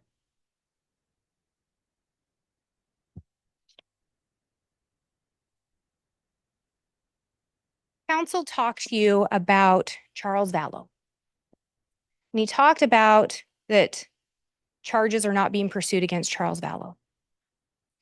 But if you recall what Detective Duncan said, is law enforcement absolutely recommended charges.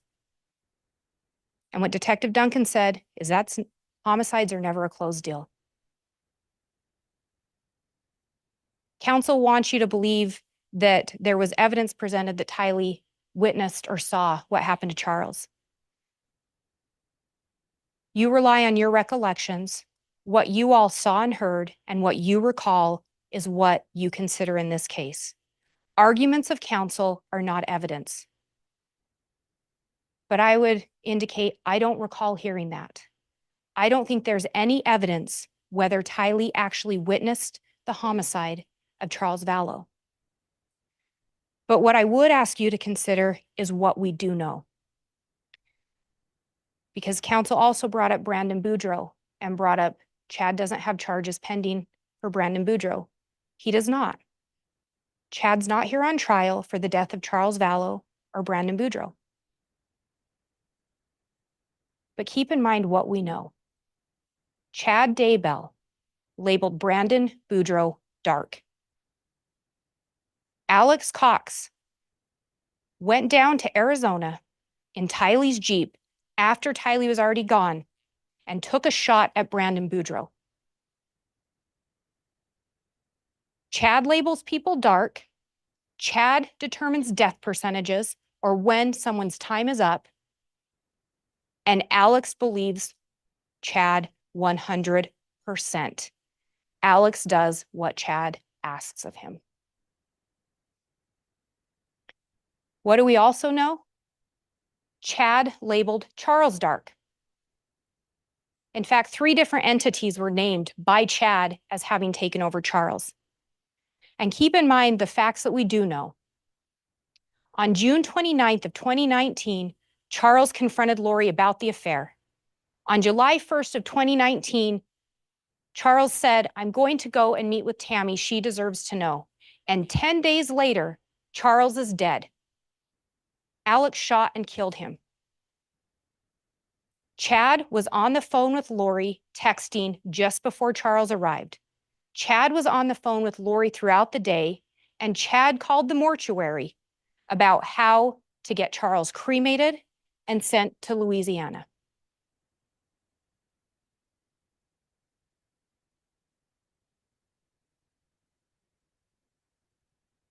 Lori and Alex weren't the ones labeling people dark in the messages. Lori and Alex weren't the ones assigning death percentages. And you saw the message from Lori telling Alex, she and Chad were trying to figure out how to fully get rid of zombies, and then they would let Charles know, or Alex know. Alex wasn't the one making those determinations. Chad was. And when it came to Tylee, also remember, Alice Gilbert said Chad told her, Tylee didn't like me.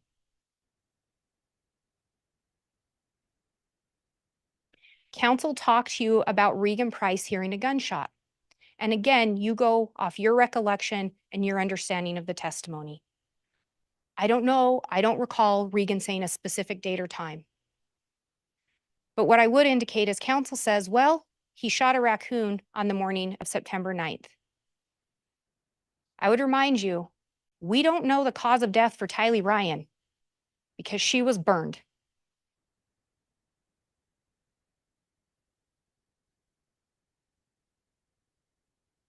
We do know, and we saw the slide, that Alex Cox, or a device associated with him, was on the Daybell property the morning after Tylee was last seen alive. And we saw the location data, it doesn't just put him on Chad's property, it puts him by where Tylee's body was found. It puts him by the pet cemetery, by the burn pit. Chad sends a message that morning around the same time about burning limbs and debris. But he wants you to believe that somehow Tylee's body was buried somewhere else. Alex just happened to be up there that day at the same time in the same place that Tylee's body was ultimately found, but she must have been moved. Alex went to the apartment where Tylee was staying. Alex received a phone call from Chad, and Alex went to Chad's property on September 9th of 2019.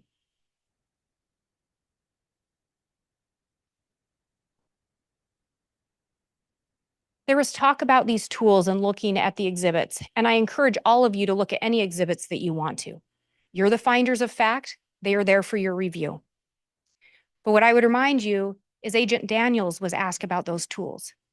And he kept saying and indicated he didn't see what dirt or what counsel was talking about when being asked questions about the dirt on those handles.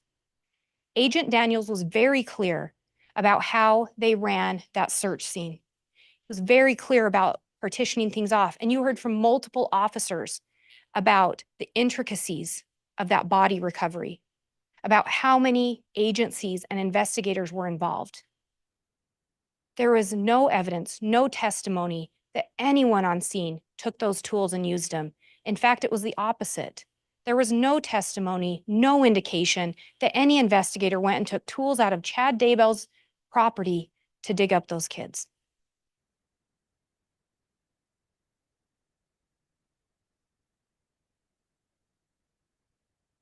I'd also remind you, Agent Daniels was very clear about Chad Daybell's house having an upstairs. He was asked about that several times. He was very clear. There was an upstairs. And I remind you, on June 9th, there was an audio recording played of Chad and Emma talking. And there was an indication of Chad saying, you can go ahead and take the mattress out of the upstairs.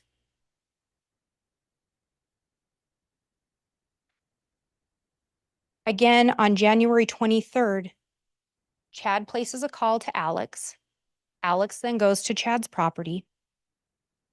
And we see a device or Alex at the Daybell property on the morning of September 23rd, the day after JJ's last seen alive.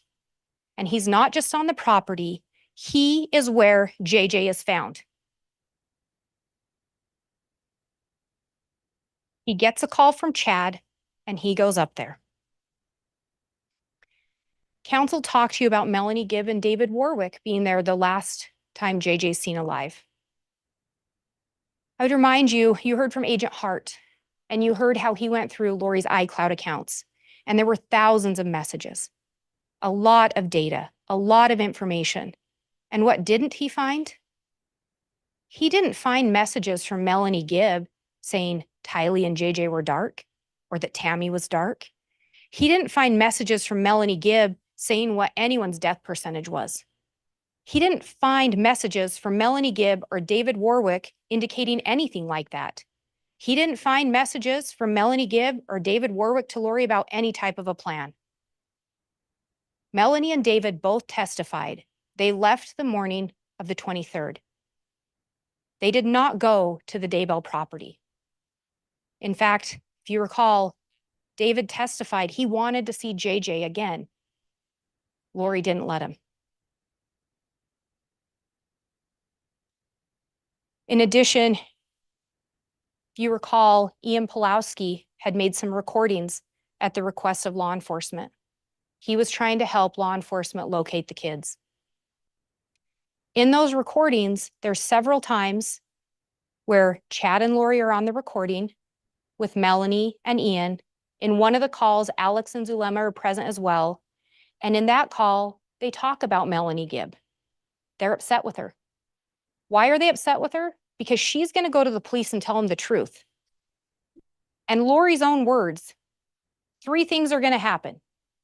She's going to basically pay for it in the afterlife because she has knowledge. She's out of our group. And the cops aren't going to believe her now that she's telling the truth.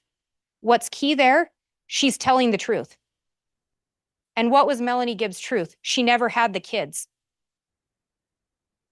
Counsel talked to you about Lori making a comment about going to live with Melanie Gibb.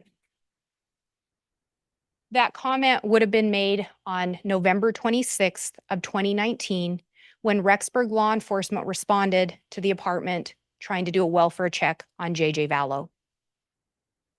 Remember, at that time, Melanie Gibb had been told that JJ was with Kay by Lori. When Chad called her that day, she asked him, Kay doesn't have JJ? And Chad said no. Chad knew JJ wasn't with Kay. There was no indication that Lori had any plans to move with Melanie. And in fact, at that point, JJ and Tylee were gone.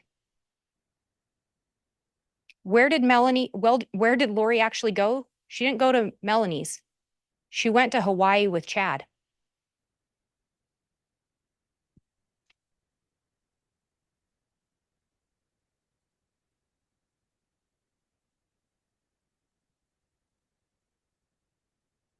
And in fact, with both Tylee and JJ, both of them were last seen shortly after it was confirmed that Lori was receiving their Social Security payments.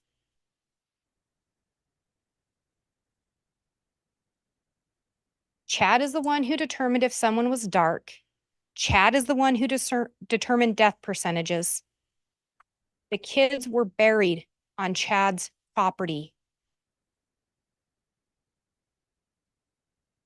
Chad called Alex both mornings before Alex showed up.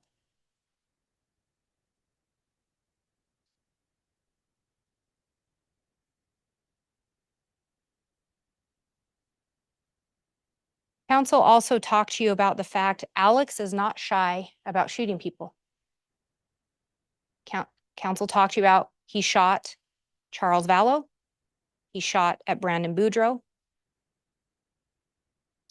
But remember, on October 9th, when there's the attempted shooting of Tammy, Alex had gone and purchased dark clothing, including a dark face mask. Alex had a Grendel 6.5. Remember Tammy's description. The man stood there looking at me, just pulling the trigger, just shooting at me.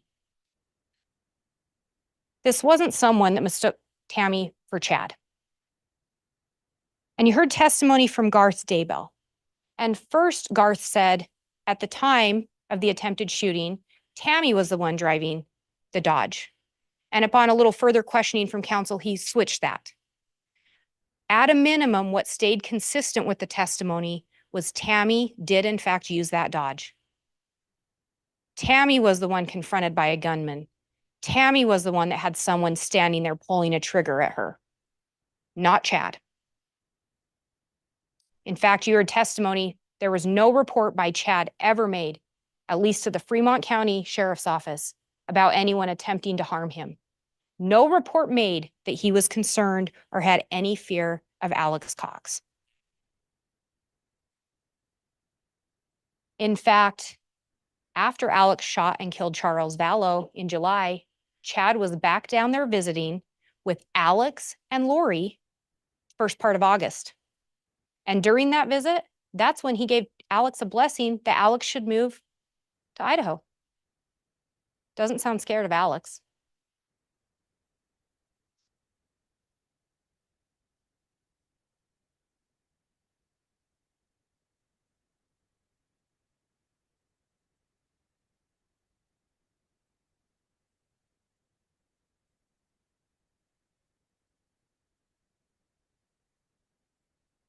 And we talk about some of the things Chad told people. And we'd heard a little bit of a conversation that he had with Jason William. And I think on that call, we had it as December 18th of 18. And that actually would have been December 18th of 2019. So you knew Gibb placed a call on December 8th of 2019 to Chad and Lori tells her JJ's safe. And on December 18th of 2019, they have a conversation with Jason William. And in that conversation, Chad tells him, it's just a simple situation.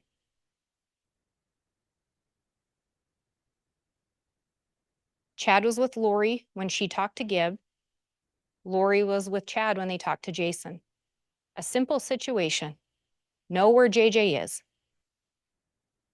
You heard also from Emma Murray that her dad told her the kids were safe and it would all be explained or cleared up in due time.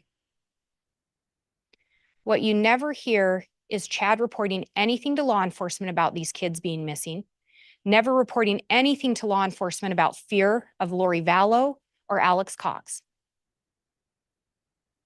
What we do see is continued phone contact between them. We hear of continued interactions in person between those individuals. And we hear repeatedly how Alex and Chad have a close relationship. Melanie Pulowski said Alex looked to Chad like a big brother, would do what he asked.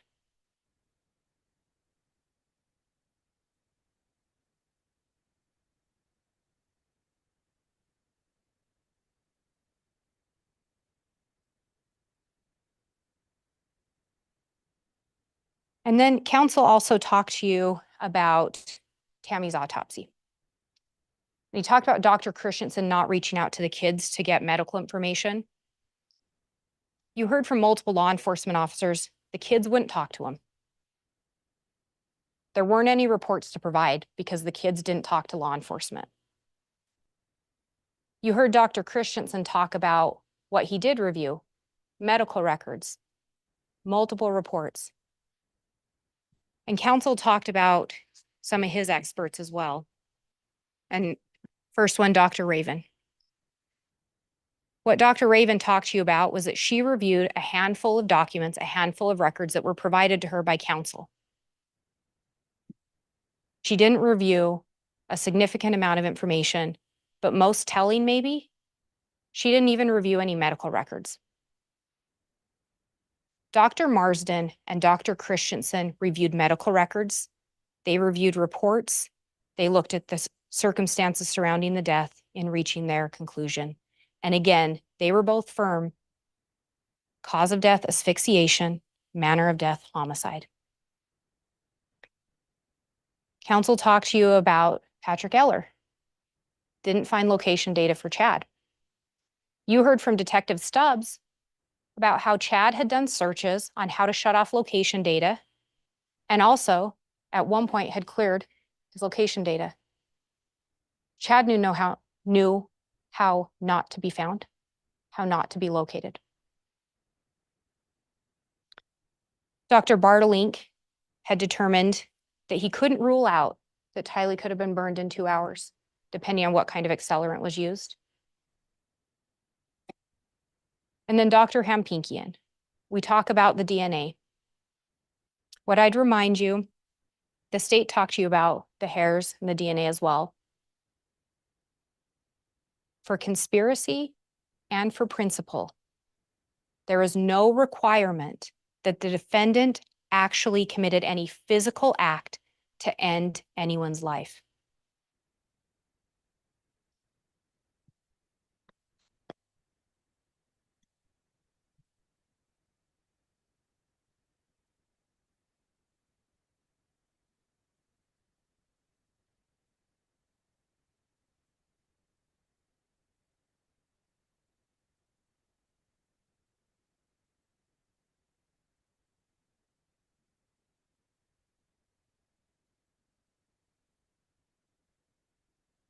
And counsel talked to you about coroner Dye saying Chad was kind of indifferent on the autopsy.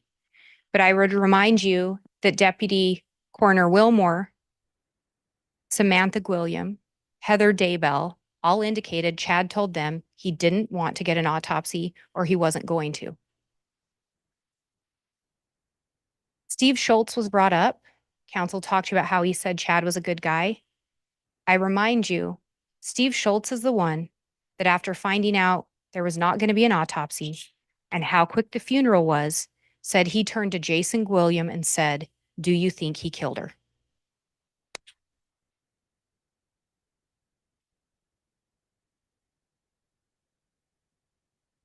And law enforcement talked to you, several of them, Agent Hart was one, about how they did follow up on leads. And Agent Hart explained they didn't want to get blinders. So if tips came in, if it was out of the state, the FBI generally followed up on it. If it was in state, local law enforcement generally did. Tips were followed up on. This wasn't a case where law enforcement had blinders. They talked to you about that, and you heard a lot. They would go where the evidence led. Tammy was found dead in Chad's house. The kids were found dead in his yard. You go where the evidence leads.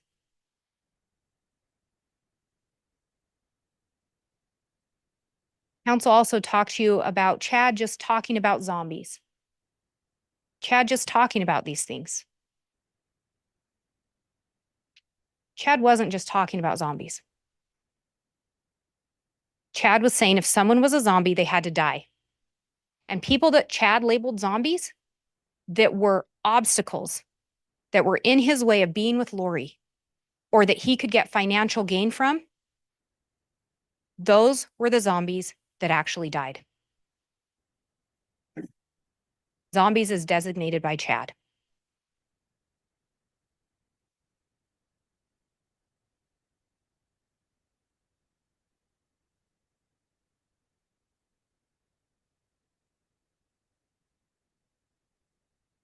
And there was an indication that these were just messages that Chad was exchanging about people being light and dark or people's death percentages.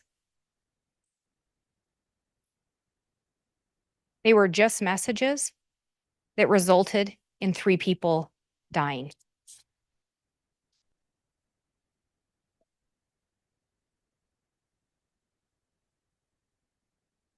When we talk about whether or not there was a plan, this mission included being with him and they would progress together as translated beings. The full plan wasn't yet completely clear. Full plan to be together. Is there a perfectly orchestrated plan to take the children? Children being JJ and Tylee? Chad's response, there is a plan being orchestrated for the children. What happened to the children? They were found dead in his yard. We're so close to the finish line. What finish line? Getting rid of all earthly obstacle, all earthly relatives that were in the way of he and Lori being together. We are surrounded by celestial relatives that are simply obstacles. I want to be with you. That is my greatest hope and dream. Looks like Kauai a lot. Hopefully we will be there someday soon together. That is the plan.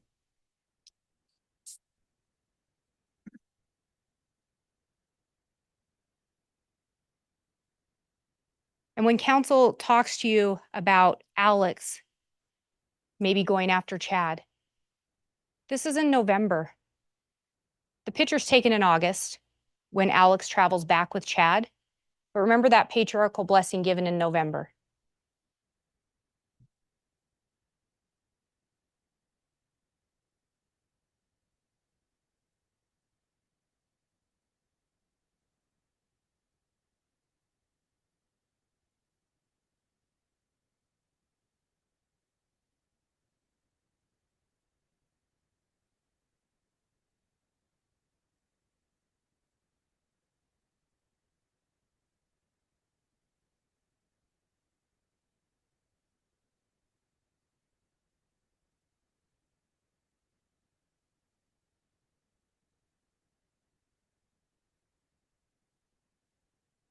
Powerful goddesses were needed to be,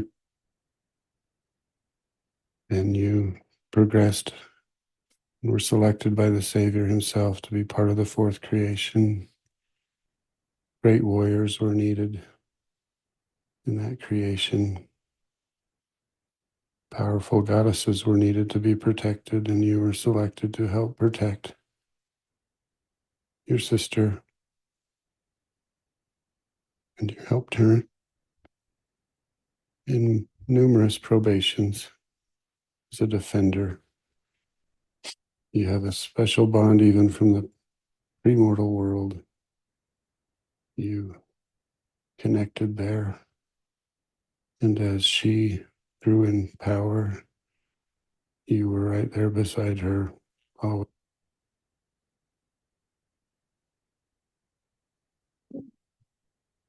I am Chad Daybell. It is November 24th, 2019, a Sunday afternoon, 5:15 p.m.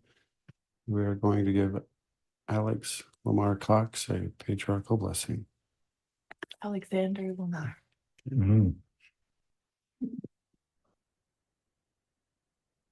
Alexander Lamar Cox.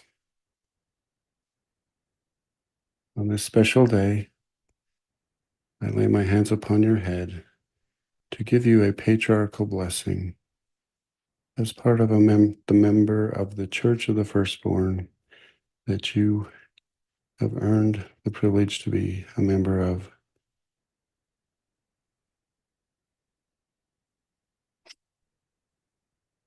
You have already assisted us in ways that can never be repaid.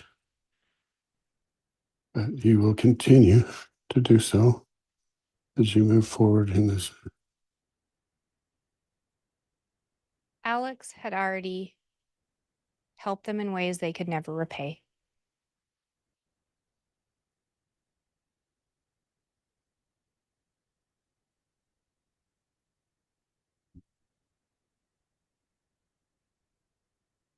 Again, when there's talk of a plan, Chad talks about the perfectly orchestrated plan for the kids. He talks about the plan for he and Lori to be together unencumbered by earthly obstacles, earthly relatives. Chad says who's dark. Chad says death percentages.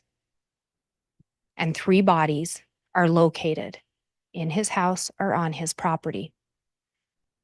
3 bodies that belong to people that were obstacles for him getting what he wanted, that were obstacles for he and Lori to end up together in Hawaii, just the 2 of them. It's go through July 15th.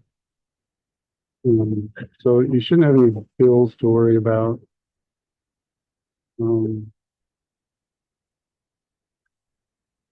Yeah, I'm not coming back. So all that stuff that's in.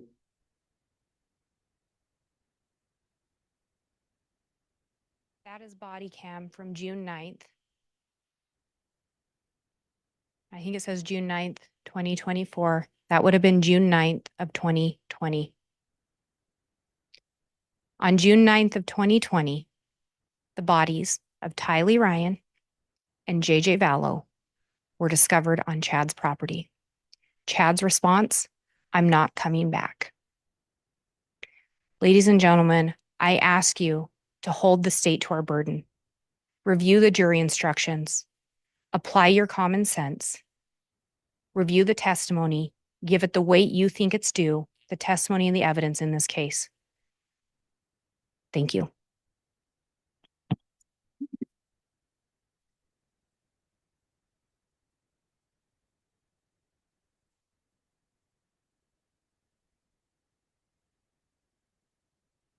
All right, thank you, Ms. Blake. That will conclude then the closing arguments of counsel.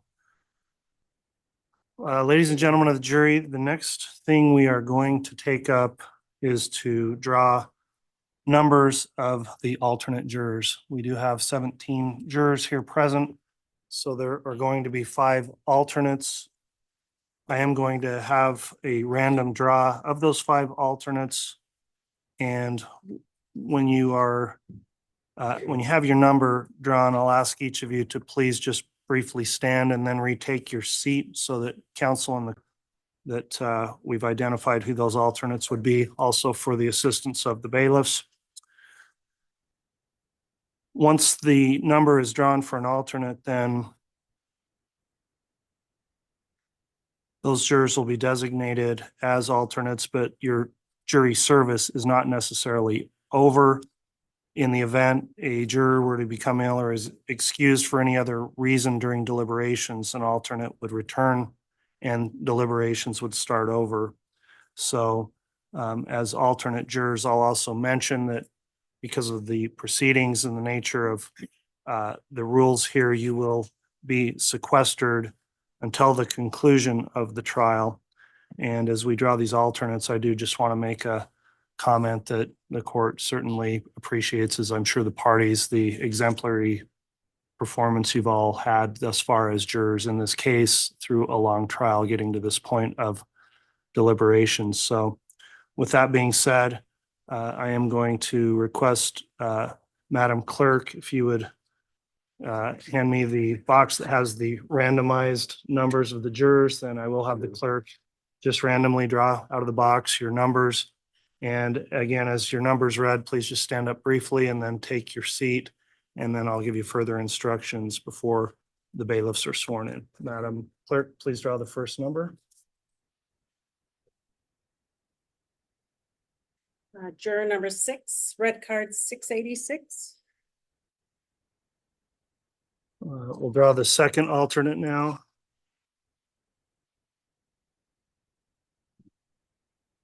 Juror number 16, red card number 1577. We'll next have the third alternate drawn. Juror number 18, red card number 1382. This will be the fourth alternate. Juror number 17, red card 1271. And this is the fifth, correct?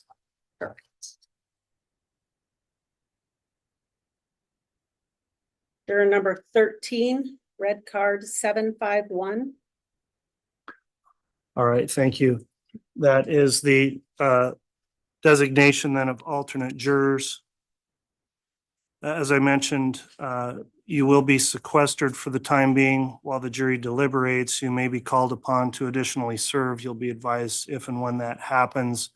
And you must continue to abide by admonitions of the court given previously about not discussing the case or investigating the case in any way until the matter has concluded. So at this time, the next matter we'll take up is the swearing in of bailiffs who will be in charge of holding the jury until a verdict's been reached, including during sequestration.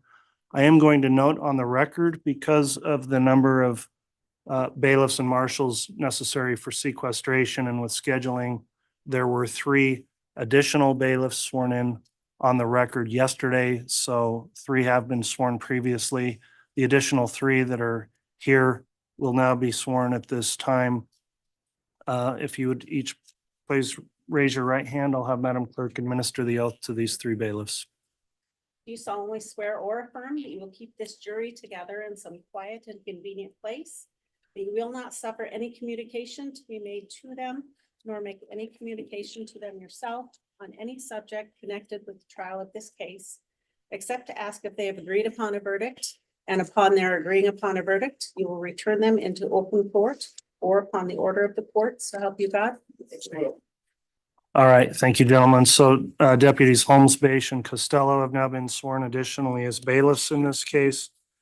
At this time then, I will ask everyone to rise. We'll send the remaining jurors to the jury room to begin their deliberations, and the court may address them regarding scheduling for the rest of the day or through the bailiffs through a message. So that will conclude the trial, but for the deliberations to commence at this time.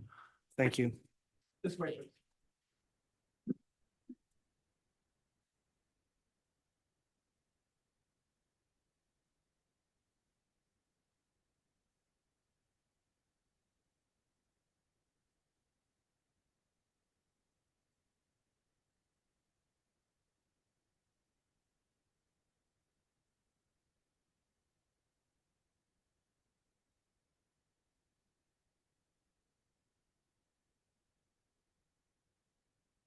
Thank you. Please be seated.